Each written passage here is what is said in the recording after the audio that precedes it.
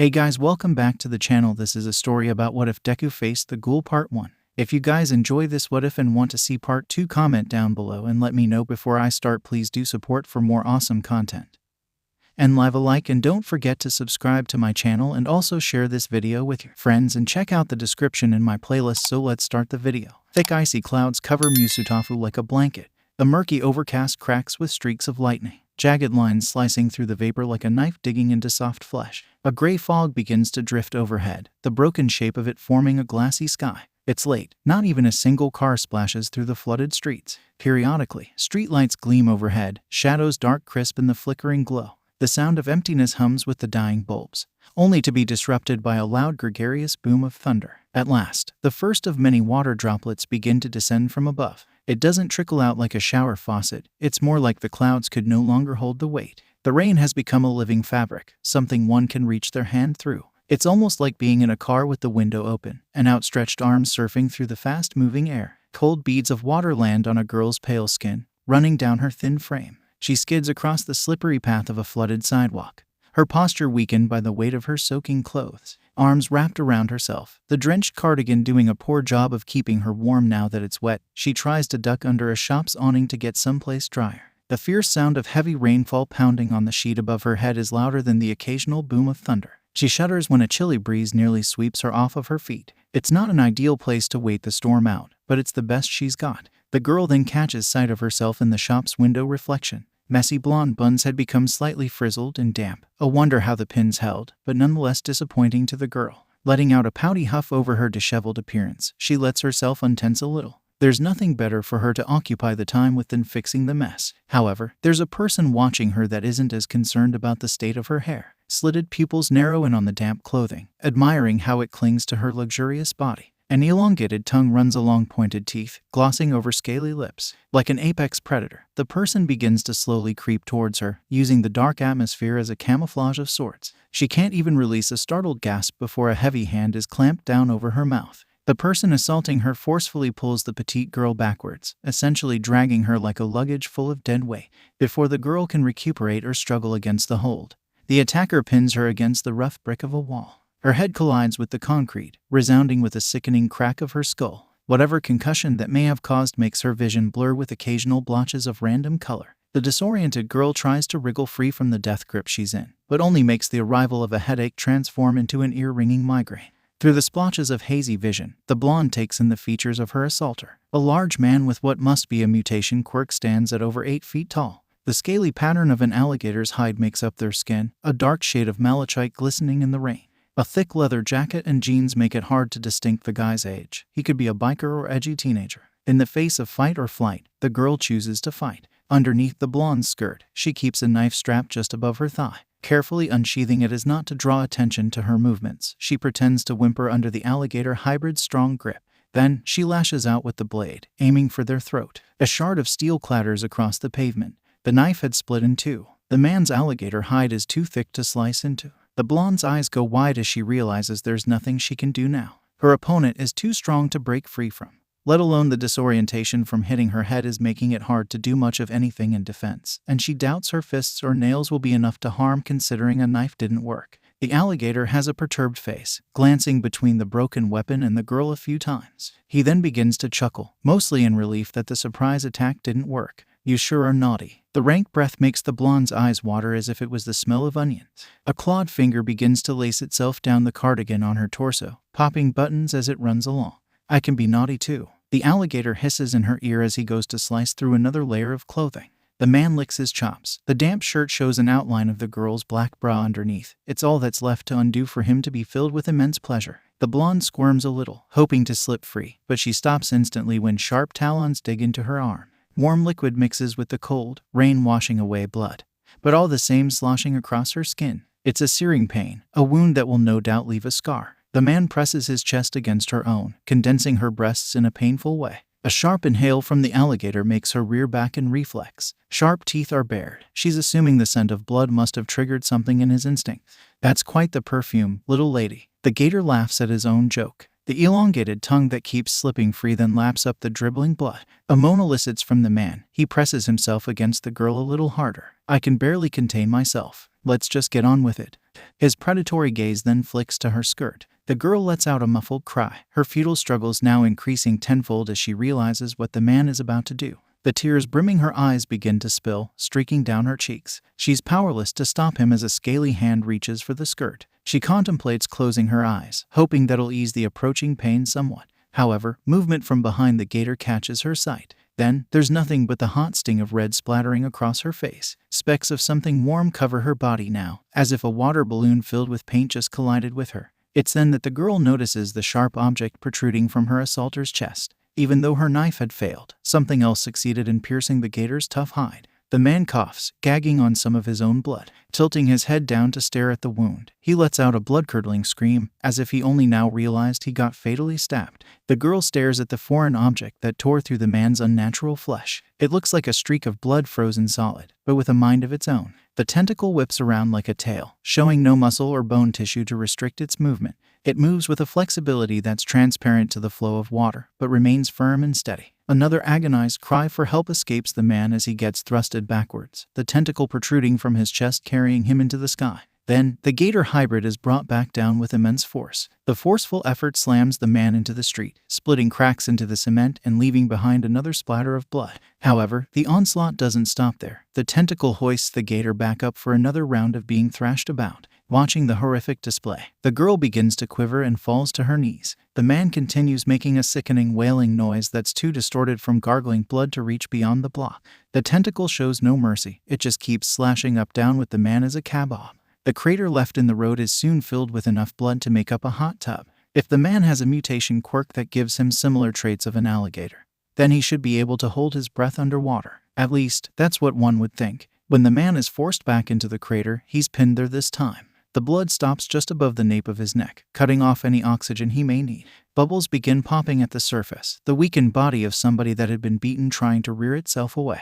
When the corpse stops resisting, 3 more tentacles rain down from above like they're part of the storm. The sound of flesh being torn apart somehow overlaps a clap of thunder. In the flash of light from the sky, like an angel, or perhaps a demon in this case, the owner of the tentacles drops down with grace. The strange appendages retreat into the person they belong to as he staggers over to the unmoving body. Dropping to his own knees, he bends down and sinks his teeth into the gator's flesh. Even with a transmutation quality, the person is still a human. Whether it counts as cannibalism or not, the gruesome tearing of teeth through meat would forever be ingrained in anybody's mind that watches it. What's even stranger is that the person who rescued the girl looks no older than 15. Despite the slim figure, it's apparent that there should be some muscle under the articles of a baggy hoodie sweatpants. The clothes are as dark as the boy's unkempt hair. A heavy set of locks cover his left eye and leave the strange-looking right one to peer out. A red iris is shrunken down to the fraction of the pupil, surrounded by a black sclere. Webbed veins crack the void, even reaching beyond the eye and stretching across the skin that borders it. Ripping another mouthful of flesh from the corpse, the boy swallows it without bothering to chew. Like a condiment, gore surrounds his lips as if the sauce got spilt by a messy eater. It was just so enthralling to watch that the girl let out a peaked pant. However, the boy's ear twitched as soon as he heard it underneath the downpour of rain. Whipping his head up to spot the blonde that's gazing at him, he freezes like a deer in headlights. The two stare at one another for what feels like a solid 10 minutes. Both of them are so lowly crouched that they could look into each other's eyes if they wanted. But the boy looks more dazed than focused. Perhaps it's because the blonde girl is so fixated on him with her Cheshire eyes. A toothy grin and heavy blush covers her face, the freezing rain doing nothing to fade it. "Hi, I'm Himiko Toga." She frantically waves with both her hands like she's trying to flag down a taxi or grab a celebrity's attention. The blonde then cranes her neck forward, as if she's trying to get a better look at the boy in front of her. "What's your name?" She brings her arms to her chest in anticipation of the answer. The boy is still looking at her with an appalled expression. Most people would have ran off screaming by now. Yet, this girl is still here. She even watched him feast on the guy's corpse. Now she's introducing herself and asking his name. Maybe that concussion is more severe than either of them could diagnose. Albeit reluctantly, the boy returns her greeting, Akatani. Akatani 𝗵𝗵𝗲. The giddy grin on Toga's face broadens somewhat. She's pleased with her rescuer's answer. The boy can't help but smile in response, even if it's just a small one that nobody can see through the thick coat of falling rain. An aroma of fresh coffee grains tickles his sense of smell. The gust of wind from the air condition also holds the scent of recently baked pastries. each of them displayed behind dainty glass platters. There's the slap of shoes against tile as he walks across the rustic terracotta floor. Booths are bathed in sunlight, the reflection gleaming through the window only slightly. Just ahead of him is a familiar face, albeit a few years to boot. The old friend has his arm raised just under the coffee shop's slow-turning ceiling fan. 𝗧𝗵𝗲. The hand waves in a gesture to come over so they can sit together. 𝗧𝗵𝗲 chooses to oblige. The gaunt blonde grunts as he slides into the booth, a result from the strain on his bones. If not for his sickly appearance, the groan may have been a reminder of age catching up instead. Yet, his hollow cheekbones are pulled into a soft smile regardless of those health issues. Sunken eyes meet rectangular ones. It's good to see you, 𝗵𝗲𝗄. Always the detective. Whether he's on or off duty, 𝗵𝗲𝗄 is wearing his usual attire of a tan overcoat and slacks. A matching hat is set aside, letting his short black hair breathe a little, as well as exposing a few gray strands. It's always a pleasure. He returns the smile before sliding a menu across the table. Please, order something. It's on me. Oh, I wouldn't want to impose. 𝗧𝗵𝗲𝗄 tries to politely push the menu away. The food wouldn't be very good on my stomach anyways. He subconsciously places a hand over the left side of his chest, beneath an oversized t-shirt. There's a gnarly cicatrix, the very cause for his health problems. Right, caffeine is probably a bad idea then.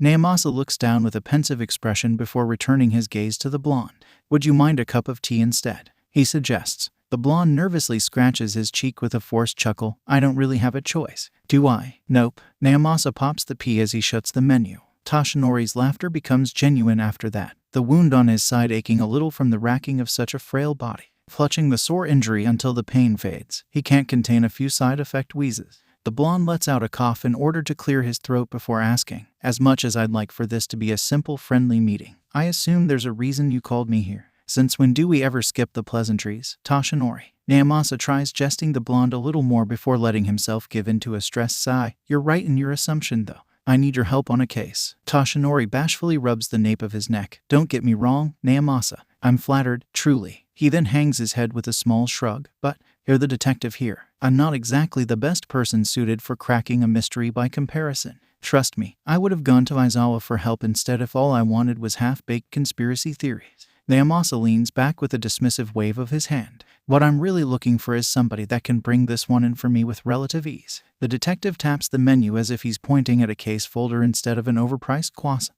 𝗧𝗵𝗲𝗄 muses to himself for a few seconds, nodding in understanding. Occasionally, there's a villain that the police can't handle. That's where the pro heroes come in to help. However, there's a variety of talented locals to choose from. Why me of all options? 𝗧𝗵𝗲𝗄 has to ask. You know why? 𝗵𝗲𝗄 fixes 𝗧𝗵𝗲𝗄 with an intense stare. The blonde swallows his nerves, acknowledging the unsaid reason with a single nod. This is a villain that's just as elusive as the hero killer, with a body count even higher. The victims are found as mangled corpses, half-eaten and signs of torture completely evident. 𝗵𝗲𝗄 briefly summarizes the information necessary for 𝗧𝗵𝗲𝗄 to become determined in catching the criminal. Leaning forward in his seat, 𝗧𝗵𝗲𝗄 gives the detective his complete undivided attention. Tell me their name. 𝗵𝗲𝗄 locks eyes with the blonde again, gazing into blue orbs of righteousness. Everyone back at headquarters has dubbed him. He hesitates as if the name itself is evil. The Tokyo Ghoul. Hi, I'm Mikumo Akatani. I'll be your server. Can I take your orders? Their waiter finally arrives at the table. Waiting there with a pen and pad in his hands is a boy with long dark hair. One emerald eye peering out while the other is covered by heavy locks. An apron loosely hangs around his waist, part of the coffee shop's standard employee uniform. A gray waistcoat over a white dress shirt and brown cravat makes the boy look more like an underage bartender though. Ah, yes. 𝗵𝗲𝗄 is pleasantly startled from his cogitation. I'd like a coffee for myself with a touch of toffee nut. As for my friend, could you please bring him your most purifying tea? Of course. The boy nods along to the order as he transcribes it to his notepad. Once he's finished writing things down, he clicks the pen with an assumed finality. Anything else? But still asks the question just in case. That'll be all. 𝗵𝗲𝗄 hands his waiter the set of menus. Thank you. 𝗧𝗵𝗲𝗄 says it in synchronization with the detective once the boy takes them away. Once their server leaves to place the order, the two law enforcers return to their previous discussion. I heard from 𝗬𝗏 that you'll be teaching at 𝐸A this year. If that's the case, you're the best suited person with the perfect opportunity to capture this villain.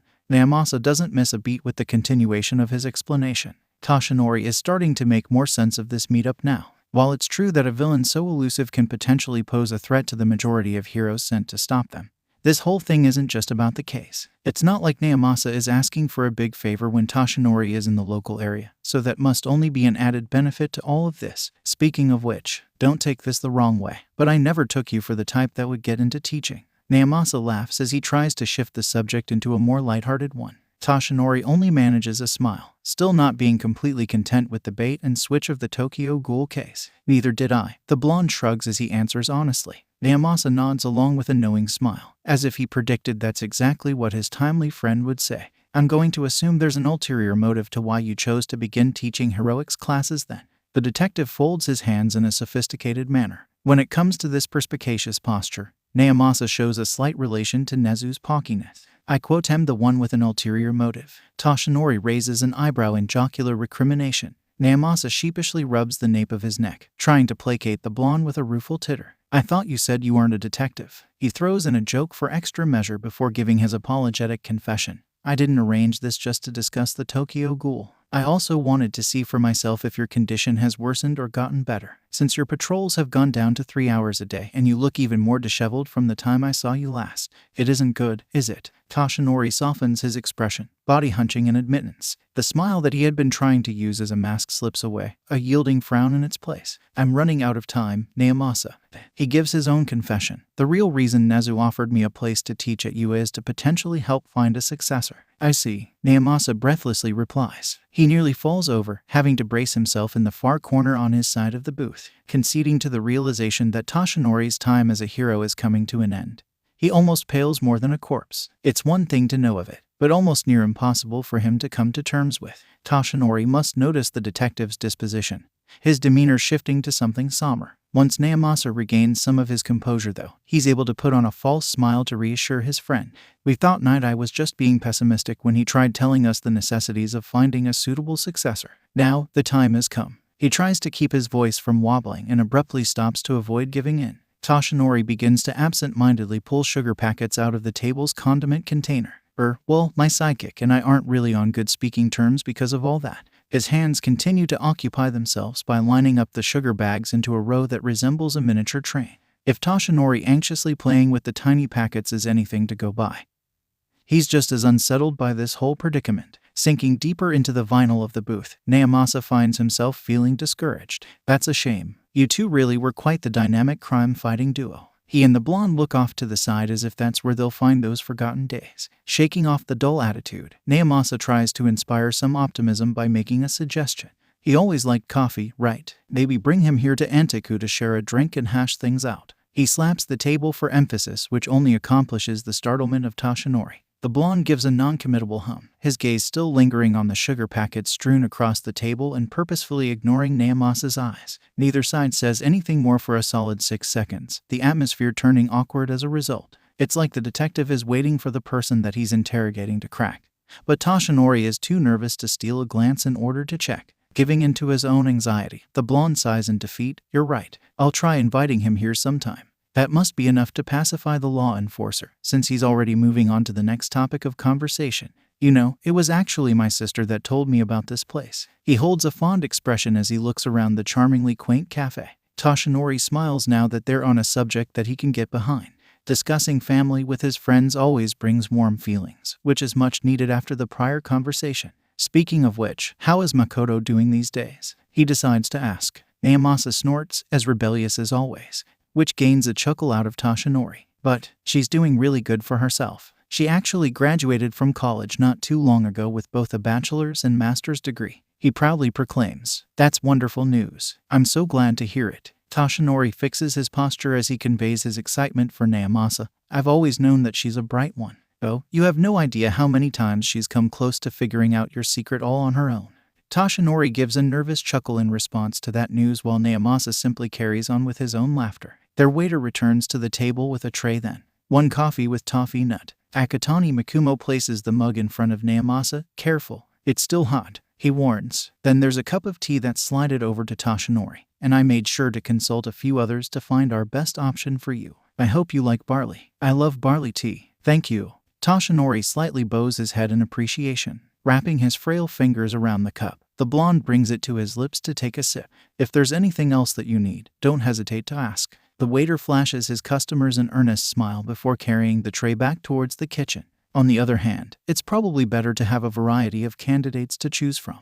This is a big decision after all, and you can't just pass the mantle on to the first kind-hearted kid you see. 𝗵𝗲𝗄 refers to their earlier conversation about 𝗧𝗵𝗲𝗄's successor and 𝗬𝗓𝗏 shies away, curious as to if the detective has some sort of observational skill that may have given away his thoughts about their waiter being a nice person. I wouldn't be as brash to do something like that.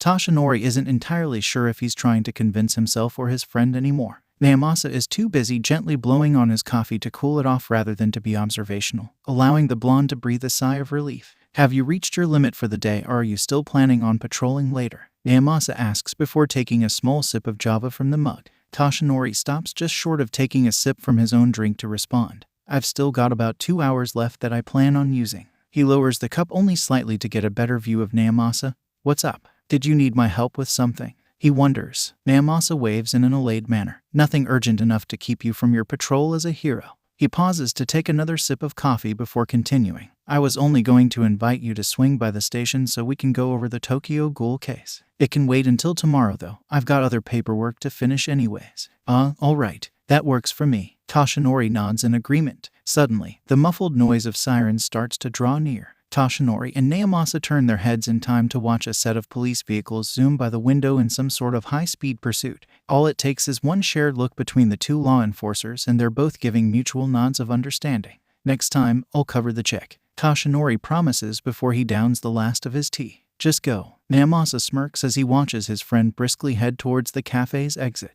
Once the blonde steps foot outdoors, he glances each way to make sure nobody is watching him. Then, the frail form of a skeleton morphs into that of a bodybuilder. Steam generates from the solid muscles of a hero. A triumphant rictus grin etched across his face. The shift in mass isn't very hard to miss, especially when what's left behind is acknowledged by all of Japan as the #1 hero. Wah! It's All Might. A teenage fangirl shrieks with glee. The mindful man bellows out a boisterous laugh at the odd reactions of pedestrians before launching himself into the sky with a powerful leap. Watching his friend soar over dozens of skyscrapers, 𝗵𝗲𝗄 can't help but deflate somewhat. Pretty soon, that sight overhead won't be there anymore. When All Might retires, it'll be the end of an entire era. Not only is 𝗧𝗵𝗲𝗄 recognized as the highest hero in rankings, but he's considered to be a literal symbol of peace. The hero always wears a massive smile in the face of danger, assuring everybody that everything will turn out okay. Good will always triumph when All Might is there. So, what about when he's gone? The detective is shaken from his musings by the loud clang of a tray clattering against the tiled floor. Glasses shatter from the impact as well, water and coffee alike spilling everywhere amok the mess. Standing at the center of it all is the one responsible, the young waiter named 𝗂𝗏𝗄 𝗵𝗲𝗄. The boy's mouth is hung open, undoubtedly gawking at the receding back of All Might. Snapping out of his rumination, he begins to profusely apologize. Sorry everybody, I'm sorry. He repeats it like a broken record while hastily picking up the shards of glass. What must be a co-worker rushes over with a cloth to wipe up the spilled beverages. 𝗵𝗲𝗄 chuckles to himself, appreciating what might be one of the last times he sees a kid geek out so hard over All Might. The show alone is enough of a reason to leave behind a bigger tip than usual. Placing the gray fedora on his head, 𝗵𝗲𝗄 prepares to take the coffee to go. As he slides out of the booth, he leaves behind some yen. As the day goes on, nearly every customer follows suit. Some tips are hefty while others are low. But business is booming, especially after word got around on social media that All Might passed by. When the sun sets though, and day turns to dusk, the coffee shop finally closes. Akatani has the responsibility of sweeping and shutting things down for his shift though. So, after hours, he remains as the sole worker to clean everything. As he idly sweeps some stray crumbs into a dustpan, there's a sudden tapping at the door. Akatani sets the broom aside, glancing to see who's knocking. Peering through the glass is the girl that he had met the previous night. She looks like she's still wearing her school uniform and her hair is tied into messy buns just like last time. Akatani flips the lock so he can open the door for her. Stepping into the coffee house, the girl lets out an impressed whistle. 𝗂𝗏𝗄 𝗧. She plops herself down into the nearest booth. If you're curious about the name, the manager wouldn't even tell me why it's called that. Akatani locks the door again to ensure no late-night customers try to get a last-minute order in. The blonde shrugs with no sincere interest. Not really what I meant. I was just wondering why you decided to bother working here. She even starts drumming her fingers against the table in boredom. It has its benefits, such as free coffee, which does wonders for my quirk. Akatani pays her no mind until he finishes setting up the brewer. Would you care for any? Nah, caffeine isn't really good for my complexion. She bats her eyelashes in a teasing manner. 𝐒𝐭𝐚𝐲 just turns away from her, hiding the small blush that's dusting his cheeks. So, why is coffee so good for your quirk? Is that what those tentacle things are made of? She bounces in her seat with eagerness for an answer, making his way to the booth so he can sit across from her. 𝗂𝐭𝐚𝐲 shakes his head with a dry laugh. I wish it were something that simple. He doesn't even try to plug up the leak of depression in his tone. I wouldn't want to scare you off, but I guess you've already seen what I really am. Himiko Toga twirls a lock of her blonde hair. It'd be pretty rude of me to run away from the person that saved my... Well, you know. The natural blush on her face darkens a little bit. She ends up pulling her legs close to her chest so she can wrap her arms around the knees. Besides, I really want to get to know you. I think it'd be super cool to be like you. She flashes a toothy grin. Well, alright, don't say I didn't warn you. 𝗂𝐭𝐚𝐲 rubs the back of his neck with lingering hesitation. I guess you could consider it as a drawback. My quirk makes it so I can only eat human flesh. The boy flinches as he reluctantly finishes the end of his sentence. The blonde tilts her head in confusion at the action, but it soon starts to sink in that most people would likely judge him at that point. Thoughts of bullies calling him cruel names and possibly even beating him over it crosses her mind. Any ordinary person would run away screaming, not even giving the poor kid a chance to show his true personality. Hey, it's okay. The soothing words feel strange on her tongue, but she feels obligated to say them. I got a lot of ridicule for my quirk too. I won't judge you, she reassures him. 𝗂𝐭𝐚𝐲's one visible eye widens at that news, clearly surprised to hear the confession of her relatability. Why your quirk? He stammers out what must be a desperate question to hear more about it, raising one pointer finger and wagging it back and forth. Himiko tuts in a teasing manner. You're supposed to tell me about your quirk first. Remember, she giggles at his instinct to shyly turn away. It'd be a cute reflex if it weren't for the reason why he has it. Besides human meat, I can have coffee. It doesn't completely satisfy my hunger though. Believe me, I tried. I still try. He solemnly hangs his head as he finishes explaining the details of his unique taste buds. Yeah, the bag's under your eyes. Oops, I make that obvious. She jokingly covers half her own face with a hand. 𝗂𝐭𝐚𝐲 doesn't have the reaction she was hoping for. He doesn't look offended, per se, but he doesn't laugh either. You make it work though, she adds as an afterthought to save him from feeling embarrassed since he seems like that type. Thanks, she hears him say it even though it's a low mumble. What about those tentacle things then? She then catches his gaze with her own. Oh, that's right. Your eye was really weird too. She can't contain her elation as she leans forward to get a closer look. Receding just a bit at the sudden lunge, 𝗂𝐭𝐚𝐲 self-consciously places a hand over his eye. Oh, that's just another side effect of my quirk. He recovers as he realizes she's just genuinely curious about it. Whenever I'm hungry or excited or it just happens. I call it my 𝐒𝐽𝐽. Can you summon it on your own? She leans forward more with piqued interest, slowly pulling his hand away so that she can see. 𝗂𝐭𝐚𝐲 slowly nods. Why yeah. The red iris glows at the center of a black sclere just like the last time she saw it. What excites her most about seeing it again though, are the veins that branch out like shattered glass. Wow, she gasps in awe before falling back with a squeal. That looks so cool. 𝗂𝐭𝐚𝐲 chuckles with a small smile that has the potential to melt Himiko's heart. That's probably the first time anybody ever said that to me. He catches her eye with his own. Thank you. Himiko feels her face heat up more than usual, forcing her to turn away from him. What about the tentacles? You never told me about those. She whines in the hope that he'll be too distracted by the question to notice her fierce blush. Oh, right. He jumps in his seat as if he's suddenly reminded. I call it my 𝐒𝐭𝐽𝐽. It's made out of my RC cells, which is why they're as flexible as ordinary blood cells, but strong enough to fight with. He begins to mutter while trying to explain it as simply as possible. Himiko nods along like she can understand every word until he suddenly realizes that he's still murmuring nonsense. A heavy blush settles over his face as he clamps two hands over his mouth. Himiko can't suppress the laugh that breaks through her lips like water crashing through a dam. 𝗂𝐭𝐚𝐲 looks down at his lap with a pout. You should have stopped me. Why would I? She heaves in between giggle fits. It was just too cute. 𝗂𝐭𝐚𝐲 practically has steam coming out of his ears at this point. Fortunately for him, he's saved by the beeping of the coffee brewer, an indication that it's finally ready. Hastily climbing out of the booth so she doesn't see how red his face is, he starts to stammer out his own diversion. It's your turn now. Tell me about your quirk. Oh, Himiko abruptly stops laughing as she starts to deflate with her own embarrassment. I didn't think you would actually want to know. She mumbles so 𝗂𝐭𝐚𝐲 doesn't hear it. The boy throws her a brief glance as he pours himself a cup of coffee. I didn't catch that. Shaking herself from her self-inflicted brooding, she puts on a smile that would make some people assume she's the illegitimate daughter of All Might. My quirk allows me to turn into other people. She summarizes it to the best of her abilities. Whoa, really? 𝗂𝐭𝐚𝐲 nearly trips over himself as he spins around to see if she's just joshing him. That's so cool. How does it work? Do you get their quirks too? Does it only work if you turn into a girl, or does it work with boys too? How does it activate? He starts spewing questions like rapid fire before lighting up as if he just had an epiphany. Do you mind if I write all of this down? 𝗵𝗃 stares at the boy in bewilderment. It's almost like his personality just did a 180. He went from a sulking emo to an overly excited dork. Not only that, but this is the first time that somebody showed such genuine interest in her quirk. Akatani just looks so enthusiastic about it that she doesn't have the heart to say anything other than, I don't mind.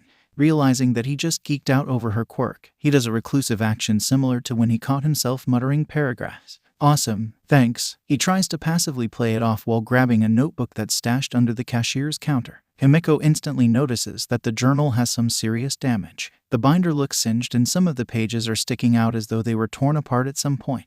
Despite the condition of the book though, she can also tell that he takes it seriously since there's a label all the way at number 13. Flipping through some seared pages, he eventually lands on a blank one. Setting his cup of coffee aside, he clicks a pen and looks at her with eager anticipation. Like your quirk, most people shun me for how it's used. She reminds him before continuing. I need a person's blood so I can drink it. I then look and sound just like them. I only use it on people that I really like though. Akatani glances up from his notebook at that last part, still writing detailed descriptions from what little information she gave him. That's amazing. He exhales in awe. You would be perfect for stealth missions, whether it's as a hero or some sort of spy in the FBI. 𝗵𝗃's mouth starts to slowly slide open. Nobody had ever told her she can work as a law officer, let alone a hero. She doesn't know whether to be flattered or angry. She's still too shocked. Instead, she asks, do you really mean it? Nodding enthusiastically.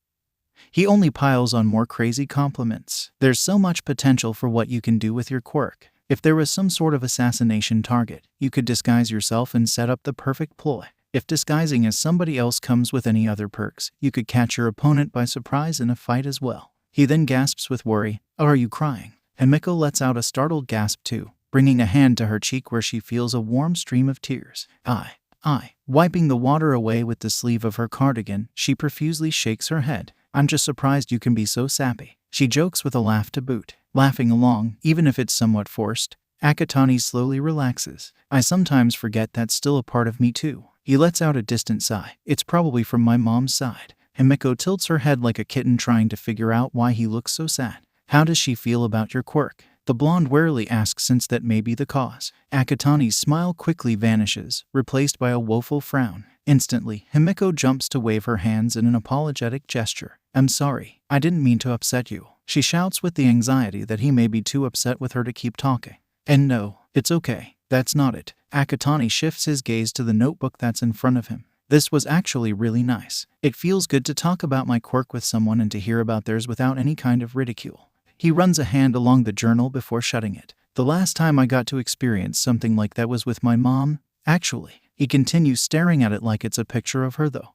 𝗵𝗃 nervously rubs her elbow, thankful that he isn't looking at her as she asks, do you want to talk about it? Akatani looks contemplative for a moment before he closes his eyes with a sigh. No. Sorry. 𝗵𝗃 nods in understanding before snapping her fingers with a grin. We can always get out of here and do something fun to forget about it instead. Akatani takes a sip of his coffee before shaking his head. Not tonight. Sorry. 𝗵𝗃 pouts, feeling although she just backpedaled and lost all the progress of befriending the boy. She doesn't want to sound desperate, but she still decides to use a final question as her last resort. What about tomorrow? Akatani taps his chin as if he's mulling over some plans before shrugging. I could probably do something after work. Meet up here. Same time, same place. 𝗵𝗃 feels relief wash over her with the breeze of the building's air condition. Perfect. It's a date, then. She shoots up from her seat with excitement.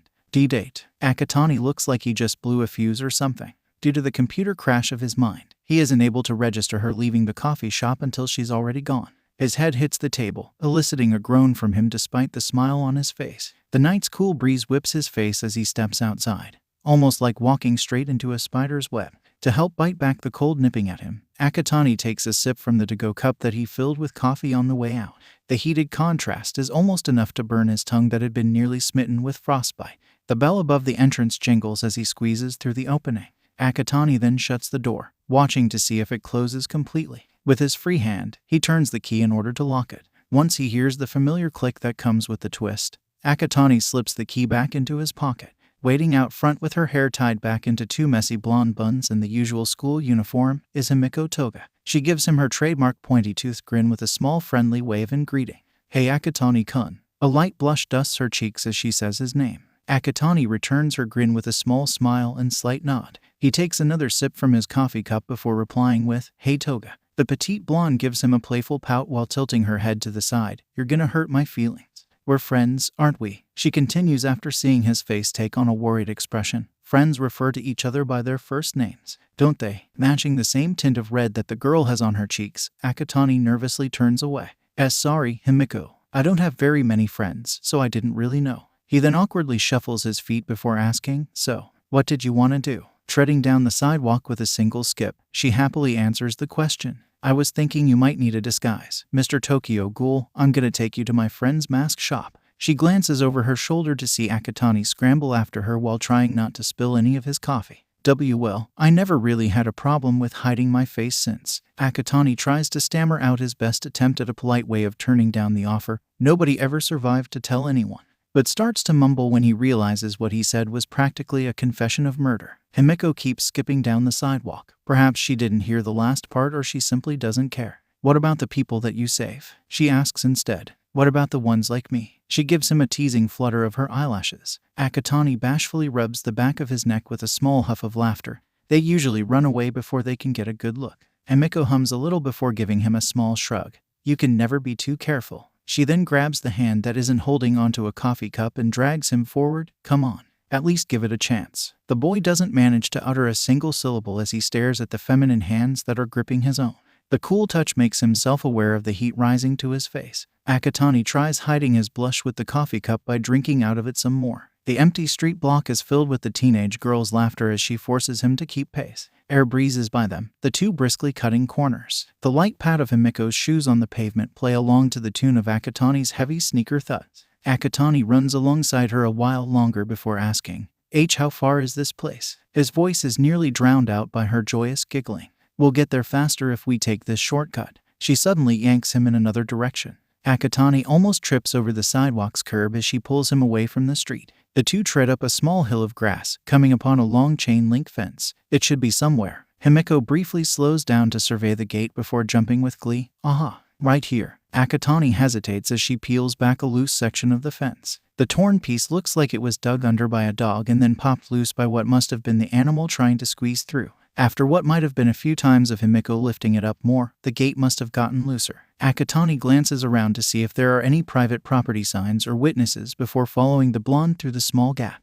Once they cross to the other side, the duo must venture into a small patch of trees and bushes. Eventually, 𝗒𝗐𝗼 is able to spot a clearing. There's a small stone path that's dimly lit by a lamppost, a park bench underneath it. 𝗵𝗃𝗲 shows no shame in plucking a flower from a miniature garden, sniffing the plant like it's a freshly baked pie. 𝗒𝗐𝗼 has to fight the instinct to flinch back when she thrusts the flower into his face. "I love their garden. Doesn't it smell so good?" she asks him. 𝗒𝗐𝗼 gently pushes the flower away from his nose, nervously chuckling as he glances around.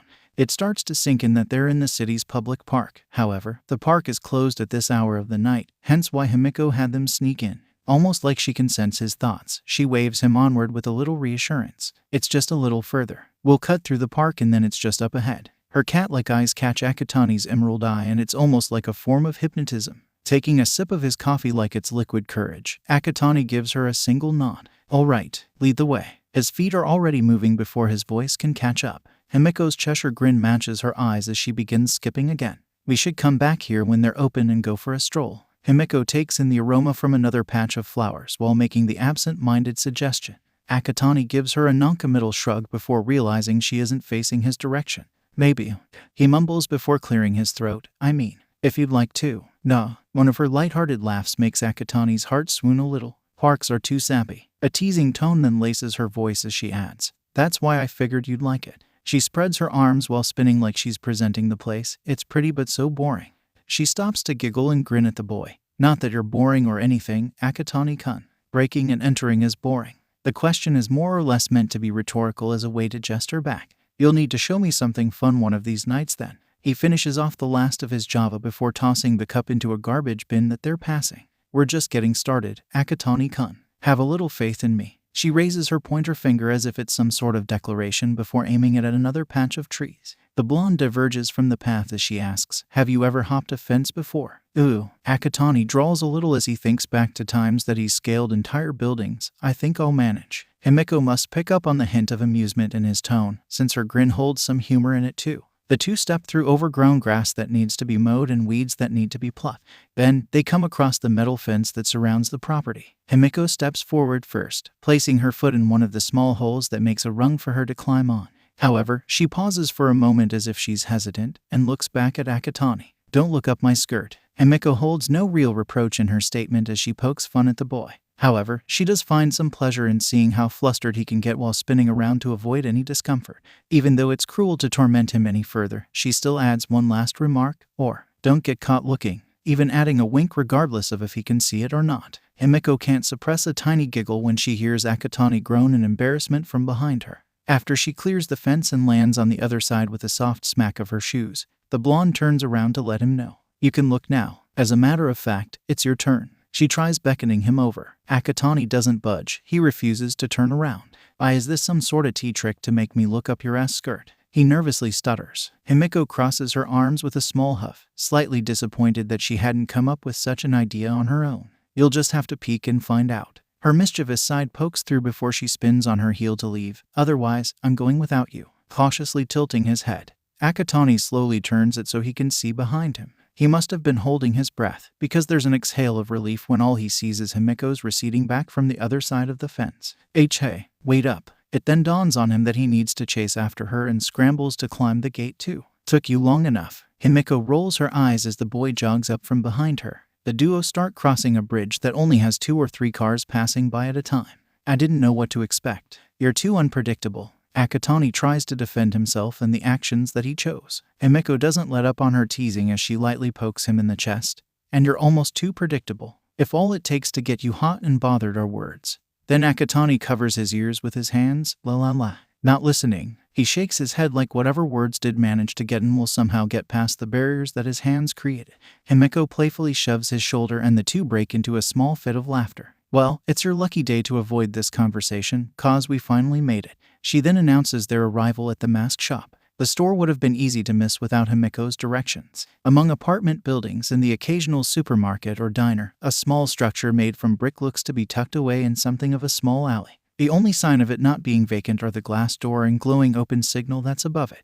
The interior proves to be vastly different from the exterior though. Neon lamps light up what looks like something a fashion designer put together. Several masks are out on display like it's an art show. Some of them are even covered by tarps or kept in glass cases. As he strolls down the aisle, Akatani takes note of a plain white mask whose only variation are the occasional holes poked in it like a hockey mask would have. There also appears to be a cowl with pointed rubber ears and an equally sharp nose. It leaves a space open for the mouth and has white lens where the eyes should be. Yuta-san, where are you hiding at this time? 𝗵𝗃 starts trailing off to find what Akatani assumes to be the owner of the shop. Rather than follow the blonde, he continues browsing the selection. Akatani comes across a red one that's laced in what looks like a webbing design. The only diversion being the strange white spots that must be some sort of lens. However, his eyes are drawn from there to a white tarp that must be covering something considered to be a masterpiece. His curiosity getting the better of him, Akatani pulls it away. His reflex to shout in surprise and instinct to defend or fight makes Akatani settle on this dull reaction to an actual person being beneath the cloth. The man doesn't seem to be fazed by their abrupt meeting either.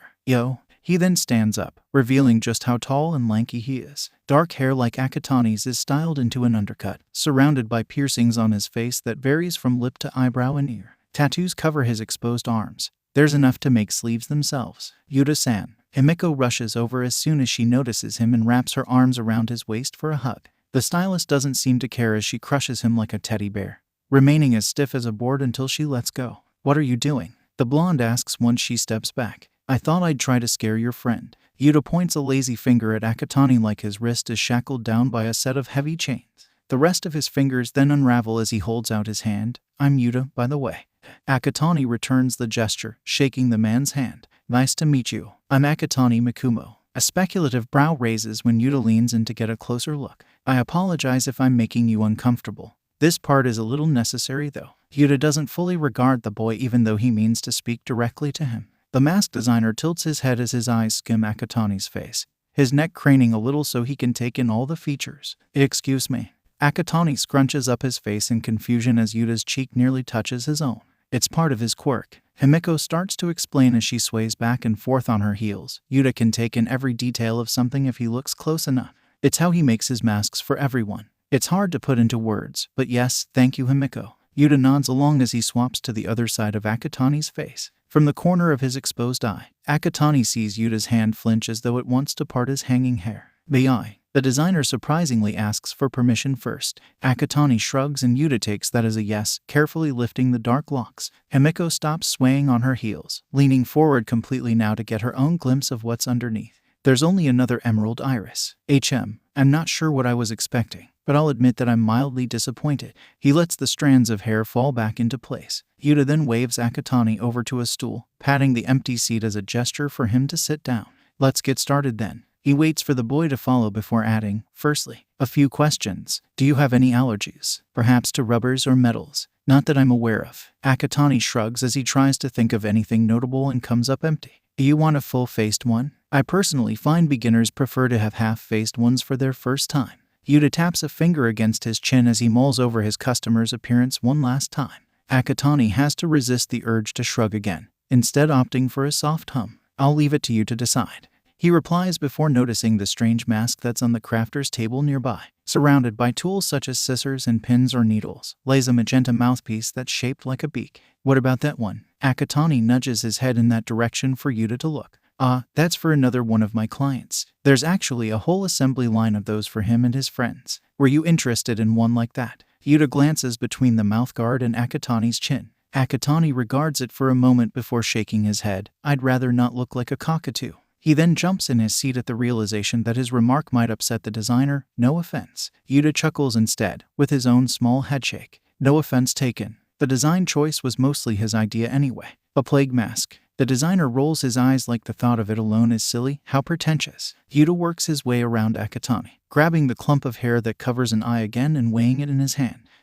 I didn't really care for this particular style at first, but it suits you. It gives me an idea. Akatani peers up at him as he waits to hear more, but the designer appears to be too fixated on the hair to notice until later. Pardon me, I was just thinking aloud. Akatani feels a small smile tug at the corners of his lips, but it quickly subsides. I can relate, he admits while glancing at 𝗵𝗃 to see if she's listening in or not. The blonde got to experience that side of him firsthand back at 𝗵𝗃, a side of him that he thought had been long forgotten. Yuta hums a short tune as he dons a pencil and notepad to write in. Interesting. That makes me wonder what else I should ask you. He nibbles the eraser side before using it to point at Akatani. 𝗵𝗃-kun, do you happen to have any lovers? That particular question seems to break whatever social barrier the boy had put up. Wah. He jumps in his seat, almost knocking the stool and himself over. No, I've never had one. The recovery holds a shyness to it that only interests Yuta even further. I see. Could it be that you find girls younger than you cuter than the same age? Or is it the other way around? Could it be that you like older girls instead? If not for the genuine curiosity made evident by Yuta, one would think this were an interrogation. I guess if our ages are close, then it doesn't really matter. Akatani holds an uncertainty as he tries to stammer out a proper response. See, can I ask you something, Yuta-san? He peers at the designer from the corner of his eye. You asked me something. Yuta's eyes widen as if he just saw a new color for the first time. Now that's interesting. Please, go ahead. Well. Akatani turns away with the concern that his question may disappoint the designer. I was just wondering. Is there a connection to these questions and making a mask? Very much so. Yuta nods like it's common knowledge before elaborating. The more that I know about you and your personality, the greater my motivation will be. Oh, Akatani lifts his head up in understanding. That makes sense. Yuta then cranes his neck with a burst of excitement, his nose just mere centimeters from Akatani's, as if he just had the epiphany. He asks, what about 𝗵𝗃? Do you think she's cute? Akatani feels his face flush red and instinctively covers it with his arms. Can we not talk about girls anymore? He pleads while peeking through his sleeves to see if 𝗵𝗃 happened to hear what had been asked. The blonde appears to be in her own little world, browsing the masks on display a few feet away, which allows some comforting relief. Yuta gets behind Akatani, a smirk on his face. I think I understand you now, 𝗵𝗃-kun. You're a person with a lot on their mind. He strolls back around to the opposite side so Akatani can see him again. But you don't have very much to say, do you? He mimes an invisible zipper being closed across his lips and tosses the equally invisible key. Akatani is about to make some sort of retort, but stops short and slowly nods in agreement. Yeah, I guess you're right. His admittance isn't very enthusiastic though. Well, in any case, I believe I have everything I need. Yuta begins shooing Akatani off of the stool. I'll need a few days to work on the mask. You two kids go have some fun and come back during the weekend. Oh, okay. Thank you, Yuta-san. Akatani staggers a little as he's ushered towards the exit. Once there, he gives a small bow in appreciation. Bye, Yuta-san. 𝗵𝗃 drags his name out as she waves to him on her way out. Akatani pauses once he notices a vending machine and makes his way over to it. There's a canned coffee that he selects with a hot or cold selection. He chooses the hot coffee. As the canned beverage drops into the compartment below for him to take, 𝗵𝗃 skips on over. So, what do you think? She asks him while tucking her arms behind her back. It was cool. Akatani pops the lid open so he can take a sip. Thanks for taking me. 𝗵𝗃 points an accusing finger up at him. Told you so. Her taunting is followed by the usual laughter that Akatani has come to enjoy hearing. The two then carry on into a leisurely stroll down the sidewalk, with no particular destination in mind. We'll call it a draw. He turns the next corner so she doesn't see the small smile he has from teasing her back. That's no fair, Akatani-kun. She protests like a kid throwing a temper tantrum by hopping up and down while waving her arms in an exaggerated manner. I won fair and square. Just admit it. She huffs and puffs. All right.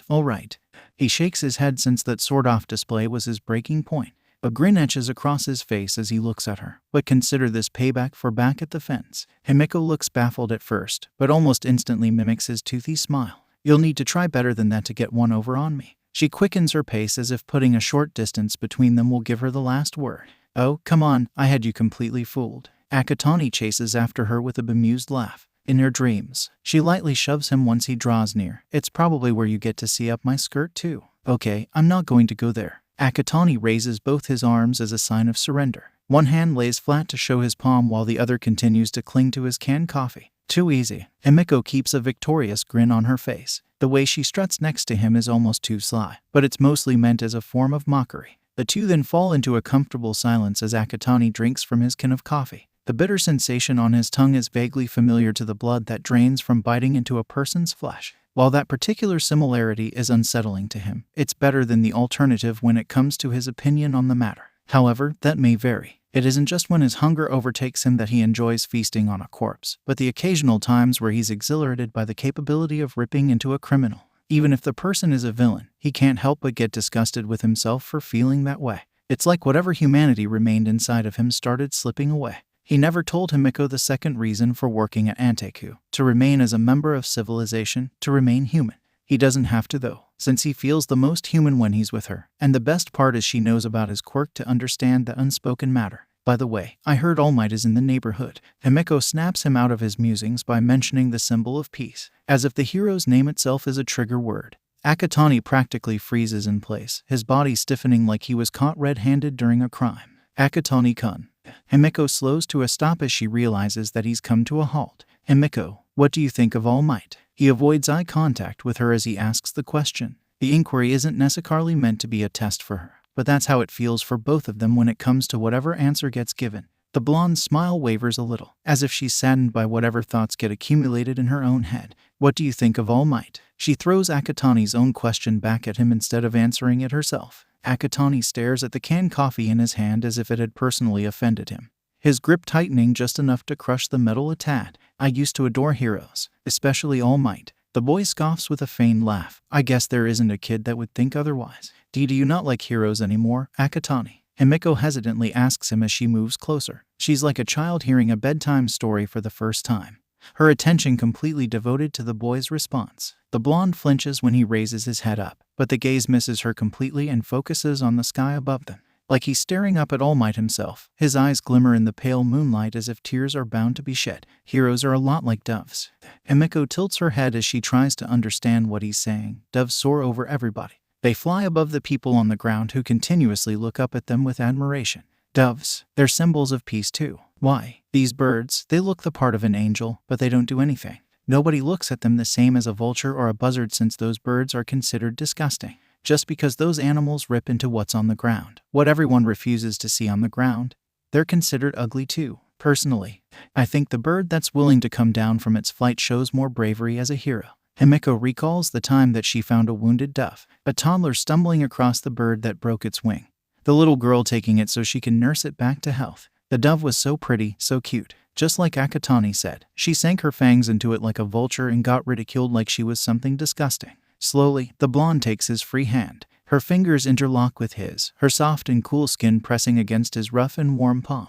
𝗂𝐭𝐚𝐲's head whips down in surprise to see it, the surprise making him swallow something dry. Himiko continues holding his hand since he doesn't say or do anything to protest. Unlike the first time that she guided him this way, she gently tugs in the direction she wants to steer the boy. Want to drink something other than coffee? Himiko asks a rhetorical question, but 𝗂𝐭𝐚𝐲's eye shifting into its Kakugan state is enough of an answer. 𝗧𝗵𝗲 𝐔𝐸 steps off the elevator and into the fray of hard-working law enforcers. Officers run back and forth in order to deliver documents to their co-workers or to answer ringing telephones. The frail blonde nearly gets trampled by a plump detective that tries to brush by. Even the slackers by the water cooler look out of breath. Regardless, he somehow makes it to his friend's office unscathed. Another quiet night at the precinct, 𝗧𝗵𝗲 leans against the doorframe as he greets 𝗵𝗲𝗧 with some sarcasm. The joke gets a chuckle out of his friend and puts a grin on the blonde's face as a result. Thanks for stopping by. 𝗵𝗲𝗧 pauses as if he's only now noticing the cluttered paperwork across his desk. Sorry for the mess. 𝗧𝗵𝗲 both metaphorically and quite literally waves it off as no concern. It's not a problem. He steps forward to help the detective organize the folders in a dented filing cabinet. Taking a second glance, the paint looks a little faded and the desk appears to have a few splinters on it. The police department must not be receiving as much funding as it used to now that pro heroes are gaining traction in their popularity. Did you happen to foil any muggings on your way over? 𝗧𝗵𝗲's grin stretches a little since he finds some humor in 𝗵𝗲𝗧's way of making small talk. Nope. Aside from a robbery this morning, 𝗵𝗲𝗪 has been as quiet as a mouse. The blonde slides the last folder into the cabinet before it gets slammed shut. You've noticed it too. 𝗵𝗲𝗧 continues when he sees the perturbed expression on 𝗧𝗵𝗲's face. Criminal activity is higher during the day. At night though, it's nearly as rare as finding a unicorn in comparison to somebody shoplifting. Now that you mention it, that's odd. 𝗧𝗵𝗲 rubs his pointed chin in contemplation. Most villains do the opposite. They operate at night in order to avoid the heroes who patrol the area. Aizawa had a theory. 𝗵𝗲𝗧 begins digging through folders that are kept in his desk drawer. Apparently, he did some cross-referencing and finally found a connection between all of the Tokyo Ghoul's victims. The detective stops skimming the documents when he spots the one that he's looking for, slapping it on the table and flipping the file open. They all share a criminal background. Every single one. 𝗵𝗲𝗧 spreads out the crime scene images for 𝗧𝗵𝗲 to see better. We're dealing with a vigilante. 𝗧𝗵𝗲 glances up at his friend with some skepticism. When it comes to how much of a body count there is, it's hard to believe it could be a coincidence. However, each corpse is so mangled that the comparison to serial killers such as Moonfish could be made. Something doesn't add up. Aizawa's theories are starting to seem not so far-fetched anymore. 𝗵𝗲𝗧 settles on a pensive frown as he skims the papers. The two are snapped out of their cognition when a police officer with the head of a ginger tabby comes stumbling into the room. Sir, there's been a bank robbery. He pants like he's out of breath from running to the office. Tamikawa, 𝗵𝗲𝗧 exclaims in shock before taking on a stern and reprimanding tone. I told you I would be in a meeting and any interruptions would not be tolerated unless it has to do with the Tokyo Ghoul. The cop speaks in between heavy breaths. But sir, the robbery. He shakes his cat-like head with a pant. The officer's large yellow eyes meet 𝗵𝗲𝗧's brown rectangular ones. It's a blood bank. The sky may as well be a black canvas tonight. The tiny stars and faded moon being no different from white specks yet to be painted over. Its natural darkness only gleams with a periodic hue of dark blue. The red side of a police car's flashing lights not radiating bright enough. Cool colors reflect off of smudged windows, shimmering in the night. The vehicle's sirens are off, leaving only idle radio chatter and the scrape of shoes against cement to fully confirm police are present. Detective 𝗵𝗲𝗧 Tsukachi and his subordinate, Sansa Tamikawa, duck under police tape that's meant to seal off the blood bank's entrance. 𝗵𝗲𝗧's eyes search the doorway for any signs of forced entry. But any chipped wood looks like it's due to being weathered than any other reason. 𝗧𝗵𝗲𝗔𝗂𝗫 treads as slowly as humanly possible behind them, not wanting to disrupt them during their investigation. The dim lighting from inside casts a long shadow over sickly yellow walls. Where a receptionist would normally be to greet the men, sits a decaying desk with an empty seat behind it. There's a stray cigarette, but that's sitting in an ashtray which stopped burning. But there's also a lingering scent of smoke. The fumes settle on the tongue, leaving a bitter taste that sours when meshed with the smell of blood spillage wafting through the air. The soft crunch of glass between 𝗧𝗵𝗲𝗧's foot and the brown-tiled floor draws their attention to the ground. Large drops of blood gradually lead to even bigger puddles, almost like a trail. One could make the assumption that it's due to a person bleeding out, but shattered glass on the ground and missing vials from shelves tell a different story. Here, 𝗵𝗲𝐴 digs into the pocket of his overcoat as he suddenly remembers something very important. Everyone put these on. The detective hands Tamakawa and Toshinori a pair of blue sanitation gloves so they don't contaminate anything before slipping on his own. 𝗵𝗲𝐴 crouches down on one knee so he can make a closer inspection. Normally, it'd be the job of the CSI unit waiting outside to collect any remaining evidence. However, yellow markers that are placed indiscriminately lets him know they already sweep the building. It's just his job to go over whatever remains and to pick up the broken pieces. Quite literally in this case. 𝗵𝗲𝐴 gently takes a shard of glass, his fingers smudging the red bodily fluid that's on it. None of this has dried, so the heist must have been fairly recent.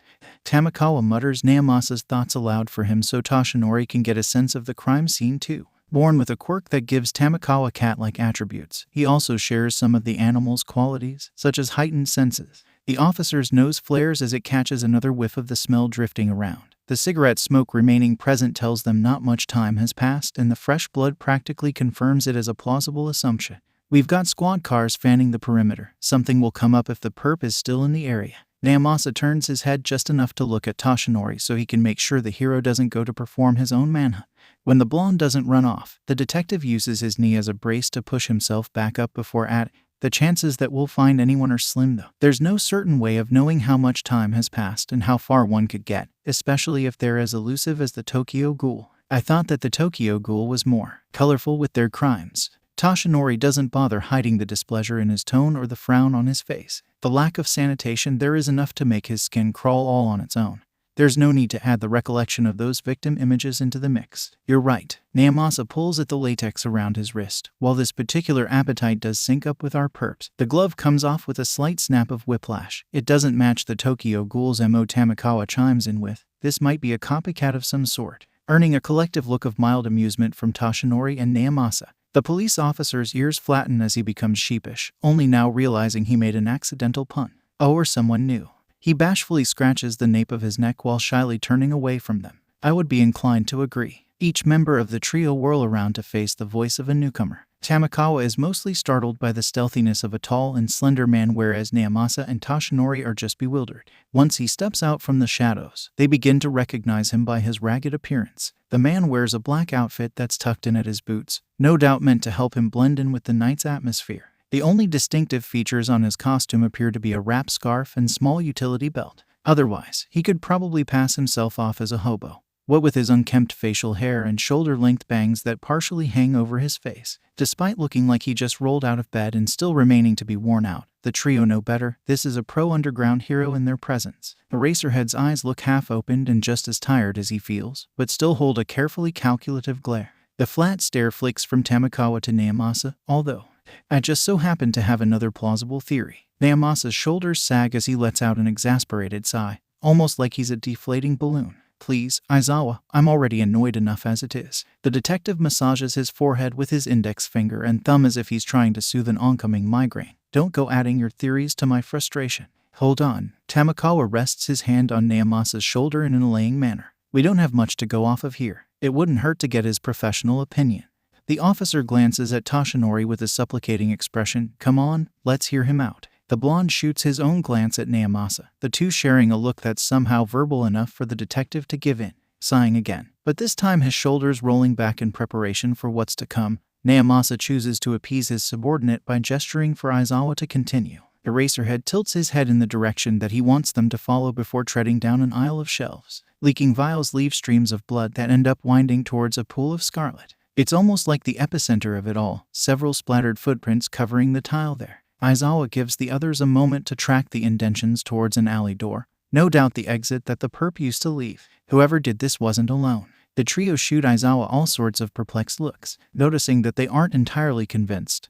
He explains, the footprints here are crossing each other. It's too much of an irregular pattern to only be one person, especially when it's overlapping the other's steps. His hand gestures in a lazy manner as an attempt to show them. 𝗵𝗲𝐴 shakes his head while trying to stifle a groan. That doesn't prove anything at all. The perp could have just simply retraced their steps. He crosses his arms in an exaggerated display of disappointment before asking, Are you done wasting our time yet? Aizawa keeps his deadpan expression while giving a wry response. No, I haven't gotten to the best part yet. The underground hero then casually uses his foot to nudge an evidence marker elsewhere. Before 𝗵𝗲𝗂 can do any scolding or reprimanding, 𝐈𝐧𝐿 points to the particular place that he moved it to. The shoe sizes vary vastly. The imprints are side by side for anyone to see that one is smaller than the other. There are 2 culprits minimum. 𝗵𝗲𝗂 covers his mouth with his arm, feigning a cough to cover up the huff of amusement he gets at seeing his superior outsmarted. Even 𝗧𝗵𝗲 looks like he's trying to keep a grin at bay, though his is more likely to be part of the jesting that comes with friendship. 𝗵𝗲𝗂 throws his arms up in irritation. Okay, you've made your point, before crossing them again.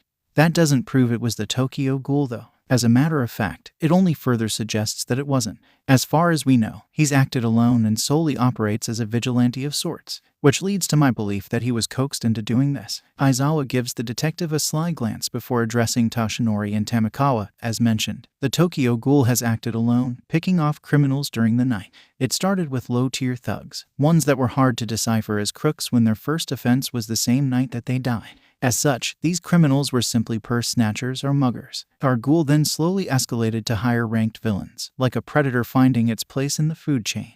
Your point, 𝐈𝐧𝐿. 𝗵𝗲𝗂 interjects without hiding his annoyance, an ever-present scowl on his face. My point is that we prayed the Ghoul wouldn't find its place in the food chain since that's likely even higher than its present place. 𝗳𝗏𝗂 fixes 𝗵𝗲𝗂 with his own scowl. This is a step down. The prayer is answered. Now you have to ask yourself, what could have stopped something like that just when it's about to reach the highest peak? The answer is a significant other. 𝗵𝗲𝗂 gives a dry laugh that's just short of being sardonic. Give me a break. You're saying the Tokyo Ghoul has a lover. The rhetorical question is meant to be condescending but only ushers 𝗳𝗏𝗂 to further explain.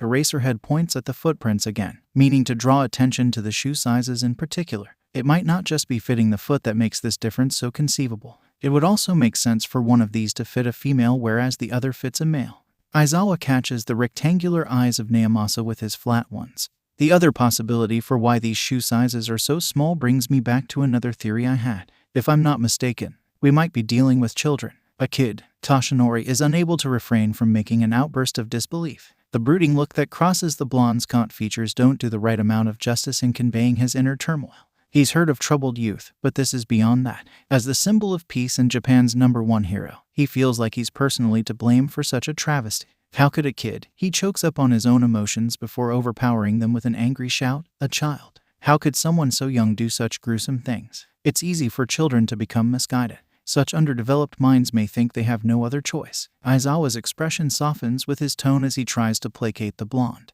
It might not seem like much of a change in direction, stealing versus murder, but we can thank whoever gave them an alternative. It's better than nothing. It starts as a slow shake, but slowly increases in speed. 𝗵𝗲𝗂 might just suffer a concussion from turning himself into a life-size bobblehead. You are reaching too far on this. It's only a hunch with no real justifiable proof. It's too sudden and it's far too drastic of a shift in motive. The detective groans before adding, I'll throw you a bone and admit there's a likelihood of 2 culprits here, but that's all. Quit while you're ahead. There are quirks with drawbacks worse than others. 𝗳𝗏𝗂 reaches into one of the various pouches on his utility belt. I have dry eye every once in a while that can lead to vision deterioration if not treated. The underground hero applies the eye drops that he pulled out. Someone with gills may be required to constantly stay submerged in water in order to survive. There's a possibility that the Tokyo Ghoul has a similar drawback. It's not uncommon for quirks to show signs of aggression or to have cannibalistic urges either. 𝗳𝗏𝗂 blinks his eyelids a few times once he's finished before putting away the drops. If we truly are dealing with a kid in this scenario, it's even more likely for them to believe this is the only option. Until now, 𝗧𝗵𝗲𝗧 comes to the same conclusion as 𝗳𝗏𝗂 once he mulls it over. If the child needs blood or something of the sort to stay alive, then taking from here instead of killing a person means they have no real desire to harm anyone. A small but hopeful smile starts to form on the hero's face. 𝗵𝗲𝗂 purrs in satisfaction. Equally enthused by the potential of a breakthrough in the investigation, he stops to scratch behind his triangular ear before asking, does that mean we should scratch out the vigilante classification now? He winces when he realizes he made another unintentional pun. Nobody seems to notice besides 𝗳𝗏𝗂, whose eyes sparkle with more amusement than his expression. One night doesn't mean the rest will be any different. 𝗵𝗲𝗂 supplies his uncertainty with a shrug. We hadn't had a vigilante as violent since 𝗬𝗏, the only difference being that 𝗂𝐭 was short-lived and mainly used a katana. 𝗳𝗏𝗂 hums in agreement before contemplating the rest out loud. Most vigilantes don't cross the line of the law any further than illegal quirk usage. Adding manslaughter is too black. They prefer the gray area that they created in between the white. And where exactly is the line that's supposed to be drawn between those colors? 𝗧𝗵𝗲 solemnly asks from his sulking disposition. What's the difference between a vigilante or a villain if killing isn't it? The controversial question might seem rhetorical to the underground hero, detective, and police officer. But 𝗧𝗵𝗲 genuinely wants the answer when it involves a kid. Tamakawa's ears bend as he takes the blonde's words into consideration.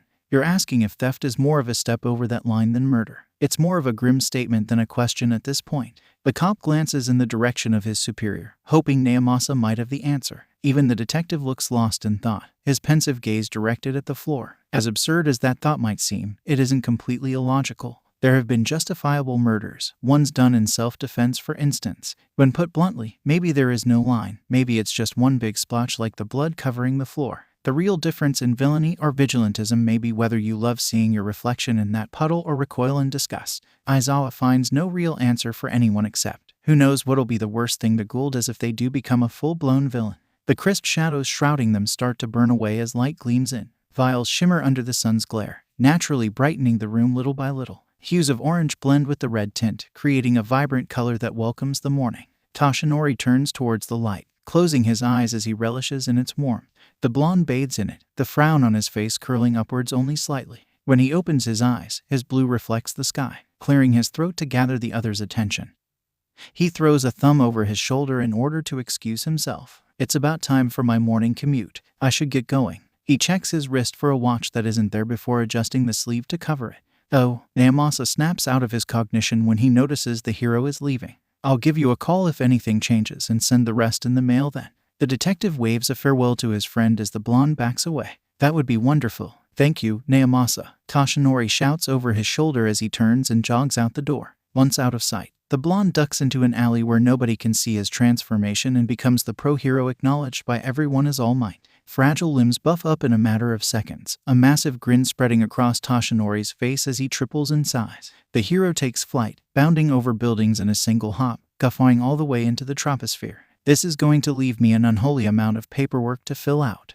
𝗵𝗲 complains as he rubs the bags that are beginning to develop under his eyes. While the creases and wrinkles are nothing compared to Aizawa's, the detective wouldn't be far behind.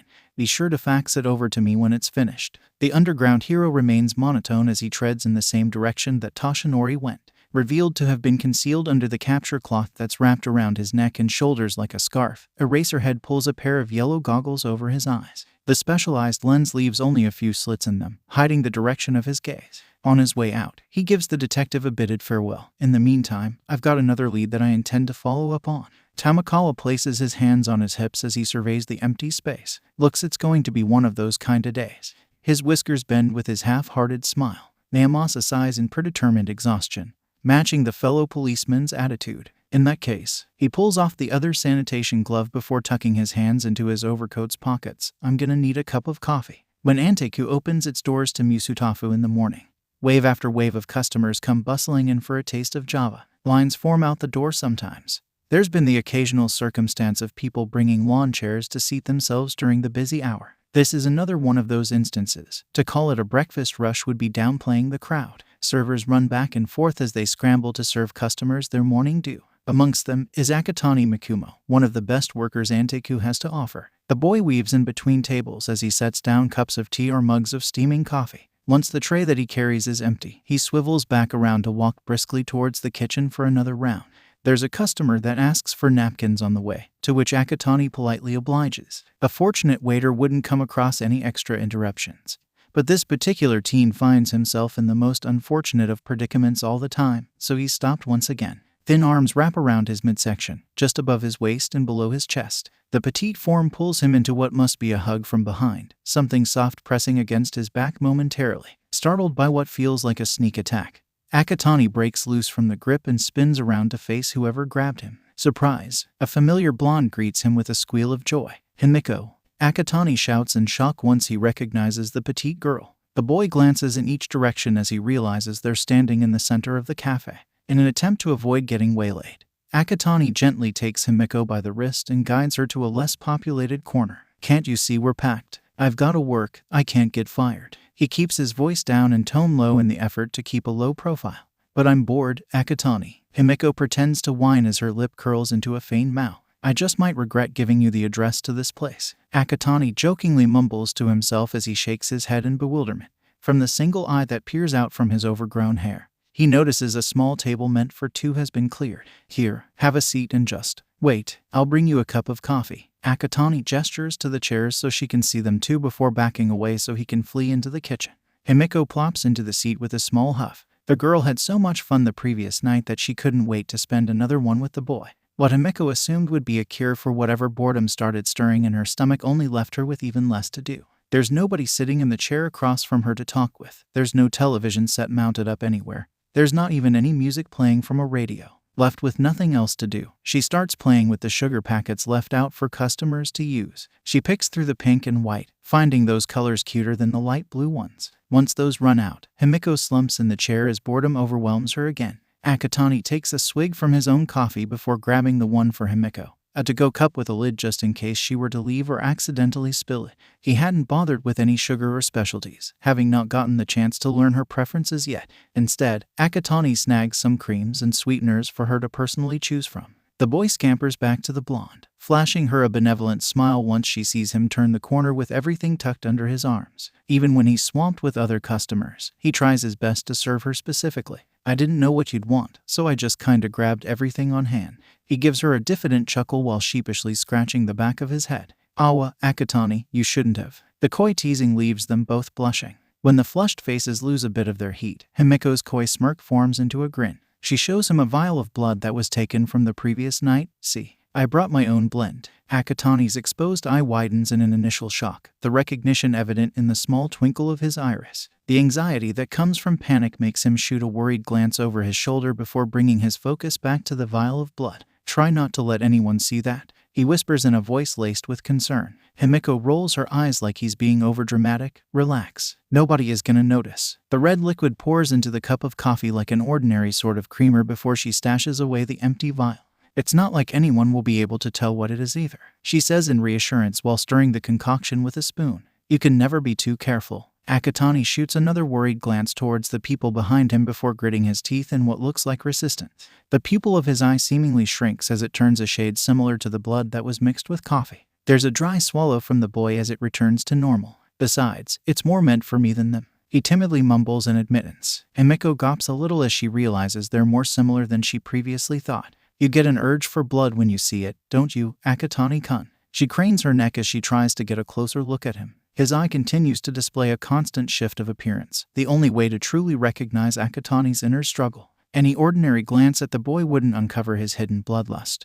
But 𝗵𝗃𝐻 is able to fully notice this side of him. She's able to fully understand it since she empathizes with this desire too. It's okay to give in. Here, have some. She slides the cup towards him while trying to make her voice as soothing as possible. 𝗒𝐭𝐚𝐲 stares at the drink with reluctance before the gaze flicks back to 𝗵𝗃𝐻, almost like he's checking for permission. The hesitance doesn't last very long though. He doesn't even wait to get that confirmation that she thought he was seeking. 𝗒𝐭𝐚𝐲 snatches the cup from the table, taking a big swig of it, practically chugging it. When he's finished, he lets out a satisfied sigh, a bit of liquid dripping from his lips before his tongue laps it up. 𝗵𝗃𝐻's mouth continues to hang open as she watches his every move. It's almost like he's constantly starving, completely deprived of what he wishes to taste. The small content he has from what he swallows though, she sees it in his features. A grin begins to form on her face, starting small and stretching bigger. The girl fully understands now, seeing herself in the boy. Two identities that contradict one another. The conflicted mind that draws them together just as much as it brings them apart. They both share this quality. She's snapped from her musings by the chime of the coffee shop's front door. A man wearing a tan overcoat takes off his matching hat once he steps inside,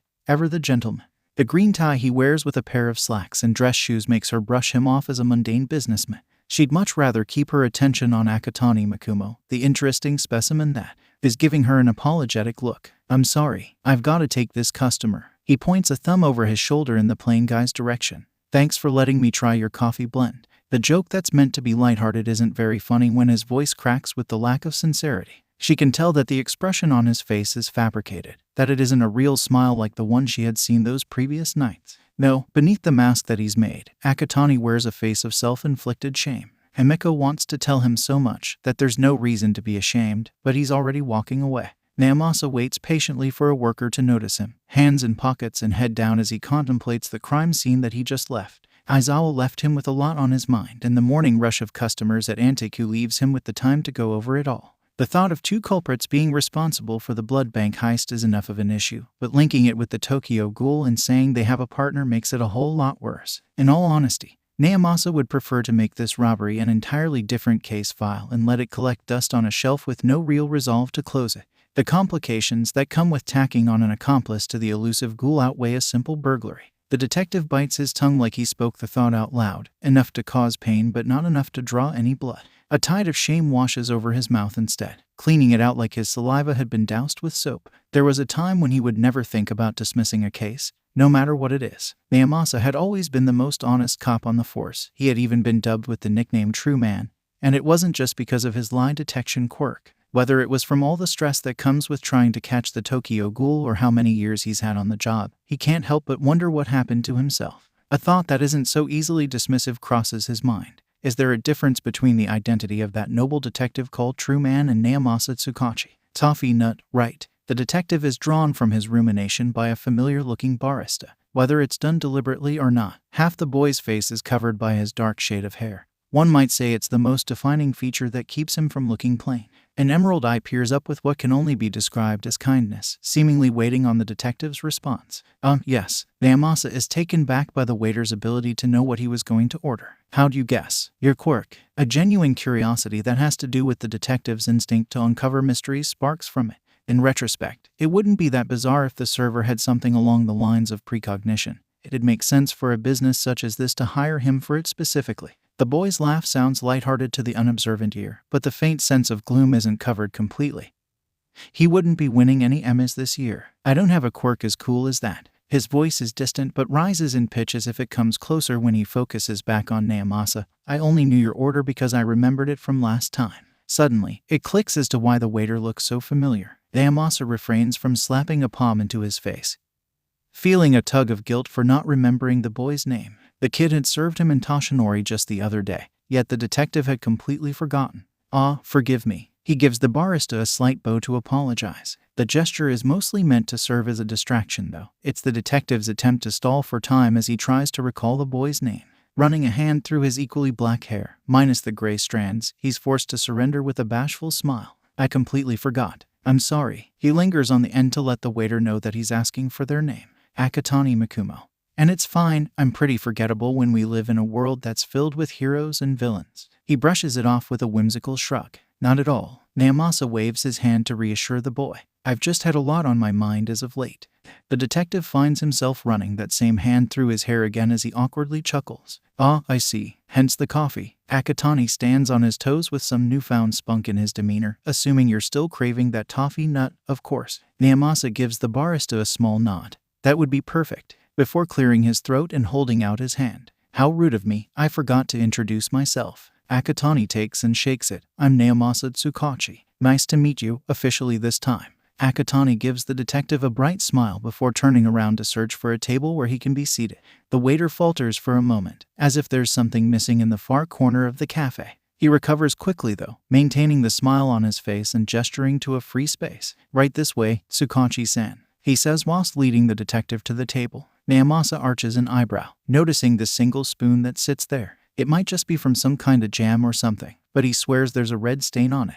Akatani snatches it away rather hastily too, not even making a comment about its existence. The detective lets out a heavy sigh, letting go of what must just be paranoia. Of all the things that I could have picked up from Aizawa, he mutters under his breath with a shake of his head. The glassy sky had just wept over desolate streets, leaving the air still and heavy. Tricklets of water continue to hit the ground, an indirect result of a strong breeze causing damp trees to sway from side to side.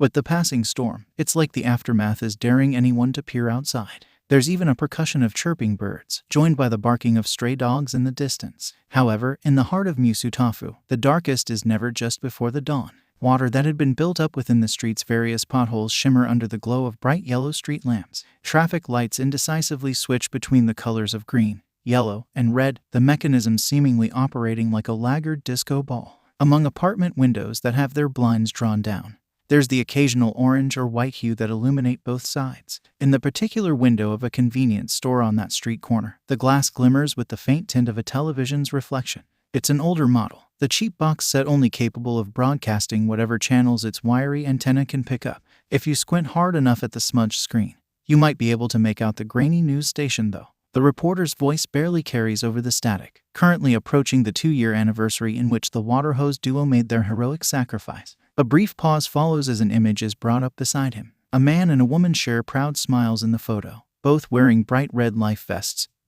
and white helmets that are equally radiant. They each have visors and snorkels attached, tailored to their water-themed costume design. The heartbreaking part of the memoriam is the young child in between them. The small boy gazes up at his parents, a wide smile on his face as he holds one hand each of his mother and father, the same hue of red as his parents' life vests. He wears a hat with 2 golden spikes protruding from it, the cap covering naturally pointed black hair. Unlike his parents, he isn't wearing any life vest or hero costume, just a white collared shirt and dark blue jean shorts. The newscaster adjusts his pair of square-shaped spectacles, the glasses having slid down the bridge of his nose when he hung his head in solemn respect. A small curl drops in front of his forehead, ruining the slicked-back style of his straw-colored hair. The man's most prominent feature, though, is the horn that's protruding from the left side of his head. The right side looks to be filed down. The reporter has noticeable facial wrinkles that broaden when he frowns. Let us all share a moment of silence. It's a small murmur only heard if you were to raise the audio's volume.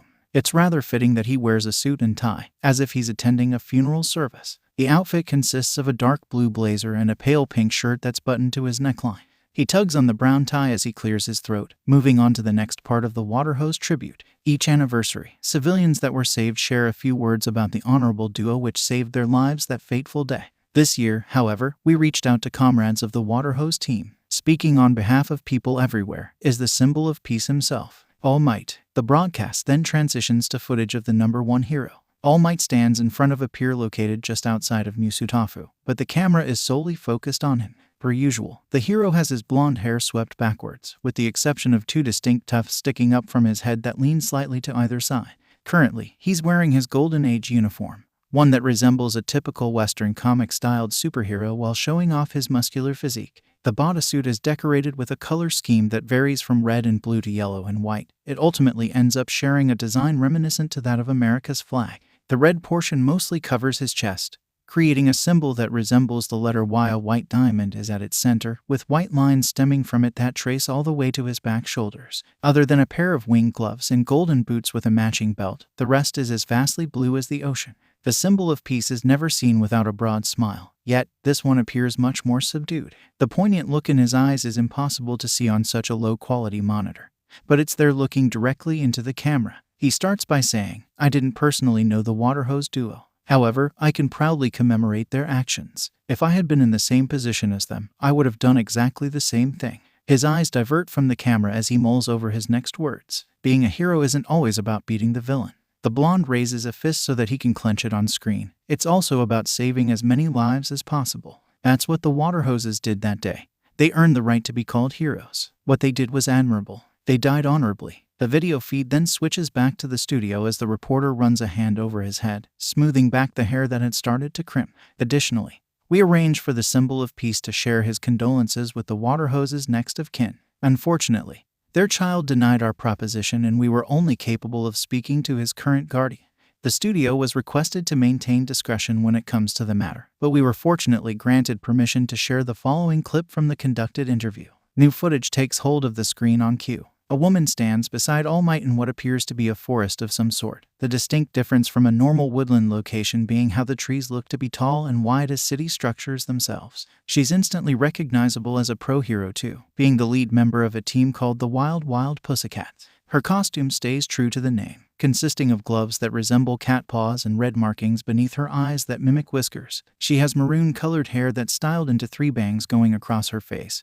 Her large ruffled skirt and tail share a similar hue of red, along with the sleeveless top that's decorated by several straps and a bell. The heroine bows deeply to the symbol of peace. "On behalf of my nephew, I'd like to say sorry for his ill mannerisms in refusing to speak with you. I'd like you to know that I don't believe it's anything personal. He just doesn't wish to be associated with any heroes as of late, myself and my teammates included. No need to apologize. It's quite understandable." 𝐼𝐺𝐸 places an assuring hand on her shoulder that looks comically oversized in comparison to the woman. Then, the buoyant tone becomes much more subdued, better matching his sanguine smile. The young lad must still be going through a lot, losing his parents at such an age. It's a good thing that he has his aunt to take care of him. All Might tenderly pats her shoulder as a form of reassurance. The pixelated image of All Might gets covered by the glare of headlights. A group of 4 stop their vehicle right outside the store so that they can watch and listen to the broadcast. The television is often left running even after closing, the general idea being to draw in potential customers. However, it can also catch the attention of people less accustomed to civilized methods. The glass window shatters under a single strike, exposing everything inside. 2 plump hands reach through the gap, grabbing the television and lifting it from its stand. I just wish I could punch him in his perfect teeth. A rotund Goliath grumbles in regards to All Might. The massive man resembles an ogre with his odd shape, causing him to hit the top of the store's awning. He stops to shake any shards stuck in the harness that's strapped to his head. A small spire pokes out from where his nose should be, giving him some resemblance to a rhinoceros. There's not enough pennies or fountains for that one to come true. One of his partners scoff as they step forward to grab a radio left on the same display. Their orange mohawk clips the tip on what remains of the window. Both thieves wear matching jackets that leave the chest exposed.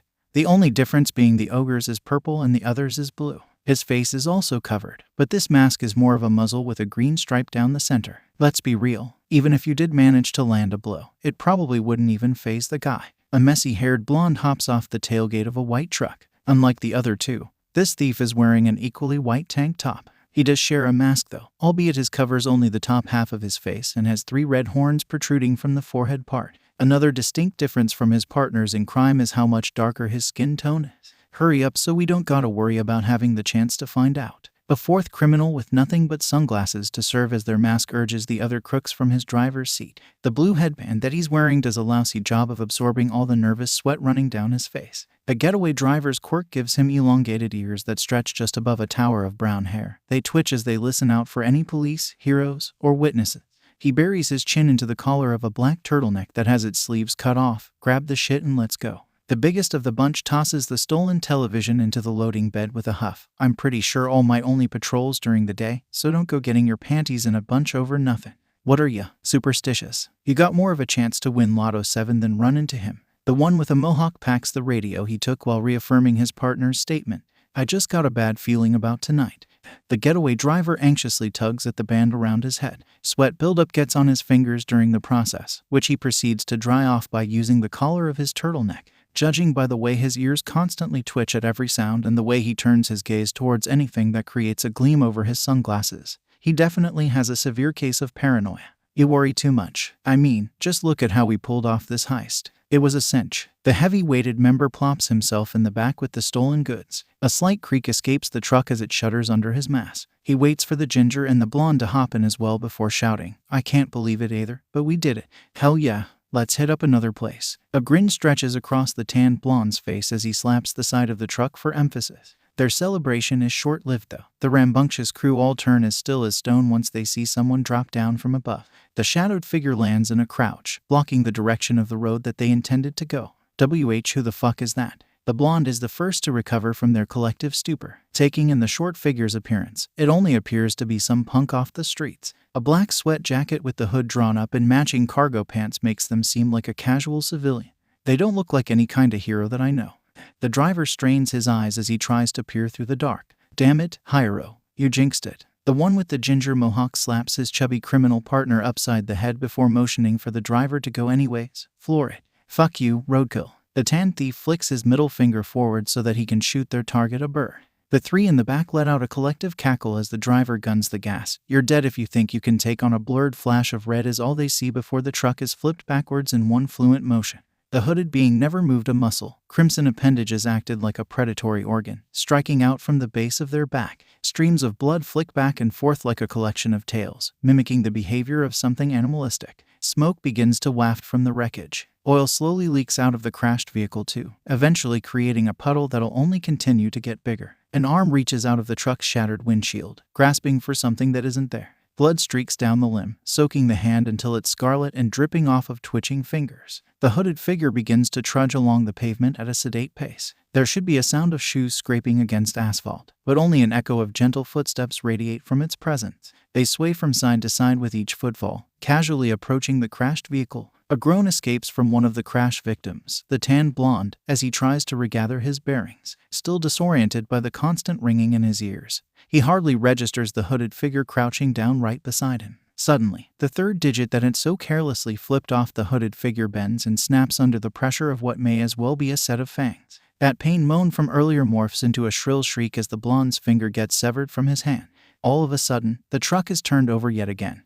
The thief with a mutation quirk used his strength and size to flip it off of his crew. The hooded individual instinctively leaps backwards, soaring through the air and landing on a nearby street post. A wet gag escapes the lumbering Goliath. His injuries leave him scarred and bruised, shrapnel sticking out of his flesh and bleeding wounds alike. He makes an attempt to wipe away some of the blood leaking out from a cut above his right eye, only to smear it across his forehead. The hooded assailant hums from their perch, eyeing the brute rather inquisitively. A long black bang hangs down from the hood's opening once they tilt their head to the side. Just staring at the chubby criminal is enough to make the hooded predator's mouth water. Blubber is worn like an extra coat on the crook, creating the enticing promise of meat. Saliva begins seeping from each corner of the carnivore's mouth once hunger starts to flood their system like adrenaline.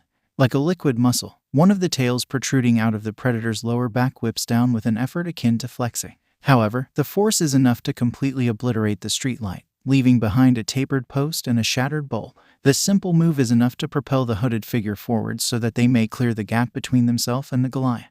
It takes one aerial maneuver from the predator to twist its body around, allowing itself to vault over the criminal's head with relative ease. Then, the hooded hunter lands in a poised position from behind their prey. One of the liquid appendages cocks itself back before striking like a cobra, piercing the criminal's right arm and threading it like a sewing needle. Joints in the limb are snapped in half while other ligaments get severed, resulting in a high-pitched squeal from what looks so ironically like a pig, similar to that of an octopus ensnaring its quarry. Another tentacle wraps around the burglar's left leg before constricting like a python. These liquid limbs remain resilient as their victim struggles to escape, regardless of how they flow in a fashion relatable to water. Effortlessly, the tentacles hoist the criminal upward so that he may be suspended over the hooded predator's head. Like a set of additional claws, the remaining liquid limbs tear into the victim's flesh. Wails of agony fill the ambience of 𝗵𝗃 while tissue is torn open and meat is ripped apart. Intestines spill out and blood flows from the corpse like a waterfall, pouring straight into the hooded predator's mouth. There's a moan of ecstasy from the ghoulish being, regardless of how much gore overflows to the point that it splashes outside their lips. A short distance away, still stirring from their car crash, the tan thief attempts to prop themselves up on one elbow. The forced movement is so jarring that they instantly slump back to the ground. Next time he tries to move, it's much more sluggish and only something as simple as rolling over so that he can lay flat on his back. A sharp pain shoots through his side and up into his chest, the side effect of 3 broken ribs. Instinctively, he reaches with his hand to apply pressure, which leads him to discover that it's missing a finger. There's a small tremor that runs along his body as his quivering lips convey the pain into one single word: fuck. The blonde burglar buries his hand into the fabric of his tank top, not caring about how the white material gets soaked in red by blood. Other colors such as orange or yellow appear as splotches in his vision, indicating that he's already lost a lot of the bodily fluid. Momentarily, he clenches his eyes shut the same way he does with the shirt in his fist. Those iridescent spots remain for a short while, shrinking in size until they completely dissipate. When his eyes reopen, the dazed state of mind finally concedes and he's able to draw his attention forward. The first thing that he sees are his friend's remains being cannibalized. He repeats himself at a louder frequency this time: fuck. This outburst doesn't go unnoticed. The hooded predator whips its head towards the source of sound with a feral noise of its own. A startled gasp escapes the blonde's mouth when their eyes meet. It's like a drop of blood landed in the eternal abyss that you're told not to stare into, the veins that stem from it mirroring the reflection of a cracked conscience, as blank as the black void. This ghoulish gaze holds no emotion. It's the kind of look that you'd give an insect under a microscope, the prolonged glance that's never anything more than just that.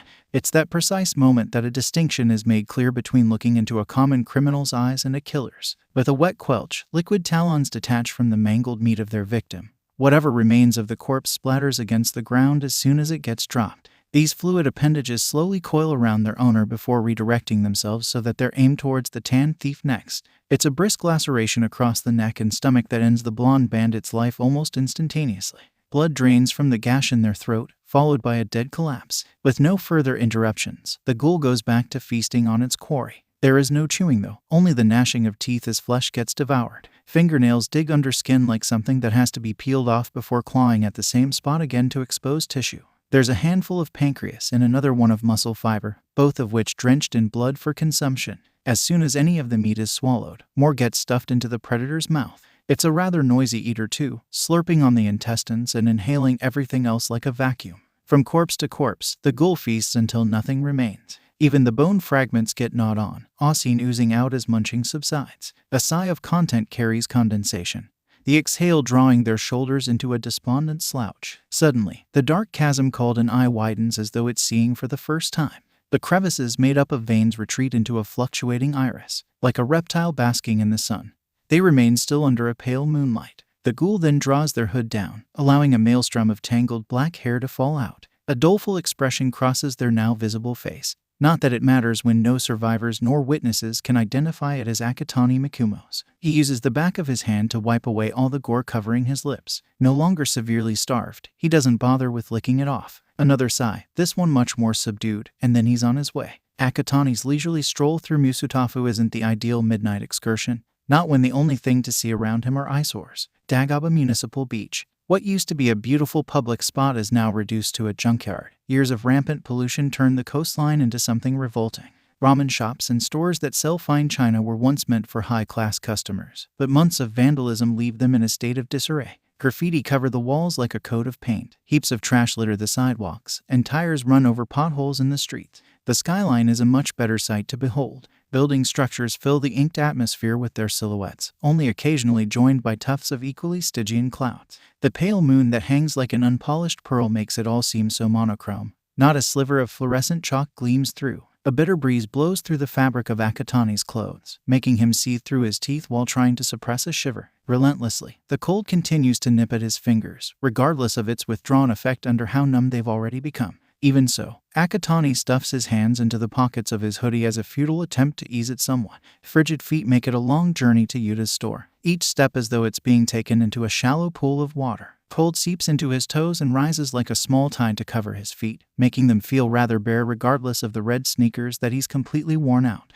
It's a freezing fog that he breathes in, something that ices the marrow of his bones like wet concrete. 𝗂𝗵𝗲's teeth begin to chatter behind his blue-tinged lips, making him miss the warmth of a victim's blood glossing over them. Almost immediately, that urge is expelled from his mind. It's as if it got flung out by the violent shaking of his head, settling for lukewarm saliva. He sucks on his own lips to keep them from chapping. It's rather shocking when 𝗂𝗵𝗲 finds Himiko wearing nothing but her usual attire in such weather. A short skirt and a cardigan is hardly enough to keep her warm. The petite blonde's thin frame shivers every 2 seconds. Before he can ask her why she's outside rather than inside 𝐒𝐲𝐼's shop, 𝗂𝗵𝗲, I've been waiting.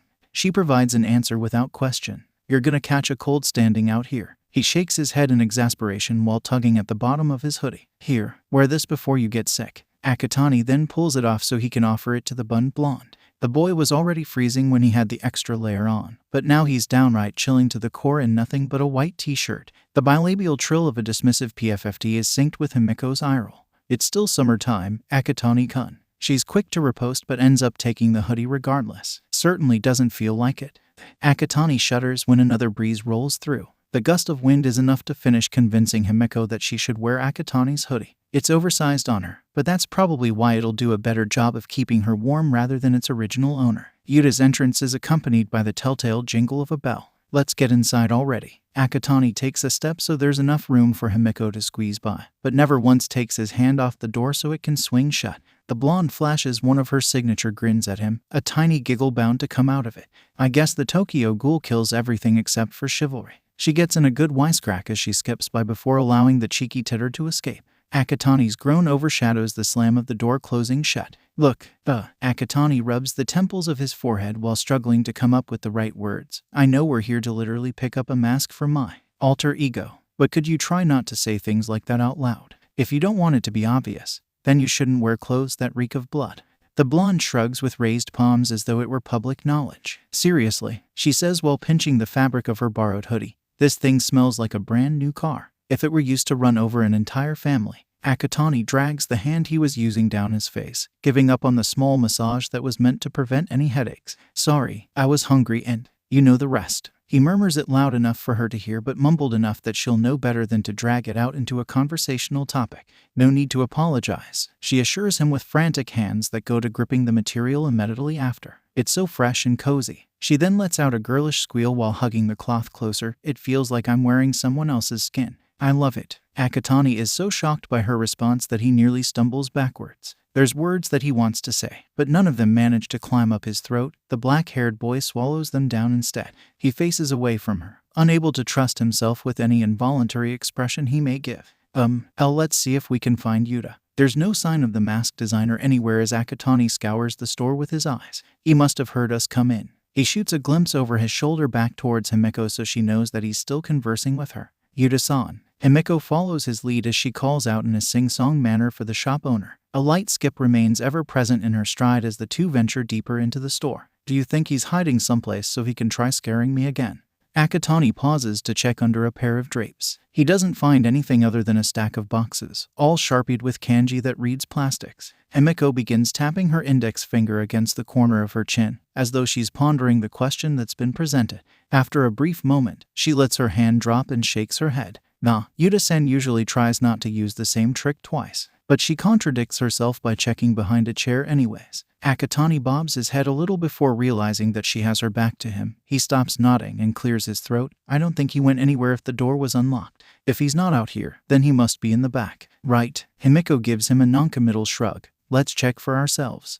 And heads towards a door that reads employees only in bolded yellow kanji. I don't think we're allowed back there. 𝗂𝐻𝐵 warily follows her while glancing behind himself as though he missed something. Relax, Yuta-san won't mind. 𝗵𝐾 brushes off his concerns with a literal wave of her hand. The way that the bun blonde bounces through the backspace shows a lot of confidence behind her statement, especially once he sees that it's only us. Her grin is a tad too mischievous to be reassuring though. 𝗂𝐻𝐵's responsive hum is laced with uncertainty, but he continues to trail behind the blonde regardless. He searches the backspace with skeptical eyes, noting that it looks to be primarily used as a supply station if all the tool cabinets are anything to go by. Equipment ranges from things such as small screwdrivers to a lathe and a blowtorch. Eventually, the duo find Yuta hunched over a small desk, staring intently through the microscopic lens of a magnifying glass. Unlike the colorful flavor of all his neon light fixtures, a fluorescent bulb shines down on the desk instead. The designer delicately weaves a string through what looks like a crow-shaped cowl. Fingers that would normally tremble remain still, operating on the mask more carefully than a doctor would during surgery. He eyed Yuta-san. The artist doesn't even flinch over 𝗵𝐾's boisterous shout. There's no response from him either. It's as though Yuta hadn't heard her at all. 𝗂𝐻𝐵-kun and I are here to pick up his mask. She carries on with her frisky attitude anyways. The designer hums in acknowledgement, his ability to speak currently limited by the pin that's held firmly between his lips. Yuta extends his other arm, holding out a black fabric that must be the finished product for 𝗂𝐻𝐵. Uncertain as to what he should say or do, 𝗂𝐻𝐵 stutters out a solid, thanks. When he takes it from Yuta, his thumb grazes the rough lining of a zipper. Curious as to what the front of the mask looks like after feeling something so coarse, 𝗂𝐻𝐵 turns the mesh of leather over. The cold zipper that he felt is etched in between an array of what looks like artificial teeth. The design carries a set of exposed gums on it too, adding to the graphically ghoulish motif. Pulling the tab at the end of the mouth lining, 𝗂𝐻𝐵 slides the zipper open. He assumes the feature is there to allow increased efficiency for when he's preying on meals. It should allow for him to consume the meat while simultaneously protecting his identity without the need to remove the entire mask. A brow arches when he takes notice of the small filters on either side. The protruding objects don't look big enough nor operable to be a breathing assistant. The metallic bolts don't twist or budge when he tries to turn or pull on them either. Assuming the additional pieces must be mainly for aesthetic, he glosses over it. The mask looks like it'll cover a majority of his face, with the exception of his left eye. Where he'd normally let his hair hang over, leather is morphed into a makeshift eye patch. To say the least, he's happy with the turnout. How much yen do I owe you? 𝗂𝐻𝐵 switches the mask in his hand for the wallet in his back pants pocket. Yuta doesn't blink until he's finished stitching the fabric of what's in front of him. All his tense muscles go slack in relaxation as though he's fallen asleep only after it's done, spitting the pin in his mouth out and into a small silver tray. He's finally free to let a breath out with it that he had also been holding in. First one is free. Yuta gives 𝗂𝐻𝐵 a carefree wave that's just short of being dismissive. 𝗂𝐻𝐵's face shoots up with a perturbed expression. 𝗵𝐾 mimics 𝗂𝐻𝐵 better than a parrot ever could. The only distinct difference being how much of a higher pitch it is and how her body language turns into that of a childish pout. That's no fair, Yuta-san. How come you never gave me anything for free? She whines with two exaggerated stomps of her feet. Yuta gives her a deadpan expression as he responds. You never ordered a mask from me. How is it my fault that you never got anything? Still, 𝗵𝐾 huffs with a twist of her heel to face the opposite direction. Not even a piece of gum or anything. Ignoring 𝗵𝐾's antics, Yuta turns to address 𝗂𝐻𝐵 again. Look, I have another client coming in pretty shortly. one that particularly doesn't appreciate other customers in their presence. So, if you really wish to pay, then come back another time. Otherwise, the mask is yours to take for free. He speaks while flagging his hand in a shooing manner. Oh, okay. So, like a tab. Thanks, Yuta-san. Akatani glances between the mask in his hands and the man who created it before bowing deep enough to show his appreciation.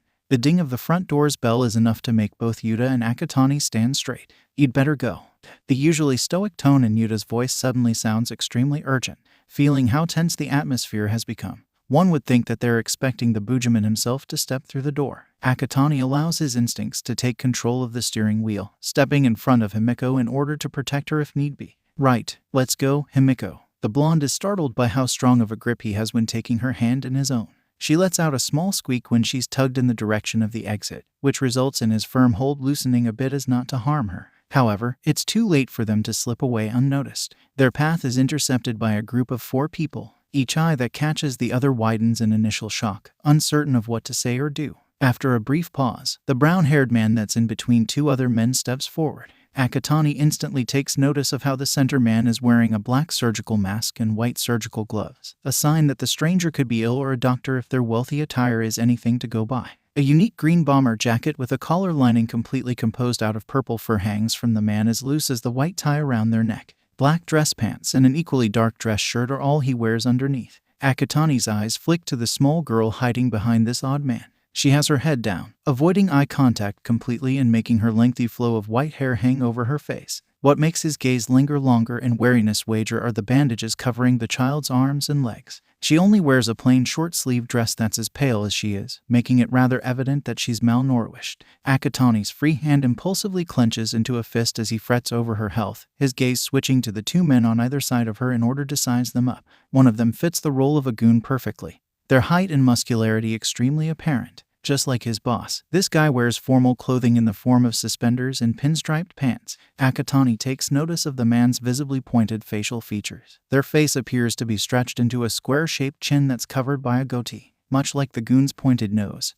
Their hair is also spiked up. The other henchman looks much thinner, their true frame hidden by a baggy raincoat that's oddly white instead of yellow. The coat's hood does a poor job of covering the man's chin-length hair, its odd style of clock needles suggesting that it has something to do with their quirk. Completely disregarding 𝗵𝐽𝐽 and Akatani, the supposed leader of this group glares daggers into Yuta's eyes while asking, "Is my custom commission finished yet?" Yuta does a hard swallow, nodding before giving his customer a verbal answer. "I just completed the last one of the batch. If you would follow me, they're all in the back." He turns with an outstretched arm that gestures in the opposite direction Akatani and 𝗵𝐽𝐽 were headed. Yuta's eyes flick from the man's to Akatani's for what must be a millisecond, acting as a silent cue for the 2 teens to leave while they still can. The man with the surgical mask glances in the same direction, taking notice of the directed communication.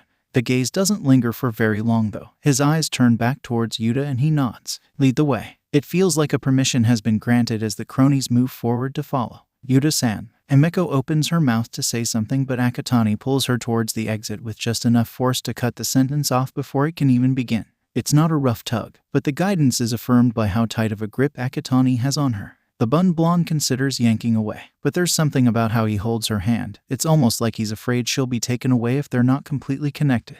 𝗵𝐽𝐽 may be a blonde, but she isn't dumb. She knows when to take a hint and manages to have some self-control just this once. The group of men continue forward at the leisure of Yuta's guidance, forcing Akatani and 𝗵𝐽𝐽 to go around them. Nobody says a word and any eye contact that was present before now avoids each other like the plague.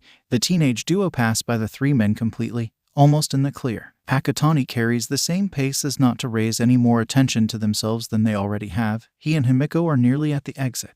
Then, something small latches onto Akatani's leg, preventing it from moving any further. The extra weight isn't enough to stop him entirely if he were to really apply effort into lifting his foot again, but it does cause him to pause in his stride. The boy tilts his head down to see what he may have accidentally bumped into, only to find the white-haired girl who had been accompanying the group of men. With her gaze aimed upwards, he now notices the small horn that's protruding from a corner of her forehead, something he couldn't have seen earlier when she had her head down. He would have probably been able to pry her off if he hadn't made the mistake of locking his eyes with her own that are a bright red so vibrant he can only describe them as purely innocent. 𝗵𝐽𝐽 audibly gasps in what must be the same amount of surprise that Akatani has written across his face. Before either of them can get a word out though, somebody else beats them to the punch. Around the time that they had stopped moving, so did the group of men being led by 𝗬𝗬. At the head of the pack, the man with the surgical mask turns his head ever so slightly. Without even fully glancing behind himself, the guy barks an incredibly stern order. Come back, 𝐒𝐴𝐵. Their eerie tone triggers all sorts of danger warnings in Akatani's mind, but he isn't capable of leaving behind such a terrified child. When her tiny hands clench the fabric of his pants leg even tighter, he crouches down so he can show her that there's no intention of going just yet.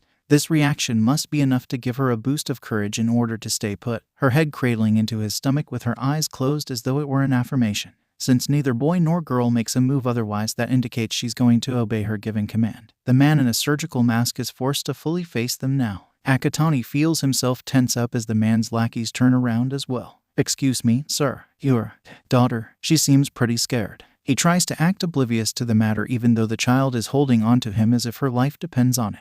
The way that the man's eyes narrow serves as an unspoken threat, regardless of the excuse that one of his subordinates makes. Sorry that she's causing you such trouble. She probably just wants to be held since she tends to fall over a lot. The one in the raincoat is who makes an attempt to reason with Akatani first. It comes out sounding so improvised that the teenage boy can't help but take another weary glance at what must be the leader. The brown-haired man's squint becomes further tapered, presenting his annoyance in a fashion differential to how one would normally just sigh or blatantly huff. Even so, he graces everyone in the room with what little patience he has left by going along with the subordinate's story. Yes, 𝗬𝗏 is constantly horsing around, getting herself all scraped up. However, his voice doesn't shift in the slightest from that same eerie tone. It's the kind that urges whoever hears it to obey. There's no doubt that this man is absolutely dangerous. Yet, pardon my saying, but these look to be a bigger amount of bandages than what you would get from only horsing around. Aside from that, she hasn't uttered a single word for herself and hasn't loosened her grip at all. Akatani knows that he's going to tread over the line that 𝗬𝗬 had so desperately tried to put between them. What are you really doing to her? He fixes the man with an intimidating glare of his own now that he's fully committed. The goon with a goatee chimes in now, completely infuriated by Akatani's accusation. You dare talk back to the boss? Are you calling him a liar? Veins bulge from his forehead with each exaggerated shout. The thug takes 2 hefty stomps forward, only to be blocked by 𝗬𝗬, who's waving his hands in a haphazard manner. He's probably just concerned, is all. Please forgive him on my behalf. 𝗬𝗬 attempts to bow while still keeping his arms outstretched, as though that'll be enough to stop the muscular man from plowing through. 𝗬𝗬 then shoots what's meant to be his own glare in the direction of Akatani, the only contradiction being how worried his expression looks. He's just a stupid teenager that doesn't know any better. There's no real bitterness in his comment though. The goon looks ready to pounce regardless of 𝗬𝗬's pleading. That is, until his boss interjects with a small exhale. Kids are so difficult nowadays. Nobody knows if he's referring to Akatani or the small girl named 𝗬𝗏. Having to put up with them. It honestly makes me believe that I could turn into a very different kind of person. He acts far too casual as he begins peeling back the wrist on one of the surgical gloves. 𝗬𝗏 seems to notice the man's gesture, her tear-brimmed eyes widening as the instinct to run back kicks in. However, when she lurches away from her spot against Akatani's chest, she's blocked by a pair of arms. The way that they curl around her, it's like they're creating a protective shell that nobody can get through. Even so, she worries that it won't be enough. Her desperate gaze returns to the boy's face. If you take that glove off. 𝗬𝗏's mouth opens in awe when she sees the boy's emerald eye has now shattered with a crimson color far darker than her own irises. I'll kill you. The bad-tempered goon with a goatee stomps forward as though he had been the one to get provoked. You. Why, you little. Once again, his assault is interrupted by a sound from the leader. However, unlike the annoyed huff from last time, it's a soft chuckle coming from the masked man. The elastic fabric of his surgical glove snaps back into place, the hand coming up to signal his henchman not to retaliate instead. After the light laughter subsides, the brown-haired man shakes his head in amused disbelief. Very well. Allow me to educate a high school dropout such as yourself on what you'll need to be aware of if you hope to ever reach your elder years. His golden gaze fixates on the scarlet stare coming from Akatani. I am the capo of the Eightfold Cleansers, or in other words, a gangster. He pauses briefly in order to gauge what sort of reaction Akatani may have. When he sees no change in the boy's expression and how that darkened glare only glowers even more, he continues, Oh, I'm sure that means nothing to you. You're so young that you'd probably consider what's called villains as true criminals. Well, you would be wrong in your assumption. Are you aware of what's called an underworld? What about an empire? These rhetorical questions get answered instantly. That's where the real crime gets operated, and that's exactly where you are right now. The rundown location of 𝗬𝗏's shop now makes more sense to Akatani. So, who do you think runs such an operation? I'll save you the trouble of guessing. It's me, the head of the Yakuza. His golden glare shimmers under the store's lighting. Now that you've been properly educated, do you still believe that you should speak to me in such an informal manner? Or would you like to take back what you said? 𝐒𝐽𝐻 tilts his chin down, but not once does he take his eyes off of the dangerous man or his lackeys. He hadn't expected Yuta to be working with a powerful criminal organization such as the Yakuza. There's no telling how many branches of the villain group exist and what they're all capable of. However, 𝐒𝐽𝐻 can only see 3 members currently present, and that makes him like his chances a little more than he should. He isn't as good at rebuttals like Himiko is, so he says the first thing that comes to mind. Okay, boomer. He hadn't meant for it to come out sounding so monotone though. Himiko had been lost as to what she should say or do throughout this entire situation, but that manages to ease the tension enough for her to recover. The blonde stifles a laugh as Yuta clutches the area that his heart is located. The Yakuza leader doesn't find it very funny though. His glare narrows into a squint again as his eyes switch from 𝐒𝐽𝐻 to Himiko to Yuta. The gaze returns to 𝐒𝐽𝐻. You don't scare so easily. There's a contemplative hum from him before he continues. You're either a foolish boy that appropriates their childish nature, or you have a quirk so vile that you actually believe you hold the capability to kill me. Before 𝐒𝐽𝐻 can make a retort, Himiko finally decides to chime in with her own. You actually thought you could flaunt your status in the bad boy league when you have the Tokyo Ghoul to compete with. Her own question is as rhetorical as the ones earlier given by the Yakuza leader. With a shrug of her shoulders, weird flex, but okay. She makes her own meme reference. Yuta gawps over the revelation, whereas the trio of Yakuza only react with what looks like mild prudence. The goons step closer to their boss, taking Himiko's announcement to heart more than the actual leader. You expect me to believe a mere child is the Tokyo Ghoul? Though the capo shows some piqued interest where their squint widens with raised eyebrows. 𝐒𝐽𝐻 bares his teeth like the wild animal that he has the reputation of being, but not for any reason other than being openly outed about his persona. Himiko doesn't appear to be fazed by whatever angered expression that he gives her if the Cheshire grin on her own face is anything to go by. When 𝐒𝐽𝐻 glances back down at that girl in his arms though, his fury readjusts to its original target. Seething air through his gritted teeth, the ghoul accepts whatever fight is about to go down. 𝐭𝐽𝐻 already active. All that's left is for his 𝐭𝐽𝐻 to make themselves present, the cochineal tentacles flowing out from his back like steady streams of blood. Sensing 𝐒𝐽𝐻's hostility, the Yakuza leader holds his hands up to make a placating gesture. In the event that you truly are who you're acclaimed to be, I believe it would be in everybody's best interest to resolve this without any bloodshed. He carefully chooses his words and makes sure to keep his hands up as verification that they're sincere. The spiky-haired goon turns towards his boss with a perturbed expression, but overhaul. Even if he is the Tokyo Ghoul, why should we give the brat a chance? We can take him. The other thug does too, but without the need to vocalize their confusion. It's only the fraction of a complete turn, but the Yakuza leader called Overhaul tilts his head just enough to send a golden glare in his subordinate's direction. 𝐵𝗵𝐃, are you questioning my command? His voice would have been more than enough to scorn the thug when used with that kind of tone. The man called 𝐵𝗵𝐃 cowers instantly, bowing his head and pleading for forgiveness. Of course not. Your decisions are absolute. I would never dare to question them. Please, forgive me. There's a crack at the end before he begins weeping over the mistake he had made. Quit groveling. Overhaul motions for 𝐵𝗵𝐃 to raise his head back up. I'll overlook your insolence just this once. Next time, you'll be exposed of. Thank you for your leniency, Overhaul. I won't disappoint you again. 𝐵𝗵𝐃 wipes the tears from his eyes with a finger before he flicks them away. Once that doleful moment subsides, the muscular man returns to giving 𝐒𝐽𝐻 a darkly expression. Overhaul ignores his subordinate, redirecting his attention back to 𝐒𝐽𝐻. One of the hands that are raised comes down to point towards the young girl that's trembling within the boy's arms. You've taken an interest in her. He says it matter-of-factly. You wish to take her from me, but we both know that I'm not so willing to let that happen. And yet, you claim that you want to settle this dispute peacefully. 𝐒𝐽𝐻 warily watches the other two Yakuza that don't appear to share the same settlement. The one with the white raincoat slowly slides a hand into their pocket, attempting to stealthily grab whatever is inside. Overhaul follows the line of sight from 𝐒𝐽𝐻 to notice it too, beating the boy to the punch and saying something. Chrono, do not draw your weapon unless directly ordered to. Though that reprimanding isn't as harsh as the prior one. The henchman called Chrono doesn't make any attempt toward trying to explain himself. He merely nods in submission before slipping his hand back out into the open to show that it's completely devoid of any knives or guns. I understand the desire to take precautions, especially when facing someone with an unidentifiable quirk. But that's a two-way street. We're both in the same boat, so to speak. Overhaul glances between his own men and 𝐒𝐽𝐻's side to let them know that it's directed towards all of them. A few strands of blonde hair drop loose when 𝐒𝐽𝐻 tilts her head in a cute pout. I'm bored with all this talking. Can you get to the point already? The whine is accompanied by an impatient wiggle. "'Cause I'm gonna start stabbing if not." Yuta quickly slaps a hand over the blonde's mouth to keep her from saying anything else. "She doesn't mean that." He nervously stammers out a forced laugh as if it were just a prank. Whatever part of 𝗵𝗃𝗁's expression isn't covered up by the surgical mask shows that his patience is starting to run out. Regardless, he continues to hide his hostility by waving a dismissive hand towards Yuta and 𝗵𝗃𝗁. "She doesn't speak for the Tokyo Ghoul, and neither do you." And that's all he has to offer those two before pointing a finger towards Akatani once more. "My business is with him." If it weren't grim enough already, Akatani's expression becomes even more steel.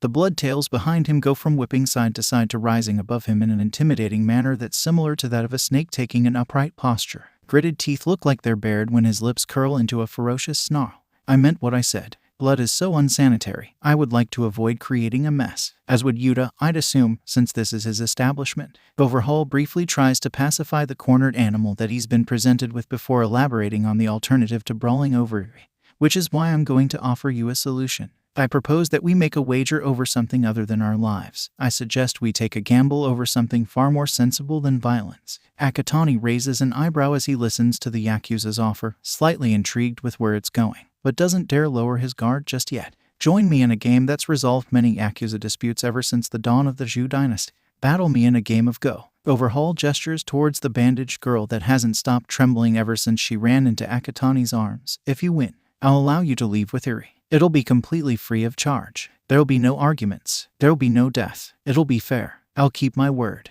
Akatani's dour face falters over his bewilderment, but it recovers immediately when he gives 𝗵𝗃𝗁 a skeptical scowl. The Yakuza would never make an offer this generous, especially after being threatened. However, they're a group that's known to be quite honorable. Akatani mulls over the suggestion and finally realizes what's been left unsaid. He has to ask, "And what'll happen if I lose?" The pointed finger curls over with the rest of 𝗵𝗃𝗁's hand as it clenches into a fist. That golden glint in the Yakuza leader's eye glistens after he answers. "Then you will belong to me just as much as Eri does." Akatani instinctively opens his mouth to make a retort, but another tremor from the terrified girl in his arms makes him close it. Whatever words sat on the tip of his tongue slide back down his throat with a hard swallow. The cold stare stays fixated on 𝗵𝗃𝗁, but it's much more contemplative than threatening. 𝗵𝗃𝗁 opens her mouth next, taking Akatani's silence as a segue to chime back in. Before the blonde can say anything that'll be regretted later, the ghoul speaks in a volume that he knows will boom over her own. "I accept your challenge and its rules." Akatani answers 𝗵𝗃𝗁 while simultaneously retracting his 𝐒𝐲𝐽. The ghoul knows that all eyes are now on him, ranging from Yuta and 𝗵𝗃𝗁 to each Yakuza and Eri. There's no taking back his response. He has now made a pact with someone who may be equally evil as the devil himself. The whimpering from Eri has lessened, but she still looks horrified. Whatever worries she has are now staring up at him in tear-brimmed eyes. 𝗵𝗃𝗁 has always hidden her emotions behind a wide grin, but that smile is nowhere to be found currently. Yuta has been distressed throughout the entire encounter, but he looks so pale now that Akatani worries the mask designer may have dropped dead and become a corpse. 𝗵𝗃𝗁 appears to be quite the opposite of disturbed. His cheeks are pulled up enough for Akatani to know that there's a smile beneath that surgical mask. The Yakuza leader gestures for them to come away from the exit and return to the inner part of the shop. "Then let us begin." His head flicks towards his subordinates in order to give them a command. "Grab us a board to play on." Akatani keeps an eye on the Yakuza as they move to grab what's needed for his go game with 𝗵𝗃𝗁. The ghoul can't help but wonder what such a notorious criminal organization will do to Misutafu. The police were already stretched thin with his activities as a vigilante. He has no doubt things will only escalate if 𝗵𝗃𝗁 makes his gang more prominently presented. With extra attention to the underworld and its inhabitants, the Tokyo Ghoul will be put at jeopardy and so will everybody around him. Akatani thinks of 𝗵𝗃𝗁 and his co-workers. He also worries about how it will affect 𝗵𝗃𝗁 or Yuta, who's already so involved with the conflict. The police investigation may gain more traction and receive help from the FBI if Yakuza population draws attention to his own nightly endeavors. If Akatani 𝗵𝗃𝗁 is to continue misdirecting authorities, he must win this go game. Otherwise, the lead detective may get heroes involved with his case for some assistance in the arrest. Detective 𝗂𝗵𝗲 𝗔𝗂𝐁𝐵 just so happens to be on the phone with Japan's top-ranked hero right now. One hand holding a mug of lukewarm coffee that had been brewed by Officer Sansa Tamakawa stays steady to ensure that it doesn't spill, while another hand holds the cell phone. A spread of papers and case folders lay littered across his desk, each one containing confidential information about the Tokyo Ghoul. He keeps a close watch on his office door from the corner of blackened eyes, careful as not to allow anybody to overhear his conversation with the pro. "Sorry that I'm unable to stop by the precinct tonight. I hope that I haven't let you down. All Might's disempowered voice comes from the other end of the line. The contrast in deepness doesn't ever change when 𝗧𝗵𝗲 stops using his muscle form, but it's much more subdued in terms of exuberance. Whether it's to conserve whatever energy he has left or if the time limit has already been exceeded, it comes as no surprise for the detective to hear this truer version of All Might. Not at all, 𝗧𝗵𝗲. I understand. 𝗵𝗲 is thankful that the hero can only hear his response and not see the distressed pinching of his forehead. At this rate, the detective will develop wrinkles before he even turns 40. Without the aid of his friend for tonight's workload, 𝗵𝗲 can barely resist the urge to let out a hefty sigh, nearly choking on the attempt. Clearing his throat to properly cover it up, the detective carries on with a much more hopeful tone. Is there any chance that you can come in tea tomorrow? He accidentally stumbles over the words as he tries to casually make this request. It's only mildly worrying that there's no immediate response from the hero. It'd be silly to assume something happened to one of the most powerful men in, quite possibly, the world. But 𝗵𝗲 has known 𝗧𝗵𝗲 long enough to expect an instantaneous answer. The ambience that occupies the same speaker as the phone's electronic hum is enough to nearly become unsettling. Finally, 𝗧𝗵𝗲 replies, albeit with a voice full of uncertainty, I've never worked this closely with the police before. I'm not sure that I'm cut out for all this crime scene stuff. I usually just punch villains really hard and leave the rest to real pros like yourself. If All Might weren't so damned righteous, 𝗵𝗲 would have considered that comment about police being the real pros a derogative jab, but he doesn't need a lie detection quirk to know 𝗧𝗵𝗲 is being 100% sincere. It's almost funny how different of an outlook that the symbol of peace has about policemen. In this modern age, with quirks and literal superheroes, the authorities are often looked down on and more commonly get mocked about how useless they are in comparison. Nobody takes police seriously anymore. Cops and detectives have become a bit of a dying breed. Yet, here's the #1 hero of all people, calling what's considered the bare blunt of a bad joke an admirable profession instead.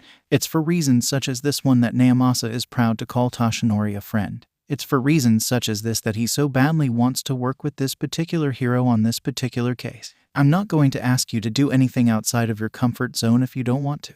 You're already doing enough for this investigation by simply being here. Your patrols have already warded off more small fry than the Ghoul managed to, and I think it's alright to assume you might even be enough to scare away the Tokyo Ghoul themselves, especially if Eraserhead's theory about their age turns out to be correct. 𝗵𝗲 knows that All Might doesn't care about having his ego stroked, but the reassurance feels necessary in order to prevent the hero from feeling bad in case he were to opt out of the investigation. The detective tacks on a few excuses on behalf of 𝗧𝗵𝗲 just to be on the safe side. Besides, I know that you have your hands full with preparation for this year's semester at U of finding a successor and all that will probably occupy enough time as it is. Thank you, and 𝗵𝗲. It's easy to tell how flustered 𝗧𝗵𝗲 has become over the compliments when all he can manage as a reply are clamored thanks and noises of the phone fumbling in his hands. The detective resists the urge to laugh and waits for his friend to recover. It's just, I want to help. I really do. But you're right, there's a lot that I have to take care of right now and I'm not sure that I have enough time left in me per day to get it all accomplished. The mood is killed by another grim reminder of All Might's reign nearing its end. That doesn't mean that I won't help whenever the opportunity arises. But I can't promise you that'll be every day that I'm here. 𝗧𝗵𝗲 is quick to reiterate his justifiable reasoning. That's more than enough, 𝗧𝗵𝗲. Feel free to stop by whenever you can. 𝗵𝗲 reaffirms his prior statement while allowing his head to droop a bit. He hopes that 𝗧𝗵𝗲 can't hear the disappointment in his tone, but the hero had never been observant enough before to notice something like that now. However, there's a first for everything, and the detective would really prefer to prevent it getting pointed out. Fortunately, the detective is granted an excuse to hang up when his cell phone vibrates with the notification that there's another call coming in. I hate to cut this short, but I've got to speak with somebody on the other line. I'll see you later, 𝗧𝗵𝗲. He quickly spouts his reason for ending the call before clicking over to see who's next to speak with. 𝗵𝗲 doesn't even have the chance to get out a proper greeting. As soon as he hits the answer button, he hears a familiar voice filling him in on classified information. The Yakuza have resurfaced right here in 𝗵𝗲. That's only the first sentence in this new conversation and it's already too much to unload. For starters, a case regarding Japan's massive criminal organization is just going to be another heavy thing to stack right with the hero killer of Hasu and Tokyo Ghoul of 𝗵𝗲. Secondly, for an underground hero that claims to be so rational, calling someone and not even beginning with a simple hello is rather irrational. Then again, Eraserhead has never been one to waste time by beating around the bush. Why Yakuza? There's no way. 𝗵𝗲 is still reeling in disbelief to fully comprehend whatever Eraserhead says next. It's likely the details of how the underground hero came across this intel. But the detective only catches bits and pieces about an information broker named Jurin that's old enough to already have a rap sheet in the precinct's archive. 𝗵𝗲𝐴 isn't aware of whether or not he's interrupting the underground hero, but he doesn't care since it's proprietary information that he needs to know. Do you think that they're affiliated with the Tokyo Ghoul? I'm not sure. The answer gives 𝗵𝗲𝐴 an unsettling feeling in his stomach. Eraserhead skips the details deemed unnecessary at this point and finalizes his summary instead. All I know is that they're more active than they've ever been. I've been following a group around and it led me to a mask shop, which leads me to the belief that this is the build-up for whatever scheme is starting to unravel. 𝗵𝗲𝐴 doesn't need to ask why the underground hero bothered to call. That isn't enough for me to make an arrest, Aizawa. There's no evidence to justify. I know. Eraserhead interrupts with a firm response. The line goes quiet for a brief moment before the underground hero continues. However, you're still able to get a search warrant for me. Then, we may be able to gather enough evidence to make an arrest. 𝗵𝗲𝐴 rubs the bags beneath his eyes. The very existence of them elicits some kind of a cross between a yawn and a sigh. We both know that by the time I get that search warrant in order, the Yakuza will be long gone from the store. The detective holds firm with his voice as well as to not allow another interruption. You're not the type of person that does wishful thinking. What's your angle, Aizawa? Eraserhead's breathing becomes stilted, indicating that he may be suppressing a sigh that's more than likely to be the cause if 𝗵𝗲𝐴 knows the underground hero well enough. Soon, the inhales and exhales level out. There's the return of silence, only background ambience to let 𝗵𝗲𝐴 know that the call hasn't ended. Then, fine, meet me at my apartment and I'll show you. Which is followed by the telltale click of Aizawa hanging up. 𝗵𝗲𝐴 lets his arm dramatically drop, almost like the phone in his hand weighs more than he can handle. The detective draws in a deep breath, holding it in for only a slight second, before exhaling completely in a satisfying sensation that no sigh could ever produce. After he slides the mobile phone into his pants pocket, he runs the free hand through his hair to make sure none of it has fallen out due to his stress overload. He's far too young to be developing gray strands, but he knows that they're there. Yet, if there's anything to drown one's woes with, it's coffee. The detective takes a quick swing of the lukewarm substance, convinced that it's more of a liquid courage than alcohol. Once he's had his fill, 𝗵𝗲𝐴 swings open the door to his office so that he may finally face the world's problems head-on. He knows his fellow officer won't be at their desk, so he calls out for them instead. Tamikawa. The bell latch to his co-worker's collar jingles when they whirl around to see who called their name. It's not so far-fetched to see the cop with a cat quirk fraternizing with other slackers by the water cooler. 𝗵𝗲𝐴 ignores the urge to scold them all and motions for Tamikawa to follow behind him instead. Something's come up on the other end of town and you're driving. Off, man. Tamikawa's triangular ears flatten against his downtrodden head, falling into submission. The officer digs into his pocket to find a set of car keys. 𝗵𝗲𝐴 pays no mind to how Tamikawa mourns the loss of a carefree night. Instead, the detective directs his attention to the next officer that he needs to speak with. Tanjiro, while we're gone, I need you to pull up any records we may have about an information broker named Jiren. A young man with burgundy hair and Hanafuda earrings gives an affirmative nod from their cubicle before quickly tapping at the keyboard of a computer monitor. After a few more clicks, he begins to read back the information that loads. Right. C ranker named Kajiro Okuda. Jiren, I said while we're gone. 𝗵𝗲𝐴 shouts as a reminder. The detective grabs his trademark overcoat off the precinct clothes hanger before whipping it on. Have it printed out for me by the time that we get back and I'll read it for myself. He speaks over his shoulder while heading for the exit. Then, pauses mid-stride upon suddenly remembering something else, forcing himself to turn back around on the heel. One other thing, reach out to Sir Night-Eye's agency and see if they'd be willing to cooperate on an investigation pertaining to the Yakuza.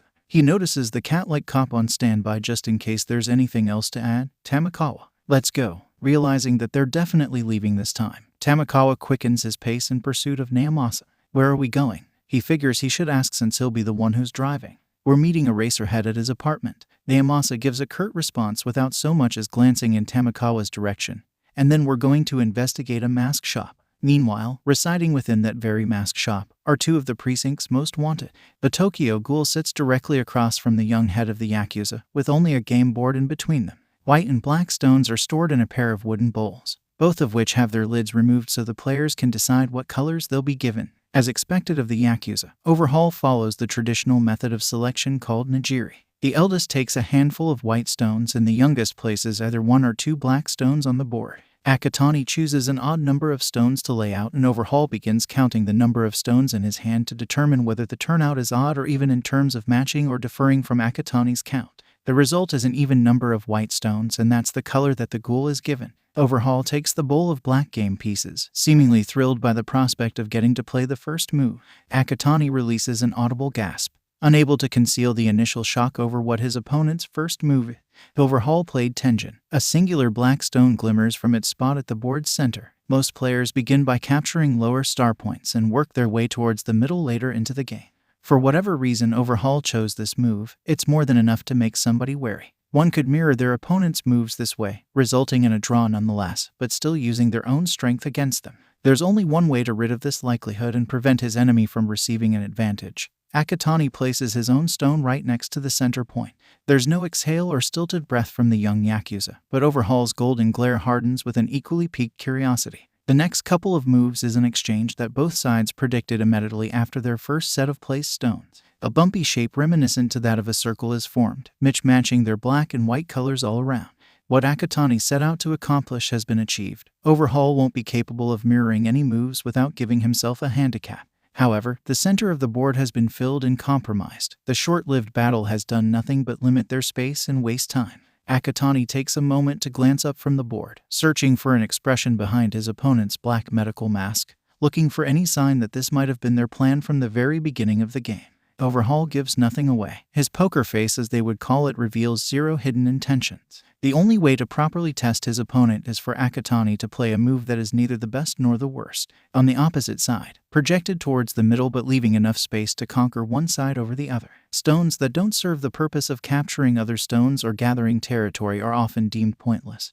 But the rare occasion of an exception can be made by players far more skilled beyond the average player. Yet, these moves can prove fatal mistakes for weaker Go players. Behind 𝐿, the Yakuza called 𝗵𝗃 begins to chuckle while he spectates the Go match. 𝗵𝗃 must be overly confident in his leader's capabilities. He doesn't deem the move as a difficult test, and neither would an arrogant ruler with acolytes that feeds their ego. However, for a novice, they wouldn't know any better themselves. Not understanding the game of Go and how tactfully in-depth it can be, the little girl named Eri can only read everyone else's reactions. Seeing her tormentors overly confident and the other side unsure of themselves, her hope begins to leak out in the form of tears. Soft sniffles and quiet whimpers don't go unheard. Eri lowers her head to hide behind a lengthy flow of hair. Unable to meet her gaze with her eyes covered, 𝐒𝐽𝐽𝐻 must resort to other methods of assurance. Now reminded of why he's playing this game, motivation sparks his next move. Almost hastily, the stone gets slapped down. 𝐿 calmly places his own stone, but as soon as his fingers slip away from it, 𝐒𝐽𝐽𝐻 slams down his next piece without hesitation.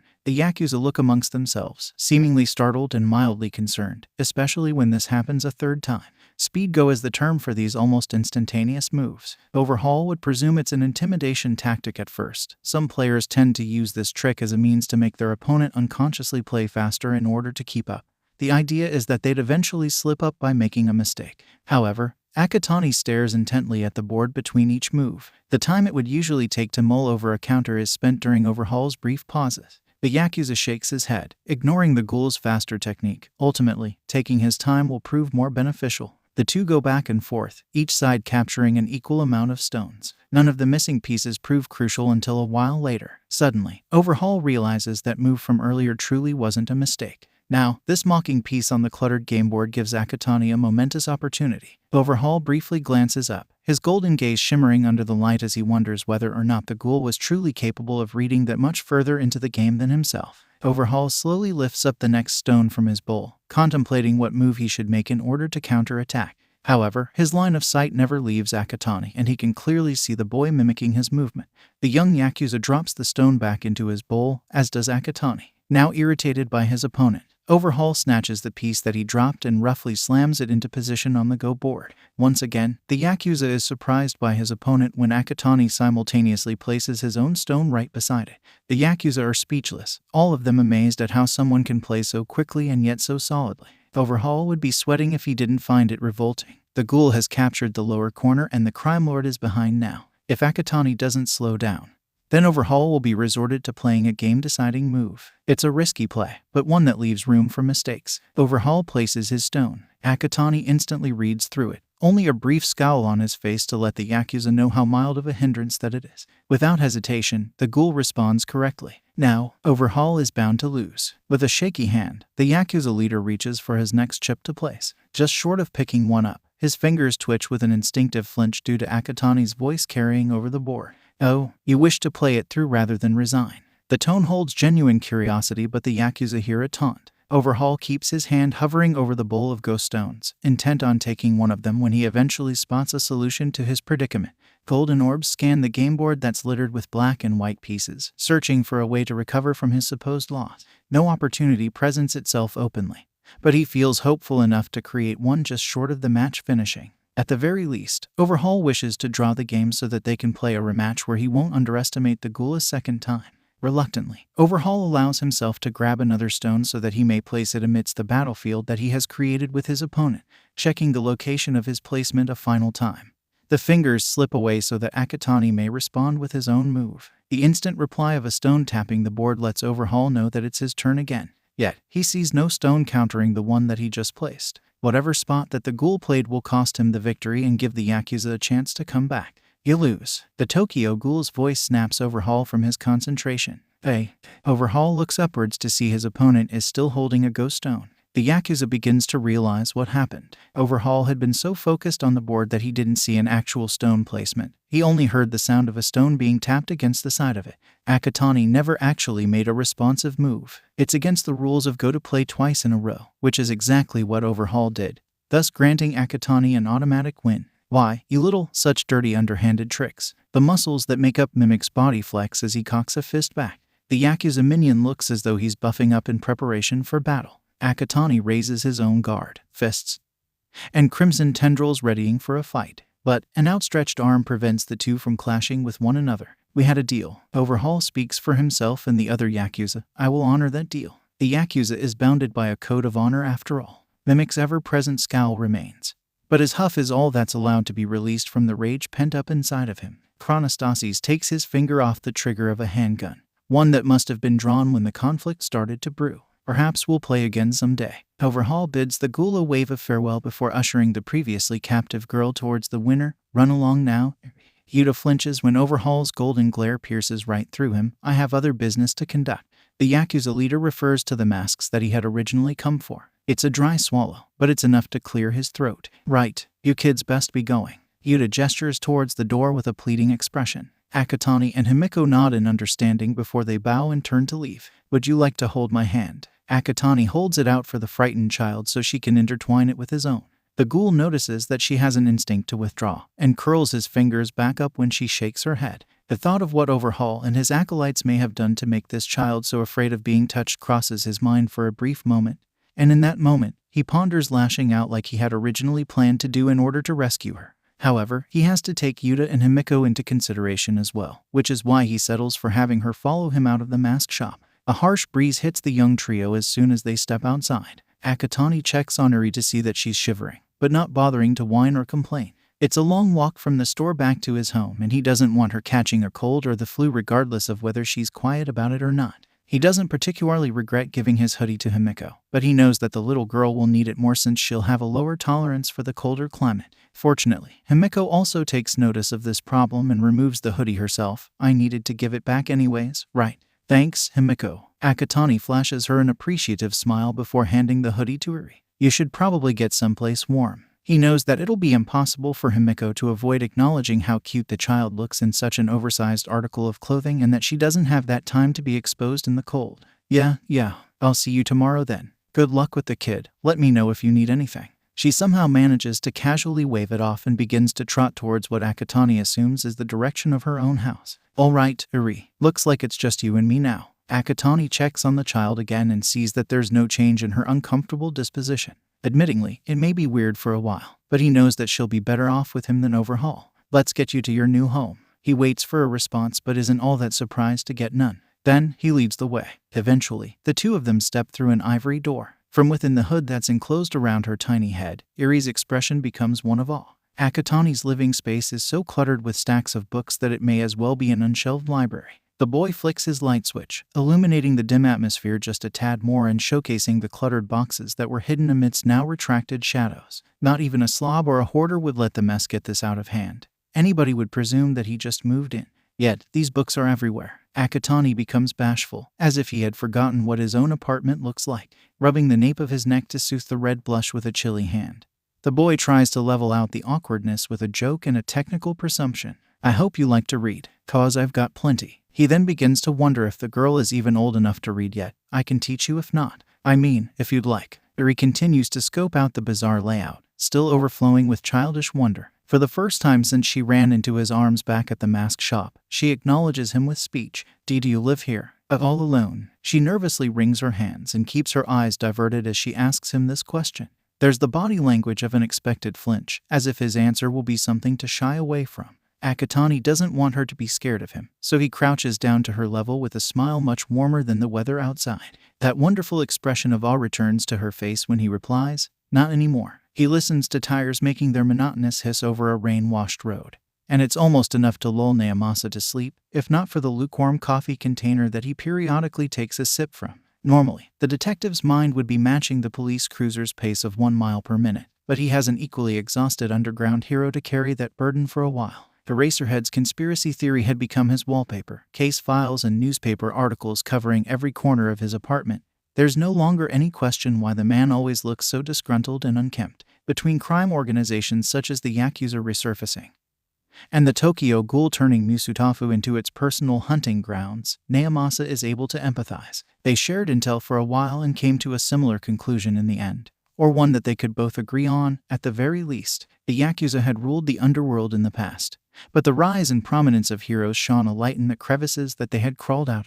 All Might in particular chipped away at those corners, bringing those organizations crumbling down to the point that the remnants were forced to live under constant surveillance. The Yakuza had become a dying species, like a dangerous animal placed in the zoo, which means that the Yakuza must be under new management for them to try and reclaim what they had lost. Chisaki Kai is planning something. Now, the underground hero and the detective are sharing a ride at the expense of Tamakawa as their driver. Their investigations have blended together, creating a joint operation unlike any other. If the clues gathered from each of them thus far are any indication, though, then it's bound to come to a close soon. They narrowed down a location, a mask shop. The police cruiser lurches into an abrupt stop, jostling 𝗵𝗲 from his drowsy disposition. While the detective had been dozing off, the distance between Aizawa's apartment and the mask shop had been cleared. Tamakawa, wait here while Eraserhead and I go in. If anyone tries to run or if a fight breaks out, we may need you in the car for backup.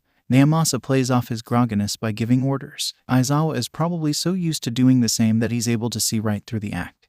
But the underground hero keeps quiet about it, and 𝗵𝗲 is grateful for that discretion. Oh, why, you've got it, boss. Tamakawa reluctantly affirms his response with a singular nod before 𝗵𝗲 and Aizawa step out of the vehicle. The officer is then left there waiting with dreaded anticipation. An eerie feeling creeps up the policeman's spine since he's all alone on a quiet and desolate street, resulting in piloerection of his coat hair turning from sleek to furball. Tamakawa knows that he'll be reprimanded by 𝗵𝗲 for misusing the radio, but he's desperate for some music to break the tension. The anthropomorphic cat turns up the volume on a random station and listens to a song that he recognizes as Butterfly from Miyavi. However, the mask shop that 𝗵𝗲 and Aizawa enter has no music playing through its speakers at all. The dimly lit store is so quiet that they'd be able to hear a pin drop. Nobody is there to greet them either. It's almost as though the building had been completely abandoned, with only disposable masks left behind. Neither 𝗵𝗲 nor Aizawa know whether they should call out or not. If the store is still occupied, then it might be wise to approach the situation delicately, considering nobody should have expected an underground hero or a detective to visit. On the other hand, the atmosphere that they walked into isn't an ordinary one, and the element of surprise might be a good one to maintain.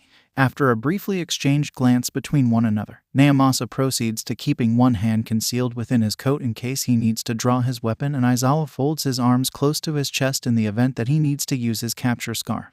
Once they are prepared for a potential conflict, 𝗵𝗲 takes the lead in calling out for anyone else who may be inhabiting the shop. Is there somebody here that I could speak with? Perhaps the shop owner. The detective raises his voice on the second sentence just to be certain that he can be heard. There's a brief period of silence, a moment where the only response is none at all. Then, the sound of shuffling fabric is accompanied by a dull voice, "I'll be with you shortly." It matches the level of volume that 𝗵𝗲 had been using. True to his word, what must be the store owner presents himself in a span of 8 seconds. What stands out about the lanky man with an undercut hairdo is the bandaged stump where his right arm should be. The gauze is red with dried blood. The shopkeeper must feel the gaze on his missing appendage, since he too glances down at it with mild interest, as though he too is just now noticing it.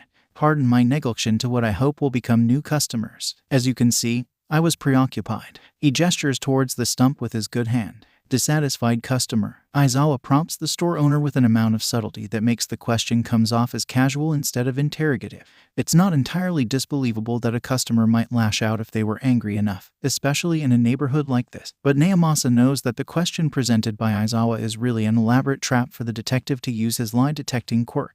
The shopkeeper shakes their head, seemingly unbothered by 𝐈𝐧𝐭's remark. This is just from an accident that I had when using my equipment. It looks worse than it actually is. 𝐒𝐵𝐵𝐺 is able to distinguish the difference between the truth and a lie thanks to his quirk. No matter how monotone of an answer somebody may give, that explanation given by the store owner is registered as a lie. In scenarios such as the one he has found himself in, the detective is forced to make a judgment call. There's a likelihood that he'll procure more results by revealing his reason for being there, but there's also a chance that the more direct route of flashing his badge will hinder the investigation further. Then there's the additional option of telling the shopkeeper about his quirk and whether that will influence the man to tell the truth or, in most cases, result in a request for his lawyer or an attempt to flee. 𝐒𝐵𝐵𝐺 chooses to pull his police badge out and holds it up for the store owner to see. We have reason to believe otherwise. I'm Detective 𝗧𝗵𝗲 𝗵𝗲. He tilts his head in the direction of 𝐈𝐧𝐭, and this is the pro-hero Eraserhead. There's a few questions that we'd like you to answer truthfully in light of an investigation.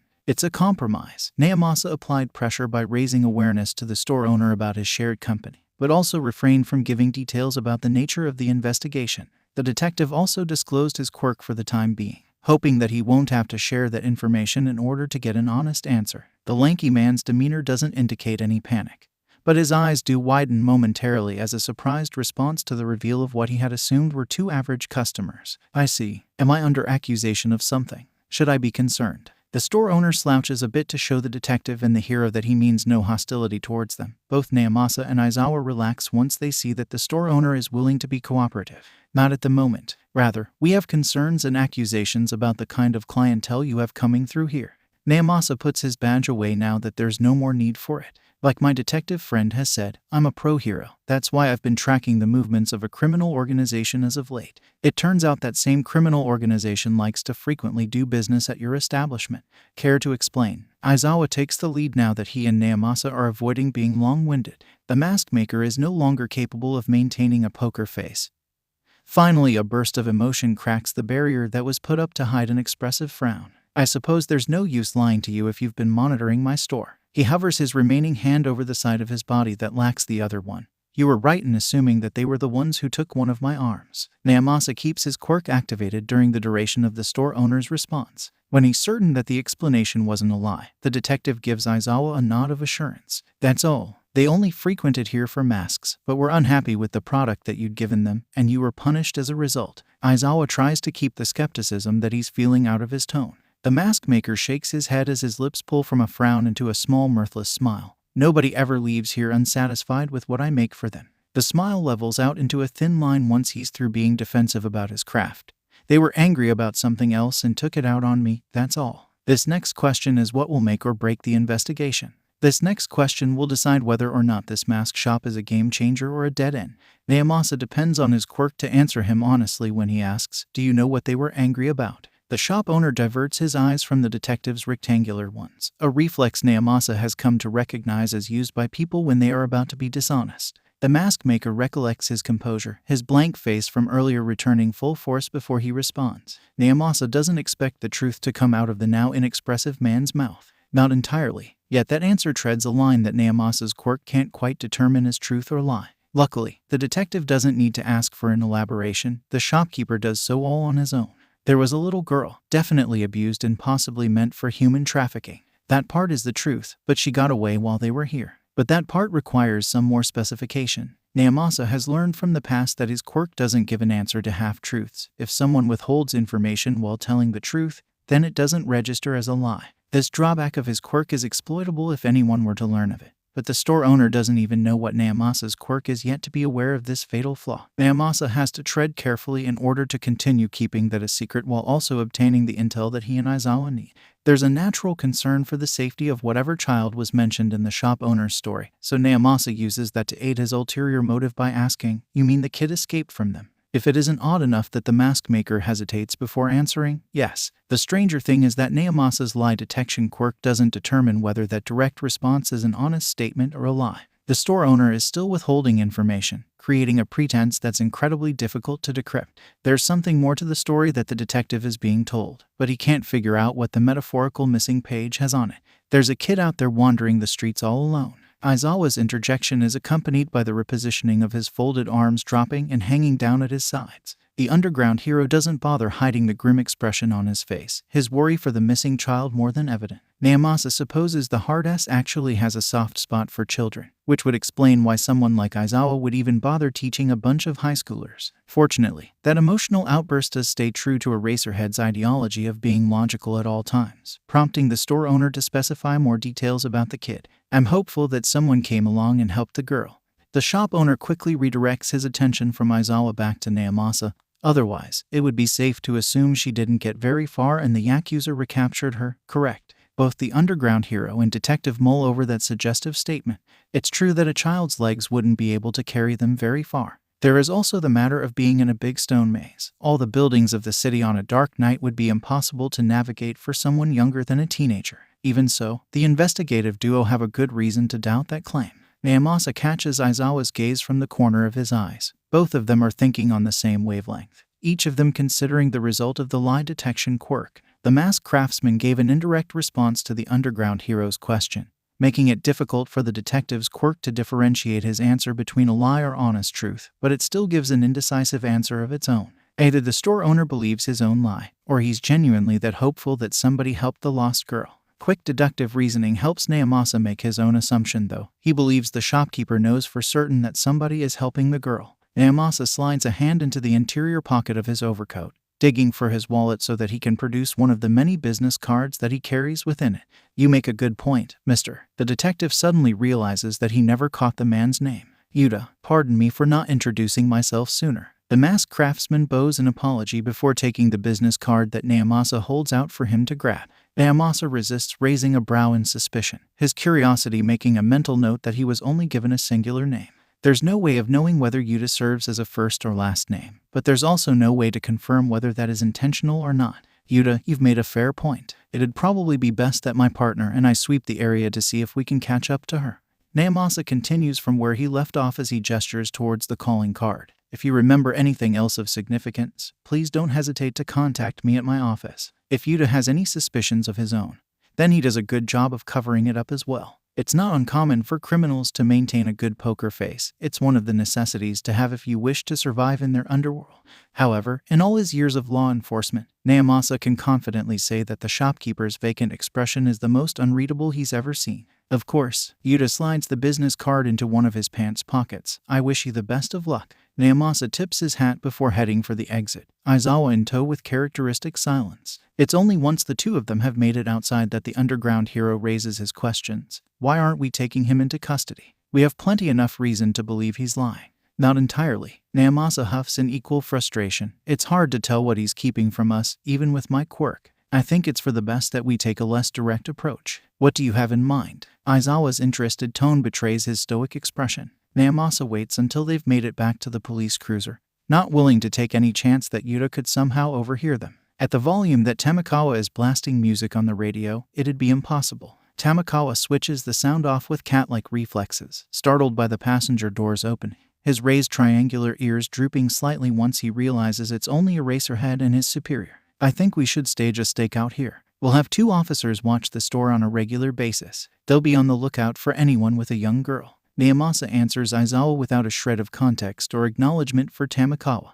You don't think that's a little too hopeful? There could be several people passing through here who match that description for all we know. Aizawa's slouched posture sinks into the backseat's cushioning as he inquires 𝗵𝗲𝐵 with a gaze through the rearview mirror. The detective doesn't bother turning his head. He returns the stare with one of his own, still facing forward. Aizawa's demeanor doesn't look comfortable at all, despite the way he's taking up the back of the car. How many parents or babysitters would take their children to a mask shop, let alone in this kind of neighborhood? 𝗵𝗲𝐵 notices his words of assurance are enough to make Aizawa visibly relax a little more. The investigation has taken a heavy toll on them both, but the underground hero looks as though he's ready to take any available moment to sleep. 𝗵𝗲𝐵's rhetorical question doesn't go unanswered, but it's not Aizawa that gives the response. Not very responsible ones. Tamakawa inserts himself into the conversation. When his joke doesn't get anything less than a turn in his direction from the two others in the car, he supports it with an awkward chuckle of his own. Sorry, I just wanted to be included. Who or what are we talking about, exactly? The officer's ears droop in an angle acute to his whiskers as he shrinks in on himself. It's nothing for you to be concerned with. Just take us back to the precinct. 𝗵𝗲𝗄 clicks his seatbelt into place while waving his free hand dismissively. Tamakawa had done enough already. The stakeout would be reserved for other officers. An exasperated sigh from the backseat returns 𝗵𝗲𝗄's gaze to the rearview mirror, and he sees that Aizawa now has his eyes closed to complete the exhausted appearance he'd been working on. Actually, could you drop me off at the nearest train station? I'm going to visit Sir Night-Eye's agency and get his input on the 𝐻𝐽𝐽𝐽. So long as there's a child involved, I don't think we have the leisure of taking things slowly like he originally planned. 𝗵𝗲𝗄 now understands why Aizawa dreads the remainder of the night from the sheer volume of that request alone. It seems they were wrong. The mask shop wasn't the finish line. It was the starting line. The investigation into the Tokyo Ghoul and the 𝐻𝐽𝐽𝐽 have intersected. But that doesn't change the fact that they've only just begun. Akatani's night had just begun, or so it felt like. He'd given Eri his bed to sleep in. It's not like he used it for much other than comfort anyways, but that left him with very little to relax on. Chalk it up as just another cost of his quirk. But Akatani is more of a nocturnal creature in habit. The boy-turned-nightly predator was used to going on the prowl during this time. But he wasn't about to leave Eri all alone. So, Akatani is currently left standing idly in his apartment. To pass the time, Akatani is left with only his thoughts. Usually, thinking to himself only brought up feelings of angst and self-loathing. But now he has Eri to focus on. He has no idea how to take care of a little girl. He's still practically a kid himself. Yet, this duty has fallen unto him. If he's an animal, then he must protect the cub that he's adopted into his dwelling. He worries about the 𝐻𝐽𝐽𝐽 and whether or not they'll keep their promise. He's confident in his ability to fight and kill just about anyone, but he's not so sure about an entire Japanese mafia. Akatani snaps out of his thoughts when his ears twitch at the distant sound of police sirens. His body is tense and his mind is sharp until the sound fades. He never knows if the sirens are coming for him. He can only hope they're going for the 𝐻𝐽𝐽𝐽. The tension in his body deflates with a not-so-relieved sigh. While he doesn't have to worry about criminals and cops tonight, he does have to worry about food. Maybe not for himself, but Eri is a growing girl who will surely need breakfast when she wakes up. Akatani opens his fridge despite already knowing there's nothing inside of it. He does the same with all of his kitchen cabinets. He's never had the need to keep regular food stashed when he can't necessarily eat regular food without gagging. He tries to remember what tasted good to him before his quirk eliminated his ability to taste normal meals. What would Eri like? He supposes he can go grocery shopping with her after his shift tomorrow. He suddenly realizes he has to work in the morning. At least he works in a coffee shop with a bakery. He'll just take Eri with him and she can have some sort of pastry for breakfast. It may not be the healthiest thing for a child, but it's not like she'll be having candy apples every day. At least, that's what he thinks. The sun rose like a flower opening. The clouds speckled around its bright glow fluttering in the sky like falling petals. A light shower washes into the soil beneath that shining flower. Raindrops are colored by its radiant beams, blushing scarlet and warming to tangerine. The illuminated clouds, still beneath the ethereal glow, fog up the sky like a mirror. It's the first thing Eri sees when she wakes up in the morning. A clear reflection of herself in the window that shimmers thanks to a glassy sky. The young girl's lip quivers as she worries that she may still be dreaming. Nobody has stormed into her room to yank away the warmth of her blanket. No one barged through the door to take her away from the comfort of her bed. It was the first time in a long time that she'd woken up peacefully. It seems too good to be true. Then she recalls the previous night. The boy who had rescued her from the people who did her harm. He'd taken her to this place. To his place, she remembers. Like the boy is different from the men who hurt her, this place is different from the one that horrified her. I apologize. It'll just be another 10 minutes. Eri suddenly hears the aforementioned boy. She contradicts her earlier feelings by cowering to the furthest corner from the muffled source of his voice. Her knees come up to her chest as she curls in on herself. She doesn't know who the boy is talking to, but she knows from experience in the other place that he could be bringing somebody bad to see her. Just in case, she wants to be as far away as possible from the door. Eri internally begs for the boy and whoever he's talking to just go away, but the voice only gets closer. No, I'm not sick. Eri shudders before she tenses when she hears that. The men who hurt her always told her she was sick when taking her to see the doctors. I'll be able to come in. It'll just be a little later than usual. The boy pauses and Eri is confused when she doesn't hear anyone other than him despite a response. Thank you for understanding. Eri closes her eyes when she hears the door click and the wood beginning to creak as it opens. Hello, are you up yet? The boy changes his tone and volume from what she heard just seconds ago to a much more hushed whisper. Again, he's different. The people she was with would have yelled at her to wake up. Since he's proving himself to be much nicer than the bad guys she was with before, she dares to open her eyes at least. "Oh, did you fall out of bed?" The boy has hair the opposite color of her own that hangs to one side when he cocks his head. Eri doesn't know if she'll get in trouble for saying she did. And she actually didn't, so she shakes her head to answer without having to respond aloud. The boy visibly relaxes at that, and Eri can't help but mimic him, relieved to know she gave the right answer. His gaze shifts from her to a nightstand where the candle he had lit for the night has long gone out. "Sorry that I didn't have a nightlight or anything to give you. Did you sleep well anyways?" When the boy sees her shrug, he has a hard time holding back a pensive frown. "I would have let you sleep in a while longer, but I didn't want you to get scared if I left you here alone." When he sees her recoil at the sight of his expression, he makes sure to quickly hide it with an assuring smile. "Plus I figured you would be hungry. Wanna come with me to get some food?" At the mention of food, Eri perks up a little. Her mouth waters and her eyes glimmer like a red opposing force of the blue sky. The little horn on her head slashes the air as she nods. The boy's smile becomes more genuine as he soaks up the radiating cuteness. Eri forgets all about whoever the boy was talking to earlier, unaware that it had just simply been him calling in to let his employer know about his tardiness, finally lowering her defense. Eri is about to follow the boy when he stops abruptly, making her take a step back. He glances back at her, and she worries that she may have done something wrong. She knows better than to run away, so she tenses up instead, preparing for a hit or worse. What happens instead surprises her more than anything else that has up to this point. He apologizes to her.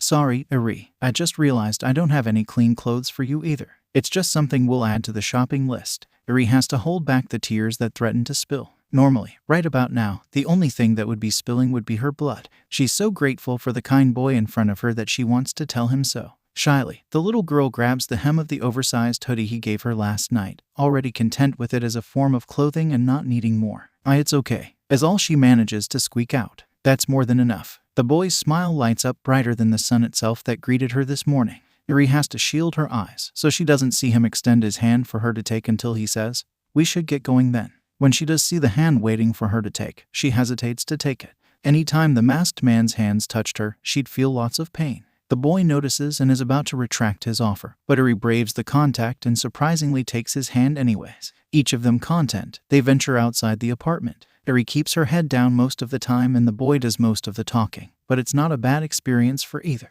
The two take the time to become acquainted with one another's company at the very least. After a while, Eri even begins to respond with small nods or shakes of her head. It's a pleasant walk to 𝗵𝗃 𝗂. Unlike yesterday's bitter bite of the cold, there's a welcoming warmth that makes it believably summer. When they inevitably reach the coffee shop, the boy even lets Eri come with him behind the counter. The little girl is struck with awe once she sees the pastries on display. Rows of 𝗏𝗃 are met with stacks of taiyaki. Cases with cakes and cookies inside are just out of reach from her tiny height. Freshly baked buns and muffins sit on plates, waiting to be served and eaten. "Take whatever you want. I get a worker discount," the boy says, completely unaware that he'd be paying for it all if Eri really had her way. Instead, she meekly points at the caramel-coated apples, silently asking for one of those. The boy obliges and sets her up at an empty table with the candy apple. He also gives her some crayons and the kids' menu to play with, along with a cup of hot chocolate. "I've got some work to do, so I won't be able to sit with you." He's quick to say the rest when he sees Eri meet his gaze frightfully. "But don't worry, I'll be around this area serving other people if you need me." He doesn't blink or look away. One emerald eye peers into the red of Eri's eyes as he promises her, "I won't let you leave my sight." Satisfied with the boy's vow to keep watching her to make sure she won't be taken by the bad men again, Eri works up the courage to verbally respond, "Oh okay," and that satisfies the boy in return. He nods with another assuring smile before going back behind the counter. True to his word, Eri's table is in view from there. An older man with his white hair swept back and eyes closed then joins the boy behind the counter. He'd watched the whole interaction from afar and held his tongue until now. "Mikumo, who's that girl you've brought? Is she the reason why you came in late for your shift?" He has a tranquilizing composure as he tucks his arms behind his back. "Yoshimura-san." Akatani Mikumo greets his boss with a bow. "I must apologize. That's Eri. She's my sister." Akatani pauses as he searches for the right explanation before continuing. "I normally don't have to, but I've been tasked with watching her for a while. Is it okay if I bring her to work with me?" 𝗵𝗃 owner gauges the two with a considerate hum. "I suppose she won't be too much trouble. She does appear to be well behaved." Akatani lets out a breath that he'd been holding in when he hears Yoshimura's verdict. Perhaps he'd done so too soon. Yoshimura adds, "If we have to fill seats and there's no other tables available though, your sister won't be allowed to occupy that space. Customers are the priority." Begrudgingly, 𝐒𝐭𝐚𝐲 accepts those terms. He just hopes such a situation doesn't arise. Fortunately for him and 𝐒𝐻𝐢, he only has to work the morning shift today and not the whole day, so that lessens the odds. In the meantime, I think I have an all-might coloring book in the back that you can give her. Yoshimura smiles when he sees 𝐒𝐿𝐼 perk up at the offer. That'd be great. I'm sure 𝐻𝐼 would love that. Thank you, sir. 𝐒𝐿𝐼 returns his boss smile with one of his own. Yoshimura disappears into the back to find the aforementioned coloring book once he sees how happy it'll make the kids. He later returns with it, much to their elation. It's enough to keep 𝐻𝐼 occupied for most of 𝐒𝐿𝐼's shift, which is mostly just orders to go and not to stay, gracing the two with good fortune. Towards the end of 𝐿𝐼's shift, a familiar set of blonde buns comes skipping into the shop. 𝐿𝐼. The owner of that hair cheers the boy's name in greeting, much to his dismay. Good morning, 𝐵𝐼. 𝐿𝐼 ducks his head in embarrassment while trying to hide his blush behind the cash register. Only a few customers glance in their direction, but the boy still can't hardly take it. Even 𝐻𝐼 shifted her attention from what she's drawing to them. Reminded of 𝐻𝐼, 𝐿𝐼 works his way around the counter to introduce the two girls. You remember 𝐻𝐼? He says more than asks. Of course, how could I forget such a cute face? 𝐵𝐼 hops with adoration for the younger girl. 𝐻𝐼 shrinks at the attention, but doesn't flinch. 𝐿𝐼 figures she remembers 𝐵𝐼 from that night as well. What's a drawing? Toga coos over the amateur art that's on the table. One looks like a cat, another a fish, but what really makes her squeal with delight is the one that looks like a cross between an octopus and a boy. The tentacles coming out of the boy's back is much too similar to what 𝐿𝐼's quirk looks like. Looks like you got a fan, 𝐿𝐼. 𝐵𝐼's teasing causes the boy and 𝐻𝐼 to blush. 𝐵𝐼 takes it upon herself to get better acquainted with the other girl, plopping down in the seat opposite of her. So you like to draw? Huh. Me too. Mind if I join you? The question prompts 𝐻𝐼 to check with 𝐿𝐼 first, who nods with a smile to let her know it's okay. 𝐵𝐼 flashes one of her toothy grins when 𝐻𝐼 hands her a crayon, the color red in particular. Red is my favorite. Thanks, 𝐻𝐼. The blonde already begins doodling like a child herself. Happy to see the two girls getting along, 𝐿𝐼 takes it as an opportunity to ask 𝐵𝐼 something that's been on his mind. 𝐿𝐼. The girl glances up from her drawing to acknowledge the boy. I have to go shopping later because 𝐻𝐼 needs food and clothes. Since I can't really taste anything and I don't really know what girls like to wear, I was kinda hoping. Ooh, the shopping trip. Count me in. 𝐻𝐼 picks up on what 𝐿𝐼 is asking before he can even finish. With a flick and twirl of the crayon between her fingers, she points it at the barista. I've always wanted to go to the mall in the Kyoshi ward. I bet we can find all sorts of cute outfits for 𝐻𝐼 there. The blonde begins bouncing in her seat with excitement over the mere prospect of it.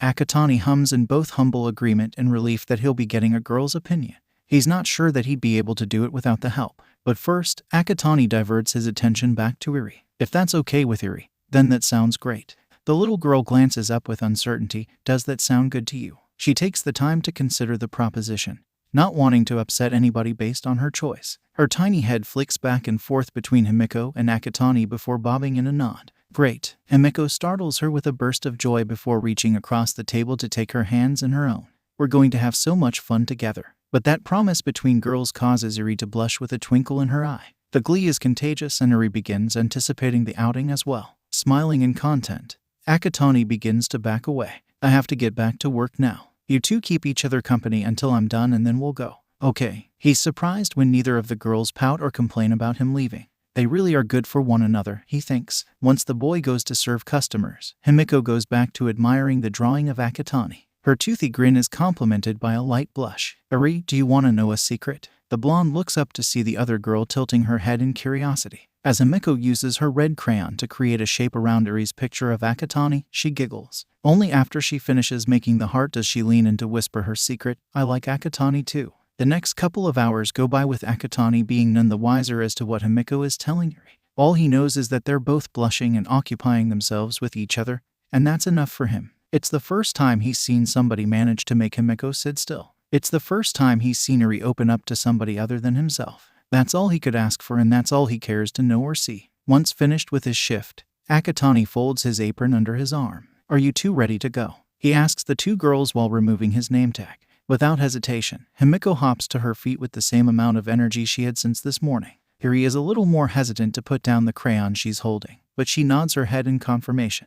𝐿𝐼 sneaks a peek at what she stopped drawing, grinning like a goofball when he sees a picture of what's meant to be 𝐻𝐼. Now able to tease the blonde the same way she teased him, he turns on her. Looks like I'm not the only one with a fan. Eri ducks her head to hide a blush, but 𝗵𝗃𝐽 doesn't share her embarrassment. Instead, the blonde giggles with her same unwavering grin full of sharp canines. You dare attempt to use my own spells against me, Akatani? She feigns a tut before twirling around in self-presentation. Besides, who wouldn't be a fan of me? Akatani's plan backfires, having the opposite effect. He stands there like a dope, wondering how he winded up being the one who's a blushing mess again. Luckily, before 𝗵𝗃𝐽 can mercilessly continue her assault, Eri comes to his rescue by tugging on his pants leg. When Akatani looks down, he sees the little girl holding her hand out, waiting for it to be taken. In such a short amount of time, she's no longer fearful of his touch. He feels the warmth of pride blossom in his heart and gently takes her hand in his. Not wanting to feel left out, 𝗵𝗃𝐽 begins to feign a pout. How come you won't hold my hand like that? She crouches down to Eri's height and holds out a palm like a person trying to gain an animal's trust.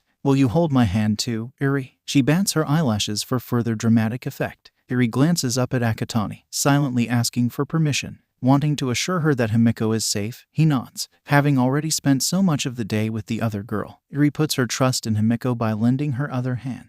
The blonde grins ear to ear with glee, bouncing back to her full height. The trio then embarks on their long-awaited journey. The three of them connected, hand in hand, Eri in the middle. 𝗵𝗃𝐽 gets Eri to swing their arms together, as well as attempts to get Akatani to join in. When Akatani sees the hopeful gleam in Eri's eye, he has no choice but to go along with it. Where he draws the line, though, is when 𝗵𝗃𝐽 tries getting them all to skip with her. He won't deny Eri the fun, but he himself refuses to skip, especially when 𝗵𝗃𝐽 suspiciously has her phone pointed at him like she's about to record. When they finally get to the mall, Eri's eyes light up like a Christmas tree. She stands in place, all evident in her expression. Akatani can barely contain his laugh. He hadn't seen her like that since she saw the library he calls a house. 𝗵𝗃𝐽 giggles when she notices Eri's state of stupor too, giving the tiny girl's hand a soft squeeze. Which store do you want to go to first? Akatani worries the hyper-blonde is somehow passing her energy through to Eri via their hands like an extension cord. Unsure of herself, but still overly eager to explore, Eri continues her habit of checking with Akatani. The boy shrugs, not knowing which store to pick either. Hesitantly, he glances at 𝗵𝗃𝐽, silently asking for her to decide. The blonde had been waiting for the opportunity with a knowing grin. 𝗵𝗃𝐽 starts to pull them towards some sort of clothing store. Outfits for Eri first, food later. She shouts her executive decision. With that decided, the three wind up looking through clothes for hours. Well, mostly 𝗵𝗃𝐽 sorting through every outfit she deems cute enough for Eri while Akatani watches from the sideline. 𝗵𝗃𝐽 rolls her eyes, "You're clueless," as she tosses a pink top with cats made of glitter at Akatani. When he glances between the shirt and the girls, seeing how overjoyed they are about it, he hums in agreement. He'll never understand their fashion sense. As Akatani waits for them to try the clothes on in the fitting rooms, he's relieved that he didn't distract himself with focusing on what they're wearing, since he was able to keep his guard up and let his instincts alert him to the man who's been following them around since they'd left 𝗵𝗃𝐽. The hairs on his arms and the back of his neck stand up when he realizes they have a stalker. It could just be some creep, but his first thought is an alarming concern that it could be a detective tailing him or the Yakuza keeping tabs. He doesn't know which would be worse. Akatani figures now is the opportune moment for the stalker to be dealt with.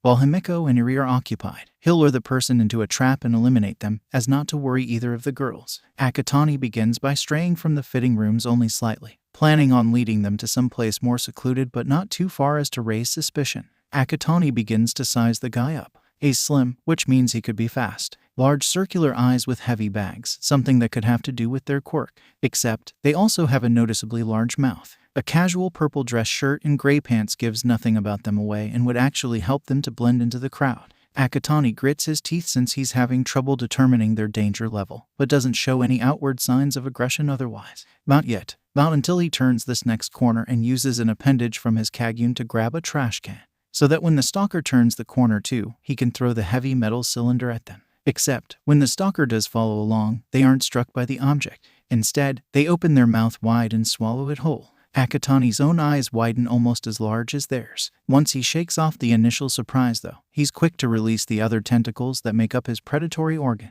"Why are you following us?" Akatani keeps his voice low so that he doesn't draw any undesired attention. He doesn't diminish the amount of aggression in his tone though. He wants the stalker to feel threatened. The stalker does look panicked, but probably not for that reason. "You weren't supposed to notice me." They take a step back as though they're going to flee. Akatani flicks one of his appendages so that it splits the ground and throws the man off balance. No, I'm not supposed to eat," he said just to follow. The man is in a full-fledged panic now. At least Akatani is able to garner enough information from the shouting to figure out he was sent by somebody else to follow him. Who told you to follow us? Tell me who. Akatani takes a step towards the man so he can start closing the distance between them. He also doesn't want to allow an opportunity for the man to escape. When Akatani's 𝐒𝐩𝐽 gets too close, the man makes an attempt to bite one. The appendages being beyond flexible, they easily evade the gnashing teeth. All the futile attack does is anger Akatani. Akatani's 𝐒𝐭𝐽 activates, veins spreading from his darkened eye as he bares his own fangs. You like to eat, huh? The ghoul crouches as it readies to pounce. I do too. When 𝐒𝐽 and 𝗵𝗃𝗄 exit the changing rooms, they find Akatani waiting for them in the same place that they left him. 𝗍𝐽 is none the wiser as she runs over to show him the outfits that she's officially chosen. 𝗵𝗃𝗄, on the other hand, smells the intoxicating scent of blood wafting off him. She grabs hold of an arm as they leave the store, nuzzling it with her head like an affectionate kitten. Tired from walking, 𝗍𝐽 clings to the other arm as he carries her. Let's go get you some food. Akatani figures it's their turn to eat now. Nobody would believe the legendary All Might is the same trembling, anxious man entering the Night Eye Agency. 𝗧𝗵𝗲 fiddles with the loose tie around his neck, tightening it and then loosening it all over again. He hadn't seen or spoken with his former sidekick for so long that he has half a mind to turn around and leave while he still can. Yet, his conversation with 𝗂𝗵𝗲 replays itself in the back of his mind.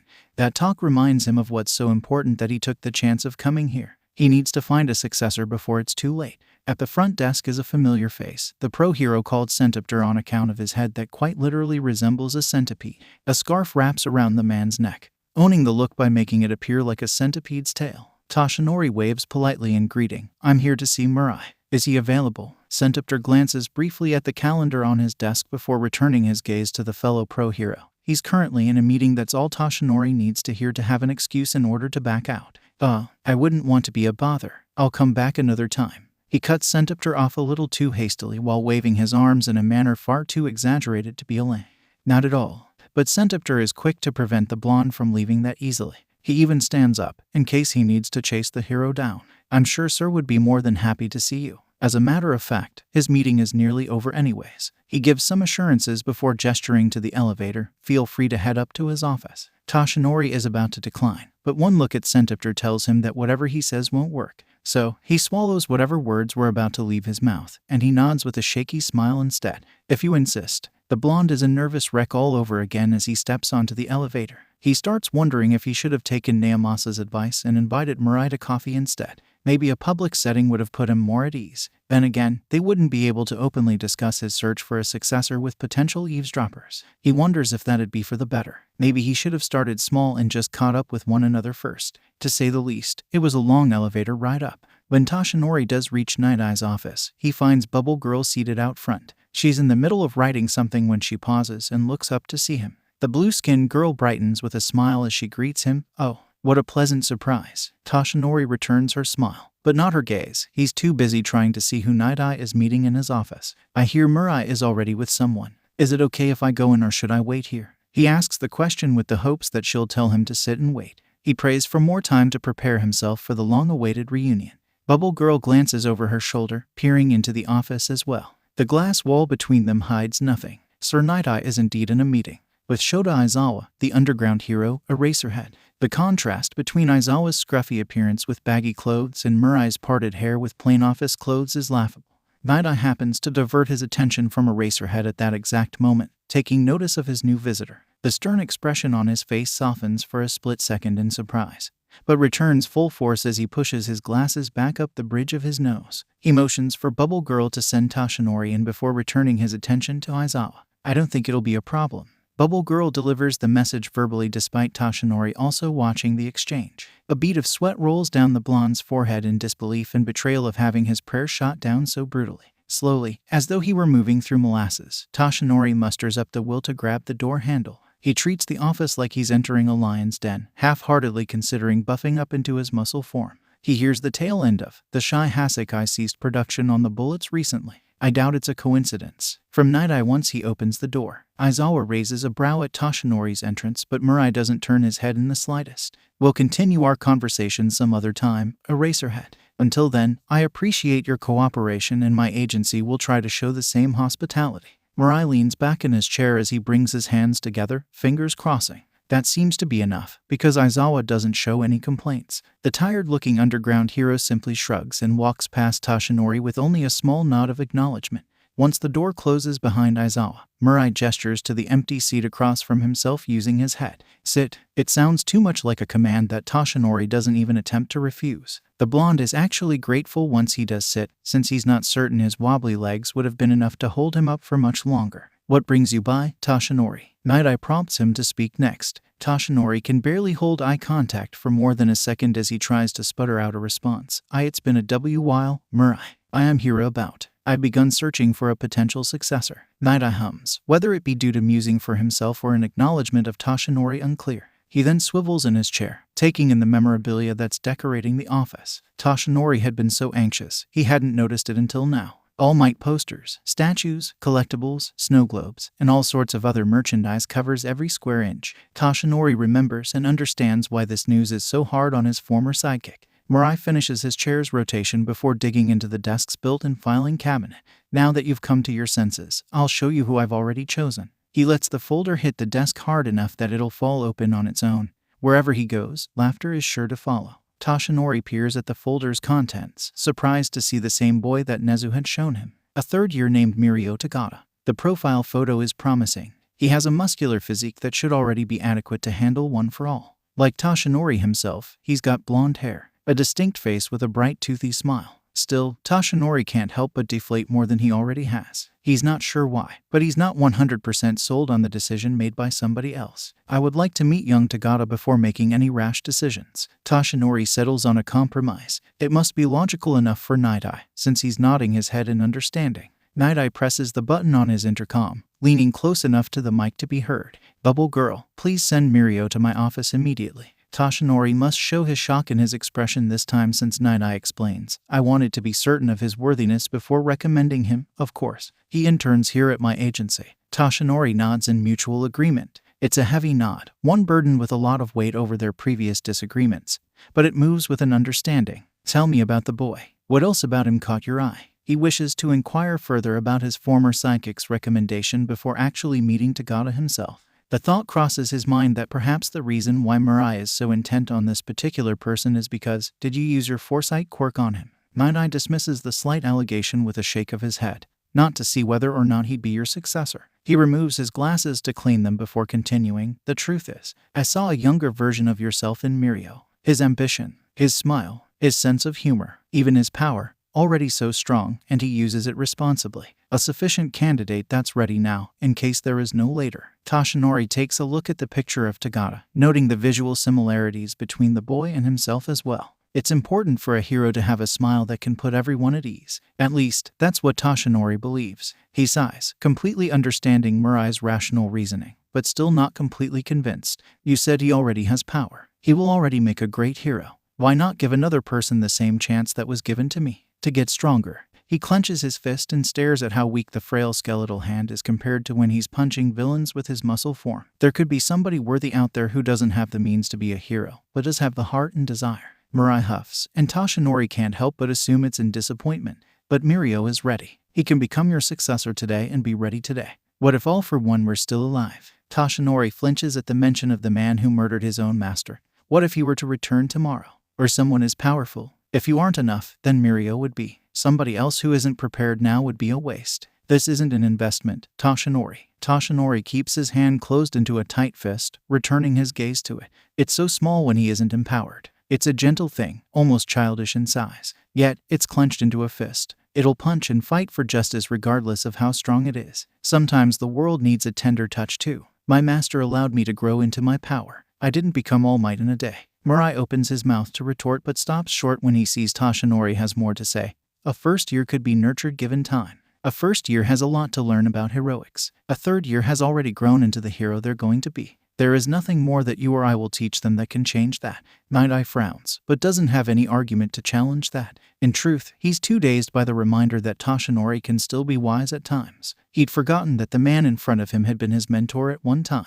It's enough to make Mirai cry, but he covers it well by pretending to be shining his glasses. I see your point, is all he can manage without choking on a sob or risking his voice cracking. Fortunately, Mirio chooses that time to join them. He arrives in a sudden and theatrical fashion, head poking through the wall like a ghost. "You wanted to see me, sir." He flashes his best smile. Teeth sparkle like pearls, and the glare from the sun reflecting off them makes it blinding.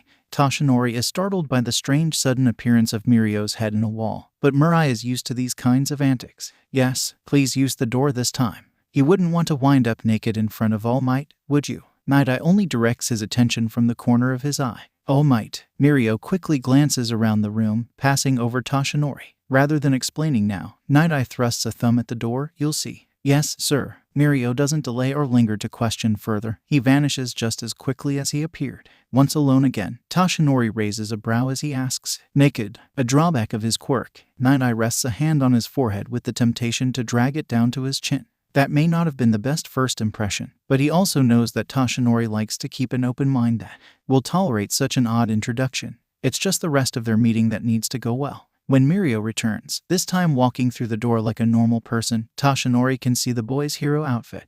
A bright yellow number of 1,000,000 stretches across his chest, standing out amongst the stark white of his top half. A red cape trails behind him, completing the Western hero look that 𝐼𝐺 himself had adopted, with the boy's lower half being a pair of baggy blue pants. Mirio glances at 𝗧𝗵𝗲, staggers, and then stops in place. "Wait, don't tell me." He snaps his fingers as though he just had an epiphany. "I can see the resemblance. You're 𝗬𝐺." 𝗧𝗵𝗲 scratches the back of his head, partly concerned that 𝗬𝗏 was able to figure it out so easily, and partially impressed that he was able to put two and two together. "Yes, young man, it is I." He pushes down his worries and covers them up with a welcoming smile. "Would you mind joining us for a moment of your time?" "Absolutely. It's an honor to meet you." Mirio bows to his waistline before rushing to grab a seat with his superiors. "To what do I owe the pleasure?" 𝗧𝗵𝗲 glances at 𝗵𝗲, wondering if he'll do the explaining or if it'll be left up to him. When 𝗵𝗲 doesn't say anything, the disempowered 𝗬𝐺 relents. "I wanted to see if you would like to inherit my power." He decides to just jump straight to the point. Besides, he'll be able to tell what kind of person 𝗬𝗏 is based on the answer he gives. Mirio blinks once, twice. The room is silent as the third year processes what was just said. Mirio then tilts his head, his confusion being too heavy for his brain. "What do you mean inherit your power?" he asks. 𝗧𝗵𝗲 sighs. He figured he'd have to elaborate, but part of him was hoping he'd get to gloss over the exposition part of this. Once again accepting the role that was given to him after double-checking with 𝗵𝗲, he begins to explain. 𝗬𝐺, the symbol of peace, has to come off as a natural-born hero. As such, I've never disclosed my quirk to the public. He stops when he sees Mirio massaging his temple. For a moment, 𝗧𝗵𝗲 is worried that he's already lost the boy, especially since this is the basic part of the explanation. Come to think of it, there's only ever been theories guessing at some form of super strength, but is relieved when he realizes that Mirio was simply coming to terms with the shocking truth he'd about to be told. Nodding along, 𝗧𝗵𝗲 rips the rest off like a band-aid. "The truth is, my quirk was passed down to me like an Olympic torch." Mirio jumps in surprise like he just received an electric shock and he's now overflowing with loads of questions, but 𝗧𝗵𝗲 holds up a hand that tells him to wait and ask those questions after he finishes. "I have the ability to transfer power. That is the quirk that I inherited. It's called One for All." Mirio checks with 𝗵𝗲, as though he's expecting 𝗵𝗏 to reveal it's all an elaborate hoax. 𝗧𝗵𝗲 is grateful that this prompts his former sidekick to explain the rest. The first person cultivates the power, and then passes it on to another. The next refines it and passes it on again. It becomes an everlasting network of power, saving him the trouble. "This stockpiling quirk is what makes me so strong. Now, I wish to pass it on to you, Mirio 𝗬𝗏. What do you say?" 𝗧𝗵𝗲 chimes back in to remind the boy why he's being told all these secrets in the first place. 𝗧𝗵𝗲 must admit he's surprised when he sees Mirio's smile fall flat. He would have expected anyone to desperately and greedily jump at the opportunity of receiving his power. I honestly don't know. This is all so much. Why me? Do I even deserve that honor?" He places a hand over where his heart is, but the movement draws 𝗧𝗵𝗲's eye to the number printed across the boy's chest. 𝗧𝗵𝗲 sees 𝗵𝗲 as about to say something, probably to alleviate the boy's concerns, but he holds up a hand to stop him. He wants to take it upon himself and use this as his own opportunity to see what Mirio is all about. "Tell me, young man, what does that number mean on your chest?" He points to the bright yellow font. Mirio looks down, seemingly have forgotten the number was there until now. When he looks back up, his face shows an expression of determination that wasn't there before. It's not the same hopeful smile that 𝗧𝗵𝗲 saw earlier, but rather one with an actual drive to achieve that hope. "I want to save 1,000,000 people," he declares. 𝗧𝗵𝗲 feels the corners of his mouth tugging upwards into a smile before he can even laugh. He can't hold it in, this feeling in his gut. He lets out a mighty guffaw as his body flexes into its muscle form. Pleased with 𝗵𝗲𝗃𝗀𝗃 and finding the same sense of humor that led Mirai to choosing him as a worthy successor, All Might grins ear to ear. Young 𝗃𝗀𝗃, with one for all, you will save more than 1 million people, he declares as part of his acceptance of the 3rd year. Meanwhile, 𝗂𝗃𝗃 is focusing on saving just one person. He wants to protect the little girl that's swaddled in so many blankets that he worries she might get cooked from the heat. As soon as they got back, she was fast asleep. Eri had taken over the room that had once been his, occupying the space as her own. He doesn't mind a single bit though. It's not like he slept much there anyways. Besides, he has much more pressing matters if he's to protect Eri. He doesn't know who exactly he's saving her from, but he's assuming it's the Yakuza. After devouring the man who had been stalking them, he found a burlap sack in their back pocket. It wasn't just a bag though. It's a mask, designed to look like a scarecrow's horrorish face. It's no bird beak, but he doesn't think it's a coincidence for someone carrying a freshly made mask to cross paths with him, Eri, and Himiko. He figures the best way to test his hypothesis and get answers is to ask Yuta himself. He'll show him the mask and see if he recognizes it. If he's right about the Yakuza still poking their beaks where they don't belong, then he'll know who to kill. He hadn't really considered what he'd do if Yuta isn't associated with this particular mask, but that'll at least let him know there's some other enemies to look out for. Akatani shoves the burlap mask into his own back pants pocket while heading for the window. Based on how long Eri slept the previous night, he figures he'll have enough time to visit Yuta and return without her knowing he ever left. He's just about to dive into the night when he hears something that stops him in his tracks though. He pauses and listens carefully. He heard what sounded like a whimper. It's the sound of a frightened child. Eri. Akatani bursts towards where she's sleeping with a boost of his quirk's power. Tendrils sprout from his back and pull him forward quicker. His uncovered eye blazes red in the dark void that surrounds it. When he crashes through the door, ready to shred anyone on the other side who isn't Eri, he's surprised to find no one. The only thing terrorizing the child is a nightmare that makes her shudder in her sleep. He knows that the commotion he's made will wake her, so he quickly retracts his predatory organ and covers his eye with his hand as not to scare her any further. Eri tosses the bundle of covers off herself, kicking in a panicked frenzy. Akatani gasps when he sees the tiny horn on her head is beginning to grow bigger. It glows faintly at first, like a dim nightlight, but gradually grows brighter until it lights up the entire room. No, make it stop. Eri screams with tears in her eyes. He doesn't know what's happening, except that she's terrified. He rushes to her side, wrapping his arms around her, hoping that the hug feels protective and not crushing. She squirms as she cries, "Get away. Don't." And he almost does let her go. But he sees the absent twinkle in her red eyes, and what replaces it. He knows that what she's afraid of isn't him. Her horn increasing in size with its bright glow must be her quirk. And he knows firsthand what it's like to be ashamed of your own quirk. So he pulls her closer. He holds her tight and lets her know, "It's okay. Your quirk doesn't scare me. It won't hurt me." He feels her head shaking against his chest in protest, but he doesn't stop. "I'm not going anywhere. You don't have to worry about losing me." Eri continues to sob louder than his words. She ceases her attempts to break loose from his hold though. She must still hear him, because she no longer shakes her head in protest. The tiny horn on her head recedes as it glows fainter, losing its prior power. Akatani just keeps holding on to her. He doesn't let go and he doesn't stop repeating that he won't. They stay there, huddled on the floor. Neither one keeps track of how long. Neither one cares. Eri cries until she can't anymore. The amount of time that takes seemingly as endless as it is brief. Akatani holds her the entire time, not wanting to ever stop anyways. Akatani knows better than to ask her about her quirk. He knows from experience not to pry, but he does want to help her. He knows he has to if she's getting nightmares this bad. So, he thinks of a place he hadn't thought of or been back to in a long time. He thinks of taking her there. "You know, Eri, I was scared of my quirk too." He keeps his voice barely above a whisper and as gentle as possible. The little girl unburies her face from his chest to look up at him. Curiosity getting the better of her, surprise evident in her expression. Seeing her now, he knows it'll help her to know she isn't the only one who's had this problem. He makes his decision and asks her, "Would you like to know how I got a little more used to it?" It's a small group of people sitting in a circle of fold-up chairs, some familiar to Akatani, some just as new to him as they are to Eri. Most have mutation quirks that affect their physical appearance. Eri takes interest in most of them and they delightfully wave to her, making her shyly recoil to hide behind Akatani's legs when they do. It's a quirk support group, a place to share your insecurities, a safe and caring environment with people who can relate. You don't have to say anything. You can just listen. It's the first thing he tells Eri to make her feel comfortable. He then takes her to get a snack from the vending machine and a canned coffee for himself. There he finds a boy who appears to be about his own age. The boy also looks just as sleep-deprived as him, despite the wild case of bedhead. Hi, are you new here? Akatani tries to be friendly so he can show Eri how to be sociable at the very least. The indigo-haired boy looks bothered but answers anyways. No. You. Akatani glances at Eri and then back up at the boy. I used to attend regularly, but stopped for a while. He then gestures to the little girl in order to introduce her. I'm mostly back for my sister. The boy notices Akatani's pause, raising a brow. He's not aware that Akatani still hasn't gotten used to referring to Eri as such yet. Is the coffee also for her? He asks. Akatani laughs, not entirely sure if that's a joke or not, but stopping himself when he sees the other boy isn't laughing along. That'd be mine, he says while cracking the can's lid open to take a sip.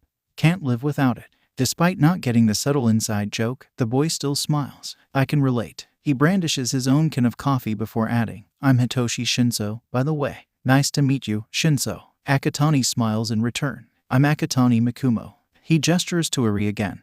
And this is Eri. Before bowing, well, 𝗵𝗃𝗲, can I expect to hear your two stories tonight? 𝗫𝗫𝗀 tilts his head like a curious cat. Akatani can't speak for Eri, but he doesn't hesitate with his own answer. No. He stood on the edge of a muddy moat, studying his dark-eyed reflection in the slow-moving water. A light rain created ripples in the stream that distorted his appearance to the point of becoming someone he no longer recognized. He wondered to himself that if he were to fall in, would his friend Kakin, or anyone else for that matter, pull him out? Izuku Midoriya was 4 years old when he learned that not all men are created equal. Not every child is born with a quirk meant for heroism. Some are given powers destined for the opposite. For in a world where there's heroes, there must also always be villains. In Midoriya, little Izuku's mother had prepared him his favorite meal for dinner. It was his birthday, after all. You only turn 4 once. Not to mention, in this world, that age is known to be a special turning point when growing up. That's the age quirks begin to come into fruition. Like a baby's teeth growing in, children develop this major part of themselves at this critical period in their lives. So katsudon is served for such a special occasion.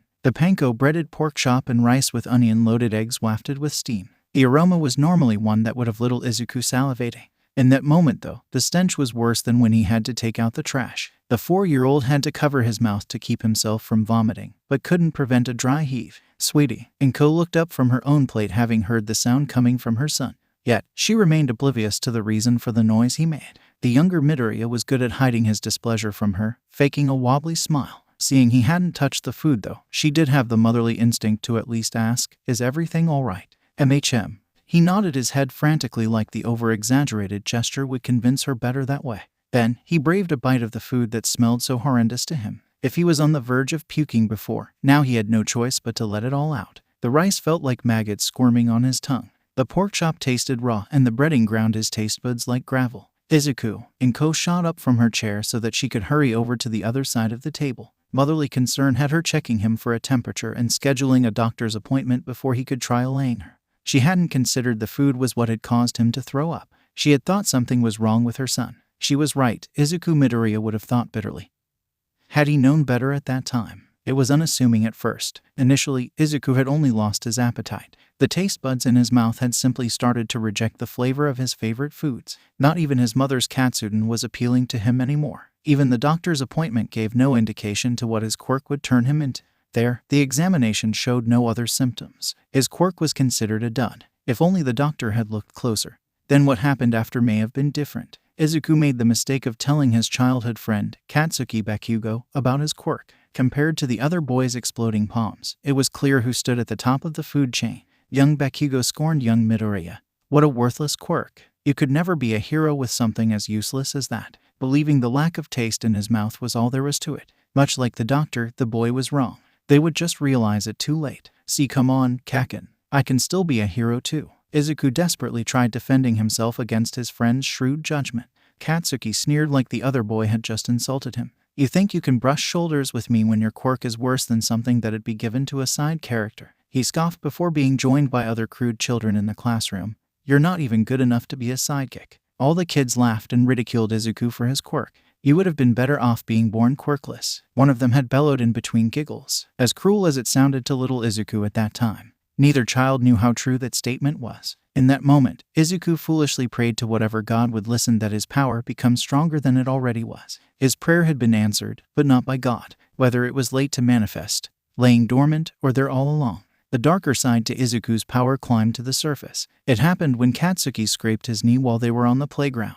Despite Izuku sitting on the sidelines, being excluded from the game the blonde and his other friends were playing, he smelled the blood. Having not eaten in days, he began to salivate. His stomach growled in starvation much like his mouth did. Unlike the 𝗏𝗧𝗏, this aroma was one that allured Izuku to it. It was a scent better than any food he'd smelt before. No fresh-baked pastry could compare. The finest steak served by the pro hero, Lunch Rush, wouldn't have been as appealing of a fragrance. Izuku's nostrils flared. Such a pleasant, sweet smell. He had to get more than just a whiff. Like a wild animal, Izuku viciously attacked Katsuki. He sunk his teeth into the other boy's open wound, fangs piercing the flesh. He could have torn a chunk off, maybe even eaten through the leg. Except, Katsuki was quick to retaliate with his own quirk. A single blast to Izuku's face was enough to separate the two. In Katsuki's state of shock, rage, and confusion, he almost misses it. The deformity of his childhood friend's eyes, the red veins splitting outwards, cracking in a webbed pattern that makes it look like it's about to shatter. For a moment, he worries that he caused it. He thinks the explosion from his quirk disfigured Izuku's face. It's when he catches the glint of red eyes through the smoke of the blast that he realizes that's just the face of the creature attacking him.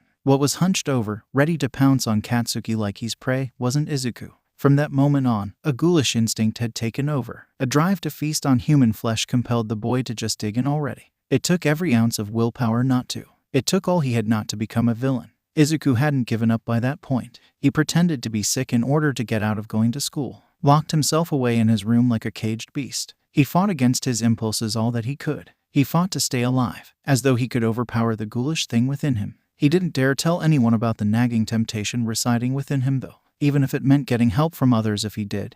He was too afraid. He was convinced he'd be better off solving his own problem. For fear of being labeled a villain, he would never share the new development of his quirk, not even with his mother. He planned to keep it a secret. The poor naive child, only 4 years old, didn't know any better. Izuku, dear, 𝐭𝐽 Midoriya knocked on her child's bedroom door with a reluctance. He had become somewhat of a recluse ever since the playground incident with Mitsuki's son. She figured he just felt guilty and never got over it.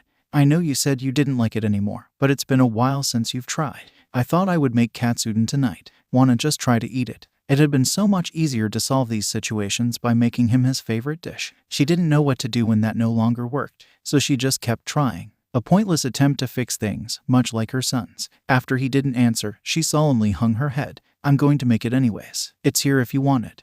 And she gave up. She'd been so distraught that she became distracted while chopping the vegetables. The knife she was using slices open her finger. It doesn't matter that she shoves it in her mouth to stop the bleeding. It had already been spilled. A single drop on the counter. Blood. The ghoul broke down the barrier between it and her. Then it devoured its first meal. The monster used its predatory appendages to rip open the flesh and separate the bones. Its nails scraped at the skin and tore at the meat like talons. The creature sank its fangs into 𝐭𝐽 Midoriya and chewed even after she stopped screaming. It ate until it was no longer hungry. Only after the intense craving to eat subsided did 𝐒𝐿 Midoriya regain his senses.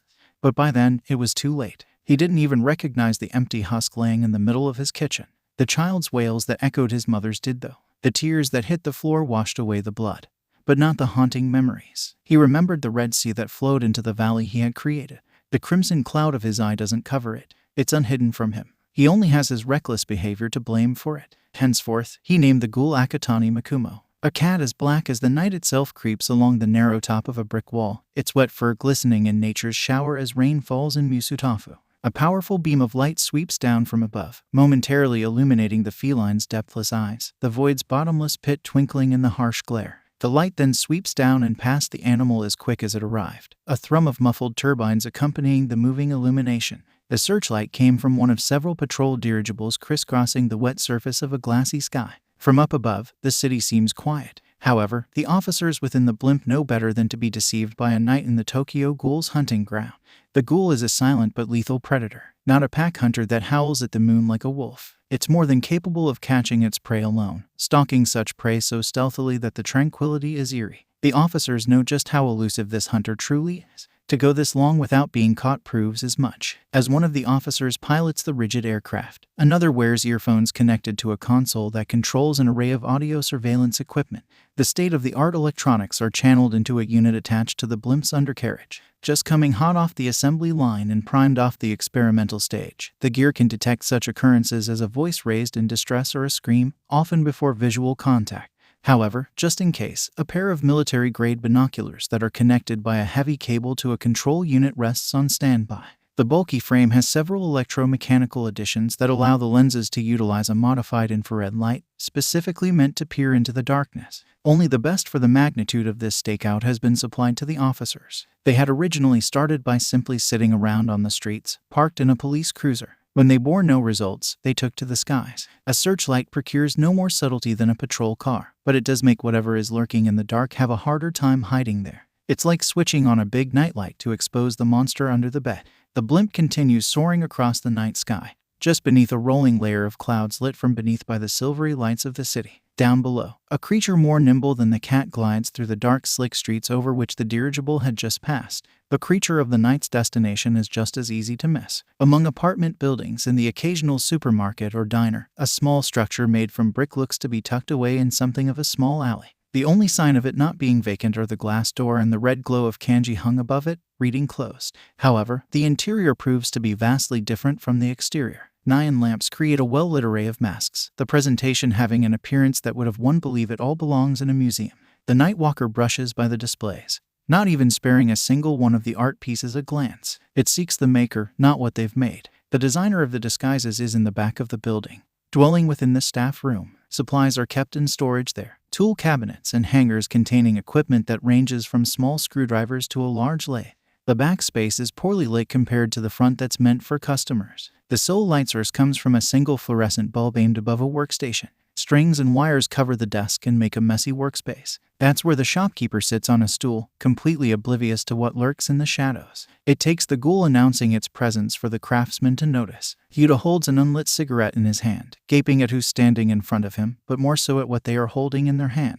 𝐒𝐭𝐚𝐲 shows the mask maker a burlap sack that's been outfitted to be wearable. One of yours. 𝐒𝐭𝐚𝐲's accusatory tone is vastly different from the friendly nature 𝐒𝐬𝐫 remembers. The boy's bone-chilling stare sends chills running down 𝐒𝐬𝐫's spine. The emerald eye he's used to seeing is shrunken to a red speck and surrounded by a blackened soul. 𝐒𝐬𝐫 drops the unlit cigarette, showing his empty palm to let 𝐒𝐭𝐚𝐲 know that he means no harm.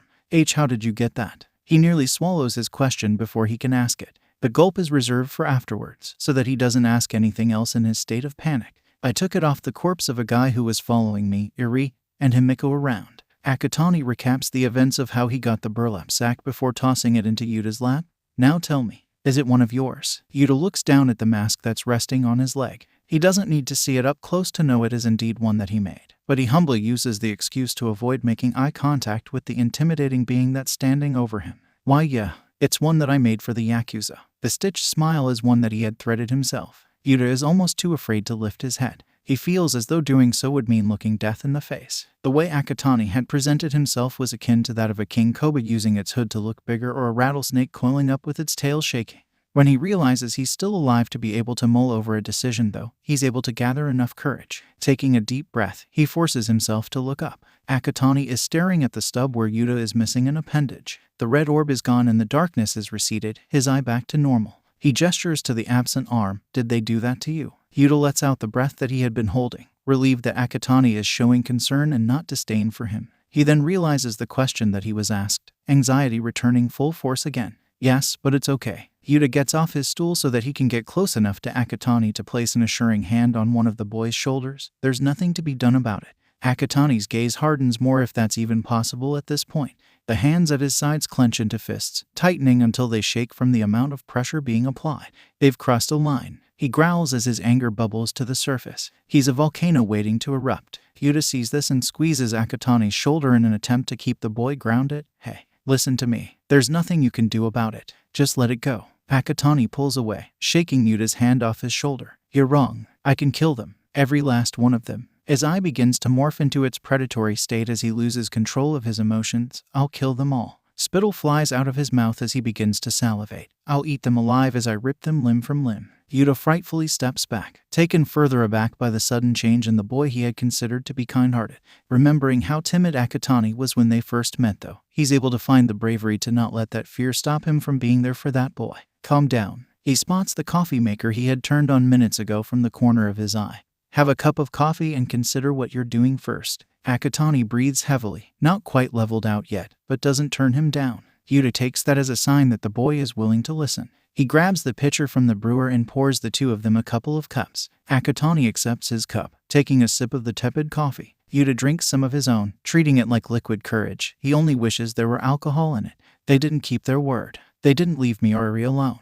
𝗂𝐽𝐽 breaks the brief silence with a more reserved tone of anger. And they hurt you. His eyes flick to the missing arm and then back to the coffee. Yuta sighs, wanting to drown himself in the cup of joe, but tries to find the right words to reply with instead. Maybe, but we're still alive. These are powerful people, Mikumo. As confident as you are of your quirk, I don't think you should be overly reliant. It's just not worth the risk. He hopes that'll be enough to make the teen understand. It isn't. 𝗂𝐽𝐽 sets his cup of coffee down, opting the object in his hand for the leather mask that Yuta had made for him what feels so long ago. You don't understand, Yuta-san. He slides it over his head so that it covers his face. I wasn't asking for permission. I'd already made up my mind when you confirmed my suspicions. I'm going to slaughter them. Then he closes the zipper where his mouth is. The rain flows like a river rather than a showerhead. It pushes everything that it comes into contact with downstream. All that gets caught in the current is swept away. The cat from before paddles in the soaked streets before finding a garbage can to cling on to. The ghoul that's much more resilient wades by, emulating the storm as a force to be reckoned with. A thick wall serves as a dam, the harsh weather crashing against it, but the sturdy structure not bending to its will. Beyond that is a wrought iron fence topped with spear points, promising impalement for any other force of nature. Even though the ghoul descends from above in a flash of lightning followed by a percussion of thunder, it is a whole other caliber come to wreak hell. Neither barrier keeps it from entering the property and breaching its security. Trees and brush conceal the traditional Japanese residence that it intrudes upon. Forested land hides the hunter as well. The Yakuza compound is a wooden collection of business office buildings, each of them a dollhouse to be knocked over. What was once a koi pond now overflows, the fish diving below the surface level. When 𝗂𝐽𝐽 enters one of the buildings, finding the interior just as decorated, he recalls those fish swimming down. The absence of the Yakuza means they too have hidden themselves during the storm. The tentacle appendages protruding from the small of his back large and heavy. He brings them down on the floorboards. With a crash as resoundingly strident as the thunder, the ground gives in. He lands in a metallic basement, debris following him down. One of what will be many men dressed as plague doctors whirls around in a state of disconcerted alarm. The black cape hanging from the man's shoulders blows upwards thanks to the updraft of wind that came on collision. Their matching bowler hat flying off their head. Whatever expression they're making behind the beaked mask on their face is not in reaction to the cave-in itself, but rather what caused it. Silhouetted in the smoke is a monster, the ghoul's predatory organ shaking like a collection of rattlesnake tails. A single red orb glows in the midst of darkness, pointed at the Yakuza man akin to a 𝗧𝗵𝗲 choosing its quarry to take aim. The creature's face is covered in leather, its artificial teeth permanently bare. The lipless mouth exposes its gums, damp from the rain and looking like spittle. The ghoul takes to crawling on its red limbs, zigzagging in a low-poised position that resembles an arachnid ready to strike. Then it does. The liquid muscles that make up its 𝗂𝐽𝐽 pierce its intended target. Each tentacle threads the Yakuza's body, wrapping around the skeleton embedded within, and then pulls. Flesh tearing, blood curdling not just from the victim's scream, and another boom of thunder reverberates off the metallic walls. More Yakuza come to check what all the commotion is about. A blonde with their chin-length hair parted to the left, a muscular guy with his head shaved, and another spiky-haired blonde in a yukata run into the chamber from one of many tunnels. The ghoul is only now realizing that it's entered an underground labyrinth. However, it won't be the same as a mouse in a metal maze, not when the cheese is coming to it instead of having to be seeked. The blonde whose hair isn't pointed notices the mauled and mangled corpse of their fallen comrade first. Oh my god, their face goes pale even before their impalement. From across the room, one of the 𝗂𝐽𝐽 limbs arched over its owner and acted as a scorpion stinger. Before the bald Yakuza member can share the same fate, the still-living blonde jumps in front of him. Watch out! A dome-shaped force field materializes seemingly out of thin air to protect the two of them. It just barely does. The obstruction is the blonde's quirk. He grunts and shows physical strain when the yellow barrier cracks upon being struck. A second strike is all it takes to finish the job. Once the barrier is broken, the man in the yukata is torn into by the ghoul's liquid claws, joining his allies in a hell of anguish. Bastard! The remaining prey crystallizes his body so that he doesn't die immediately from his own stabbing. All he did was prolong his suffering. 𝗂𝐽𝐽's liquid muscle embeds itself into the armored skin, the power of the strike pushing the man back and nearly knocking him over. You're the one who killed Sorimitsu too, aren't you? The bald Yakuza grits blood-stained teeth as he tries to pry the ghoul's appendage from his chest. Able to harden and soften his predatory organ at his own will, 𝗂𝐽𝐽 applies a little more force to overpower his struggling catch. Blood flows from the man's mouth before exiting through the gaping hole in his abdomen. Then he's discarded with a flick of the tail, body crumpling over somewhere out of sight. The ghoul spins in a circle, searching for anyone else to eliminate. When it finds nobody, it chooses the corridor it's facing to look for more. The creature bounces wall to wall, springing from corner to corner, clearing the stretch of hallway quickly. When it finally finds another opening of space, it's pleased to discover another living being occupying that area. This one is much larger than the others were, thicker muscles, broader shoulders, and tall enough to reach the ceiling. The ghoul doesn't deem this stature threatening, though. It figures this just means its next victim is Meteor. The hulking Yakuza wears a signature plague mask, enraging the ghoul. It wants to sink its teeth into the behemoth's exposed flesh, the black tank top doing nothing to keep them protected.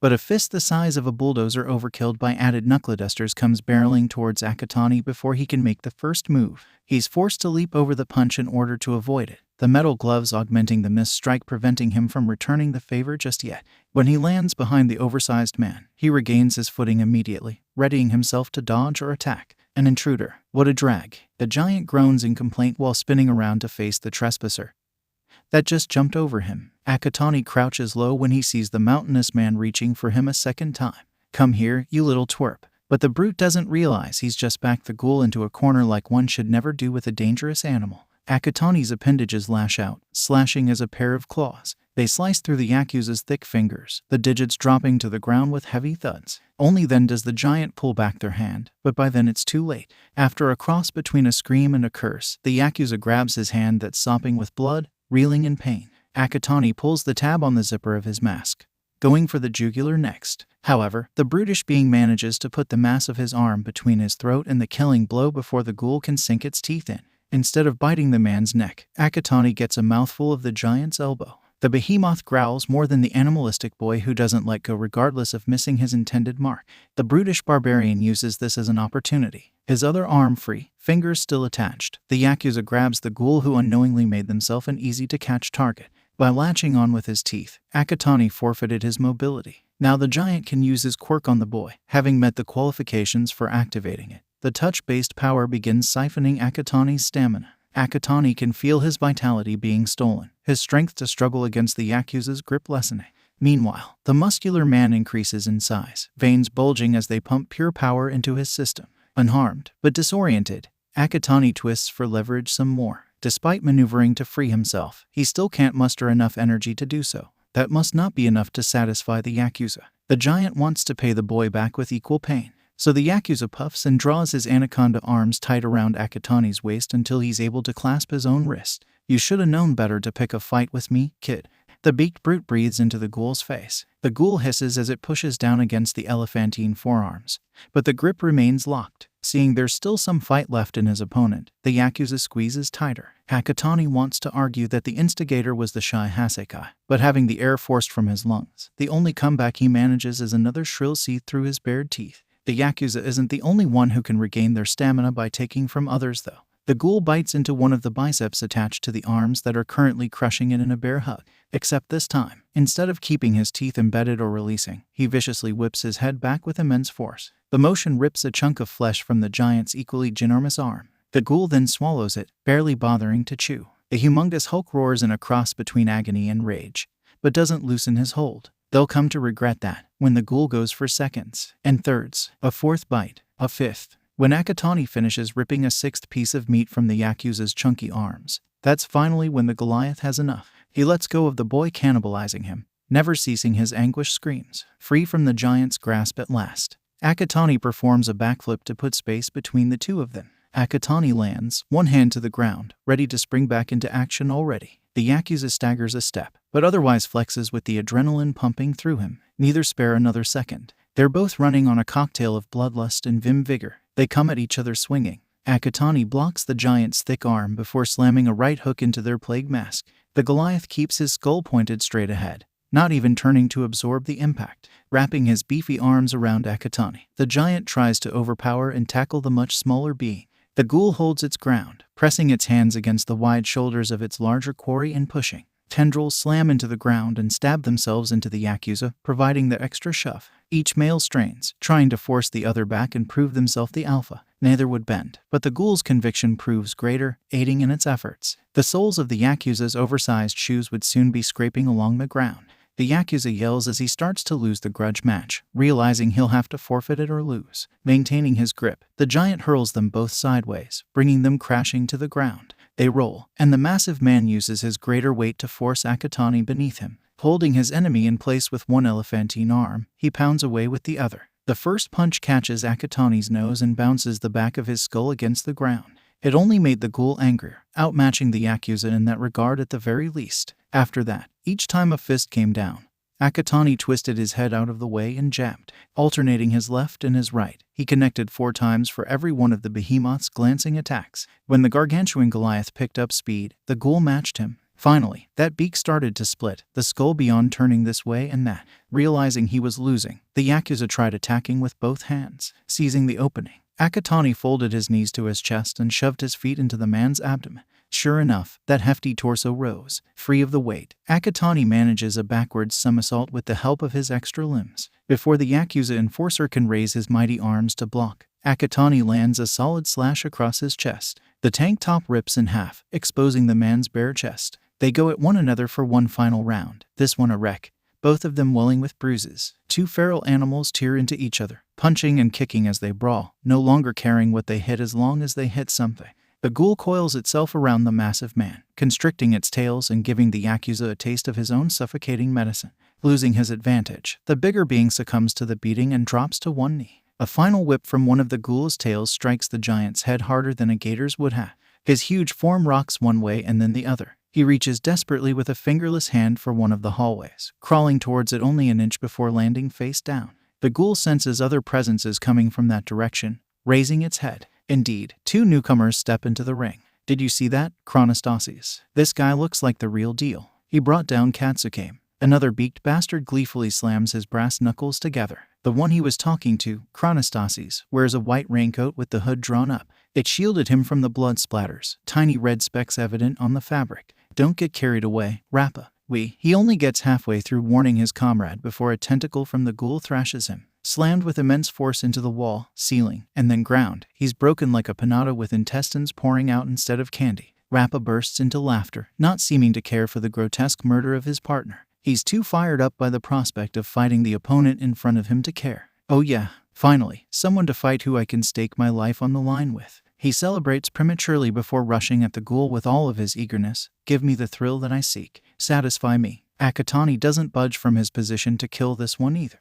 He lets the resilient appendages that make up his predatory organ do all the work. Flexible with a flow smooth as water, they wrap his arms before he can wind them up for a punch. Firm that they can't be pulled and sturdy that they can't be pushed against, the 𝐒𝐻𝐻 is snared. The tendrils then pull in opposing directions. 𝗵𝗲 would have screamed as he was torn in half, if not for the 𝐒𝐻𝐻 chopping his head off first. The ghoul stays crouched on all fours for a moment, catching its breath after its grudge match with the mammoth of a man it brought down. It won't waste time waiting though. It doesn't want to take a break. It wants to break. The tendrils of its 𝐒𝐻𝐻 lay themselves flat on the ground, drilling past the covering and digging into the dirt. The pedipalps serve as sensory organs now, feeling for vibrations beneath the floor's surface. Acute sensitivity allows them to perceive the footfalls of someone no matter the distance. It seeks a knowledge through feeling to find where the remaining 𝐒𝐻𝐻 are and learns what direction to go in.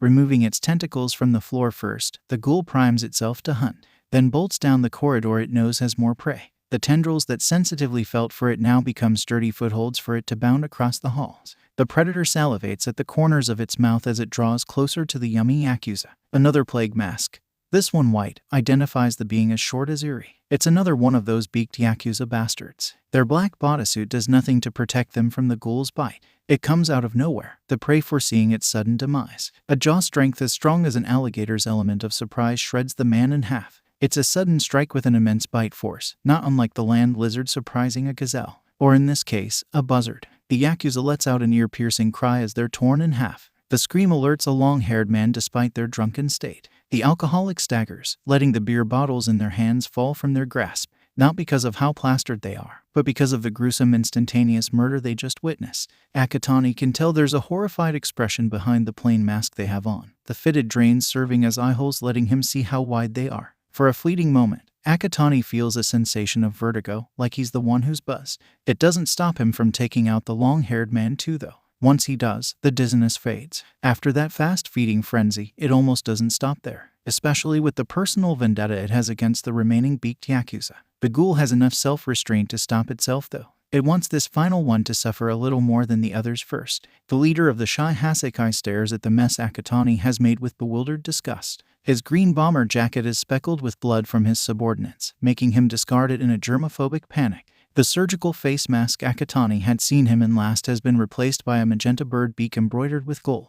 Yuta was right when he said the distinguishing feature was a pretentious one. Boy, the Yakuza leader seethes in rage. Just what do you think you're doing? 𝗂𝐿𝐼 grinds his fingernails against the ground, wishing they were sharpened claws that he could use to rip the man's throat out. He figures he'll just have to settle for his 𝐭𝐝. What anybody does when they're hungry. I'm eating. The ghoul snarls like a rabid animal. The Yakuza leader squints like he's staring at the most unsightly thing he's ever laid eyes on. Bullets. Then he calls for his disposable shoulders to deal with it. Imagine his surprise when they don't come. The pawns have already been eliminated. If this were a game of chess, 𝗂𝐿𝐼 would have beaten him in it worse than he did when they played Go. I kept you for last, main course. 𝗂𝐿𝐼 taunts and titters. Don't worry, I saved my appetite. The repulsed man eyes the gleeful boy warily, reaching for one of the gloves covering his hands. The Yakuza leader's hands are his weapons. Like a gun, if he can just pull the trigger, he might stand a chance against the ghoul. I should have disposed of you back then. He regrets allowing the monster to hunt him down in his own home. Even with all of his devoted followers, he's left to face the rising star of villainy. The Yakuza was supposed to rise up from the underground. Not you. He has no choice but to challenge that power with his own. The ghoul returns the threat with its own, lifting the appendages that are now its forelimbs. The unzipped mask displaying its fangs. The tails are a blur. The impact with what they lash out at, however, has more substance. Their intended target was able to use his quirk before they made it to him. The floor shifts like tectonic plates during an earthquake, a makeshift wall jutting out from the ground. That's what gets obliterated by the force of the ghoul's predatory organ instead of the Yakuza boss. 𝗂𝐿𝐼 lands stationary on a hexagonal piece of the ground, then ricochets off of it, heading for the Yakuza leader himself. He gets close, but that's all. A makeshift spire from shards of the ground reaches up to intersect the ghoul's path, deflecting the intended attack. One of the boy's limbs whips across the spike, severing it before it can sever him. The beaked crime lord slaps his other hand down, his fingers first creating a ripple, before the floor lifts upwards as a giant wave comes crashing towards 𝗂𝐿𝐼. The ghoul surfs it, riding the wall as it pushes him back. When the shield begins protruding spikes like the one he'd broken earlier, 𝗂𝐿𝐼 starts ascending it. The appendages are moving, mirroring and imitating 𝗂𝐿𝐼's every gesture. They respond not only to mental commands, but by pure instinct. The limbs are an extension of the ghoul's mind. They effortlessly defend against the spires while simultaneously destroying them. The arms shatter the barrier between them and their prey, pursuing the Yakuza leader relentlessly. 𝗂𝐿𝐼's opponent continues to modify the ground, reshaping the area in a way that separates them from one another. When manipulating the surroundings to keep the ghoul at bay doesn't work, the young head of the 𝗧𝗵𝗲 uses it to maneuver himself in order to flee. 𝗂𝐿𝐼 anchors himself to the ceiling, avoiding the controllable surface below and changing tactics. 2 stone spears shoot for where the ghoul was, but he's no longer there. He's swinging from the limbs that attach themselves to the ceiling, moving at a much faster pace than before. The 𝐭𝐽 rips loose from the roof, sending the ghoul into a freefall. One of the flexible limbs solidifies, swinging like a sword. The Yakuza leader shrieks in both pain and indignation as his left hand is torn off from his arm. The sight of his own blood causes the germaphobe to break out into hives. But he's already reeling from the loss of a limb. The pullback causes him to misstep and fall over the ledge of his own makeshift tower. Both fighters flailing through the air, they plummet towards a demise of jagged points jutting out from the ground. The ghoul reacts with its limbs once more. The wall to its right shatters, pounded apart by the impact of those tentacles. Debris rains down with them now, making for floating stepping stones to not only slow the fall but to get nearer to the Yakuza boss. 𝗂𝐿𝐼's tentacles descend on their victim, stabbing through his stomach and lower left thigh. He cries out in agony again, but this time reacts with a vengeance. The hand that's still attached grabs onto one of the ghoul's liquid muscles, once caught in his grasp. The overhaul ability of the beaked villain is able to disassemble the appendage. 𝗂𝐿𝐼's blood bursts forth and the remains of the tail retracts in a wagging frenzy. The prey shoves his uncaptured leg into the predator's gut, pushing off in order to escape. 𝗂𝐿𝐼 screams with his enemy as they break apart. The Yakuza places his remaining hand over his chest, clenching through the fabric of his shirt. Then using his quirk on himself, he reassembles his molecules to heal. The process is extremely painful for him, but his missing hand returns and the 2 holes in his body are refilled by the time he's about to smack against the floor beneath him. 𝗂𝐿𝐼 stabs the tower nearest to him, sliding to a stop before he can collide with the pointed peril at the bottom. He looks up to see his enemy has also made contact with the tower, his quirk aiding him in charging up the side of it. The ghoul roars as rage overtakes it, its viscous tentacles hauling it up and after the 𝐒𝐻𝐢𝐵. A high-speed pursuit ensues as they race to climb up the pillar. Seeing the animalistic boy gaining on him, the 𝐒𝐻𝐢𝐵 extends the tower's length. It grows higher and higher, becoming tall enough to pass through the metal sheeting of the underground base and straight through the wooden structure above it. In an effort to escape hell, the villain reaches desperately for the heavens. The demon chasing after him won't allow that to happen though. 𝐒𝐻𝐢𝐵 stops climbing the structure, coming up with a different plan to catch the beaked bastard who's taking flight just like an actual bird. He decides it's easier to chop the pillar down as though it were a tree to tear down instead of trying to reach those same heights. The ghoul's tentacles smash this way and that, sending pieces of the tower flying. It crumbles before giving way to the onslaught, bending as it's put off balance. 𝐒𝐻𝐢𝐵 perches himself on the top of what's left over once it topples. He watches as the rest timbers downwards. Riding it down is the 𝐒𝐻𝐢𝐵 leader, yelling as he tries to cling to it. The collision of the stone on top of the wood sends splinters and pebbles flying skywards, nearly pelting against 𝐒𝐻𝐢𝐵. He slides down the side of the slippery slope, raptorial tendrils slithering behind him. Just as he's about to touch the ground, those same limbs push off the pillar to gain air. 𝐒𝐻𝐢𝐵 sails overhead before catching a piece of the foundation with his hand. With one fluid motion, he spins skyward before landing on his feet. Sprawled out at those feet lies the fallen leader of the 𝐒𝐻𝐽. The magenta beak that would be covering his face is cast to the side, straps torn and corners chipped. A horrifying human expression is covered in ash, soot, hives, and blood. Anger contorted with terror leaks out with the sweat. 𝐒𝐻𝐢𝐵 sees why when he tries looking for the rest of the 𝐒𝐻𝐢𝐵 boss. The lower half of the man's body is separated from his upper half, intestines trailing between those parts like flimsy strings. The 𝐒𝐻𝐢𝐵 leader tries lifting one of his arms, but it's pinned by a bunch of rubble. When he realizes his struggle is to no avail, he quits trying to pull it free. He resorts to using his other arm, hoping to restore himself. Except, 𝐒𝐻𝐢𝐵 won't let that magic trick work twice. He stomps on the 𝐒𝐻𝐢𝐵's wrist, pinning the arm down like its twin. A cry comes through the man's bloodied lips when he's given more agony. Those cries continue as the agonizing torture increases. More blood is spilled, from more than just the 𝐒𝐻𝐢𝐵's mouth. Like a flightless bird, he is devoured by the predator that waited for it on the ground. 𝐒𝐻𝐢𝐵 recalls the dove analogy that he told Toga. He compared themselves to the buzzards that rip at the flesh of the fallen. Now, he realizes the true vultures were the 𝐒𝐽𝐽. They were feeding off the remains of what they could to stay alive. In order for creatures like ghouls to survive, they must do more than live off of scraps. They must hunt. The ghoul feasts on what he's hunted. Its teeth gnash together as it swallows the flesh of the flightless 𝐒𝐽𝐽. Its tendrils cut and dig into that meat as though they're a set of utensils, slicing chewable pieces. The body of the man being eaten alive writhes but is unable to escape being devoured. All the end of a criminal generation can do is yell at the glassy sky above it, the looking glass fogging up as its vision of the future fades. Clouds as thick as ice cover the sky like a cooling blanket. The murky overcast cracks when it's struck by a streak of lightning. Jagged lines split the sky, slicing through the vapor like the ghoul's predatory organ that digs into the flesh of its quarry. A gray fog descends from above, no longer content with just drifting overhead. Not a single car splashes through the flooded streets. The rising water would be more suitable of a terrain for boats. Periodically, streetlights gleam overhead, shadows dark and crisp in the flickering glow. The sound of emptiness hums with the dying bulbs, only to be disrupted by a loud gregarious boom of thunder. Himiko recognizes the view of it all. It's a night like the one she met 𝐒𝐽𝐽 during. It's right outside her window, rain tapping against the glass like someone knocking at the door to be let in. Her fingers trace the lines of water that trail down the window. To her, it looks like the sky is crying. The amount of tears is enough to flood the entire world. She feels something nuzzle against her bosom, snapping her out of it. When she looks down to see the culprit, she remembers where she is. Curled up in her lap is 𝐒𝐽𝐽's illegitimately adopted sister. 𝐒𝐽𝐽 had asked her to watch the little girl while he went out. He'd brought her to his home to do so. She turns her head from the window to see the collection of books that are warmly lit. Having Yuri pick out a bedtime story took so long that Himiko had expected 𝐒𝐽𝐽 to return by now. It's a bittersweet feeling, to be in his home with this sweet little girl. But without him, speak of the devil, and he shall appear. She perks up when she hears the door unlocking. Who else but 𝐒𝐽𝐽 enters? The sound of his return rejuvenates all the energy that was drained for Yuri to fall asleep. 𝐒𝐽𝐽𝐿. She cheers with delight as she bolts from Himiko's lap to her big brother. Himiko's laugh at the nickname the boy's little sister gave him hides the part of her that laughs in overwhelming relief.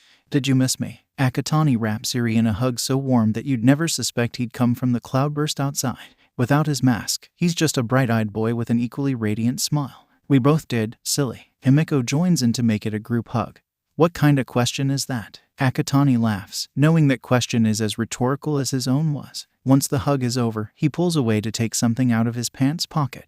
Thanks for watching, Eri. I've got something to pay you back for the trouble. He keeps digging to find whatever it is he wants to give her in return for the favor. But 𝗵𝗃 holds her hands up in objection to stop him. She was no trouble at all. It was my pleasure, she insists when she sees he hasn't stopped digging. Seriously, I'll babysit any time. For free. Even so, Akatani pulls something out of his pocket to give her. I wanted to thank you somehow. 𝗵𝗃 thinks it's money, until the fingers uncurl from his fist to reveal a few vials of blood instead.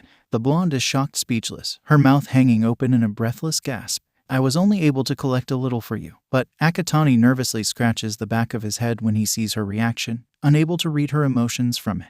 It's the boy's turn to be dumbstruck when 𝗵𝗃 catches him off guard with a kiss on the cheek. She takes the vials from him during that moment of short-lived intimacy before briskly heading for the door, flushed red from overheating and embarrassment. Akatani's brain barely reboots in time for him to remember the weather 𝗵𝗃 is going into. Wait, the rain, but the blonde has already hurriedly made her escape, standing in the middle of the doorframe, between his home and the hallway. He's amazed that she's completely erased her presence. Not even the ghoulish aspect of his quirk is able to detect her by scent. He briefly wonders if he should add the theory that she's related to the 𝗵𝗏 family to her pages of his analysis notebooks. After brushing it off, he discards the thought and returns his attention to Eri. The little horned child has her head tilted to the side, white hair hanging, her attentiveness having watched the entire exchange evident. She blinks up at Akatani full of innocence. Are you and Big Sis gonna turn into my mommy and daddy now? But asks the furthest from innocent of questions, short-circuiting for the second time that night in such a short span of time. Akatani has no other way to respond than a curt, time for bed. But unfortunately for Detective 𝗵𝗏, now was anything other than time for him to go to sleep. Despite the intense bags he's developed under his eyes, rivaling that of a raccoon's and Eraserhead's simultaneously, he continues to read the tiny print of paper reports. Regardless of Makoto's constant badgering for him to get an eye exam, he refuses to wear glasses. He contemplatively rubs the stubble that's been growing itself out into a goatee. The lack of having time to shave and what's occupying the space on his chin also helping him to look more and more like Aizawa every day. The thought of growing out the hair on top of his head too in order to complete the look makes him shudder. The detective's office is as unorderly and unadorned as the man himself. A gooseneck lamp flickers with a dying bulb as it struggles to illuminate the stack of manila file folders varying in thickness. The swivel chair he's sitting in needs a new ball bearing as much as its occupant needs a break. 𝗵𝗏's title stenciled on the frosted glass window of his office door would never allow a vacation though. Instead, the detective works overtime trying to juggle both cases of the Yakuza and the Tokyo Ghoul. Little did he know he was about to receive a phone call from Eraserhead that would somehow end one of those investigations while making the other much more complicated. He answers on the third ring after considering just waiting for it to go to voicemail. I don't have enough coffee in me for another one of your theories right now. Neither the underground hero or the detective are accustomed to formalities such as saying hello when answering the phone, so Aizawa is quick to cut to the chase as well. I wish all I had for you was a theory. The usual exhaustion in Eraserhead's tone leaks through the line, but it's accompanied by a sense of dread that unnerves 𝗵𝗏.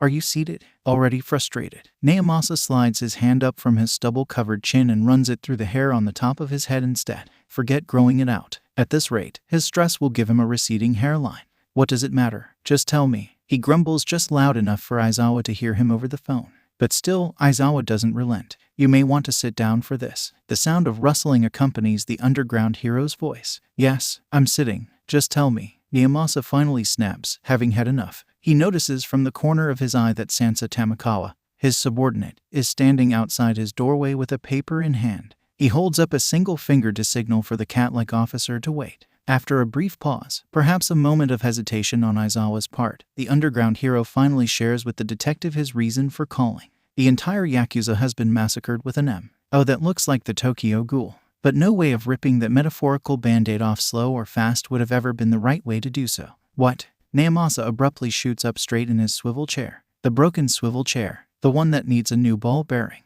The sudden movement is too much on it, putting it off balance and causing it to topple over. With its occupant, 𝗵𝗏's butt collides with the floor, his tailbone taking the brunt of the fall. Sir. Tamakawa attempts to rush to his superior's aid, having witnessed the blunder. However, he only makes it 2 strides into the office before 𝗵𝗏 is back on his feet with an outstretched arm, palm flat, to let him know he's okay. Give me an address and I'll be right there. The detective runs around his desk and past 𝗵𝗃𝗀 faster than the officer with supposed cat-like reflexes was able to move. Once he's finished sliding his arms through the sleeves of his overcoat, he grabs its matching hat from the hanger. Sir. 𝗵𝗃𝗀 tries to insert himself between the detective and his frantic rush to the door. Not now, 𝗵𝗃𝗀. Save it for when I get back. 𝗵𝗃𝗀 brushes the officer off while literally brushing against their shoulder. If only he'd known 𝗵𝗃𝗀 was holding a fax from one of the patrol blimps about spotting unusual character by the mask shop, maybe the detective wouldn't have been so dismissive.